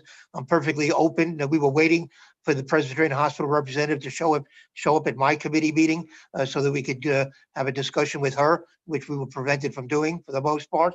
I'm perfectly open to having joint meetings if any other committee wants to join us in the discussion about COVID-19, but to basically step on our toes on this issue is not appropriate. The only other thing I want to mention is that the Corner Project has a new location, has opened up at 500 West 180th Street on the corner of Amsterdam Avenue. And I'm hoping that representatives from the Corner Project will be at my next committee meeting. Thank you. All right. Thank you, Steve. I see no hands for Steve. With that said, we will move. Is there any old business? Okay. Is there any new business? Yes. Motion to adjourn. Yeah, wait. Angel- She asked if there was new business. Angel had his hand up first. I'm not sure if this constitutes as new business. I just want to say that, and this is no criticism to you, Catherine. I think you've done a phenomenal job and you've helped guide this entire night very beautifully. I have been at work since 9 o'clock in the morning and it is now 11 p.m. And I think we need to be a bit more mindful of people's time and effort. because I've already participated in very lengthy committee meetings earlier this month. And for me to have been on this since 6:30 this afternoon to 11 p.m. is a bit unacceptable. So I don't know what it is that we as a committee need to do to address this, but it's a pattern. And I understand that I'm new. So a lot of people can say, well, you just decided to hop on, you just decided to join. We've been doing this for years. I don't think that excuses this kind of unacceptable timekeeping. I don't know how we address it, not necessarily proposing a solution. I just want to air my frustration with the fact that I've been at work since 9 in the morning. It is now 11 p.m. and I have not had a moment to myself today because we've been at this since 6:30 in the morning.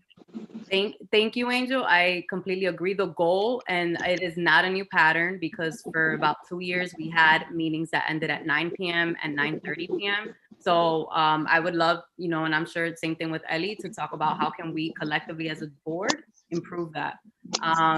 There's a motion on the table. No, actually, Catherine asked if there was any new business, and I said yes, and so that was, thank you, Domingo. I just wanted to give a shout out to Columbia Presbyterian for their robust vaccination process that's now open to people 50 and above, and to announce that I am delighted to have gotten my second COVID shot on the 17th. Just in case anyone was wondering, Domingo. Thank you, Liz. Motion to adjourn. Is there a second? Is there a second? Second. Thank you. Have a great evening, everyone. Great job, Liz. I hope to see your sticker. Have a Take it great easy, evening, folks. everyone. Bye-bye. Bye.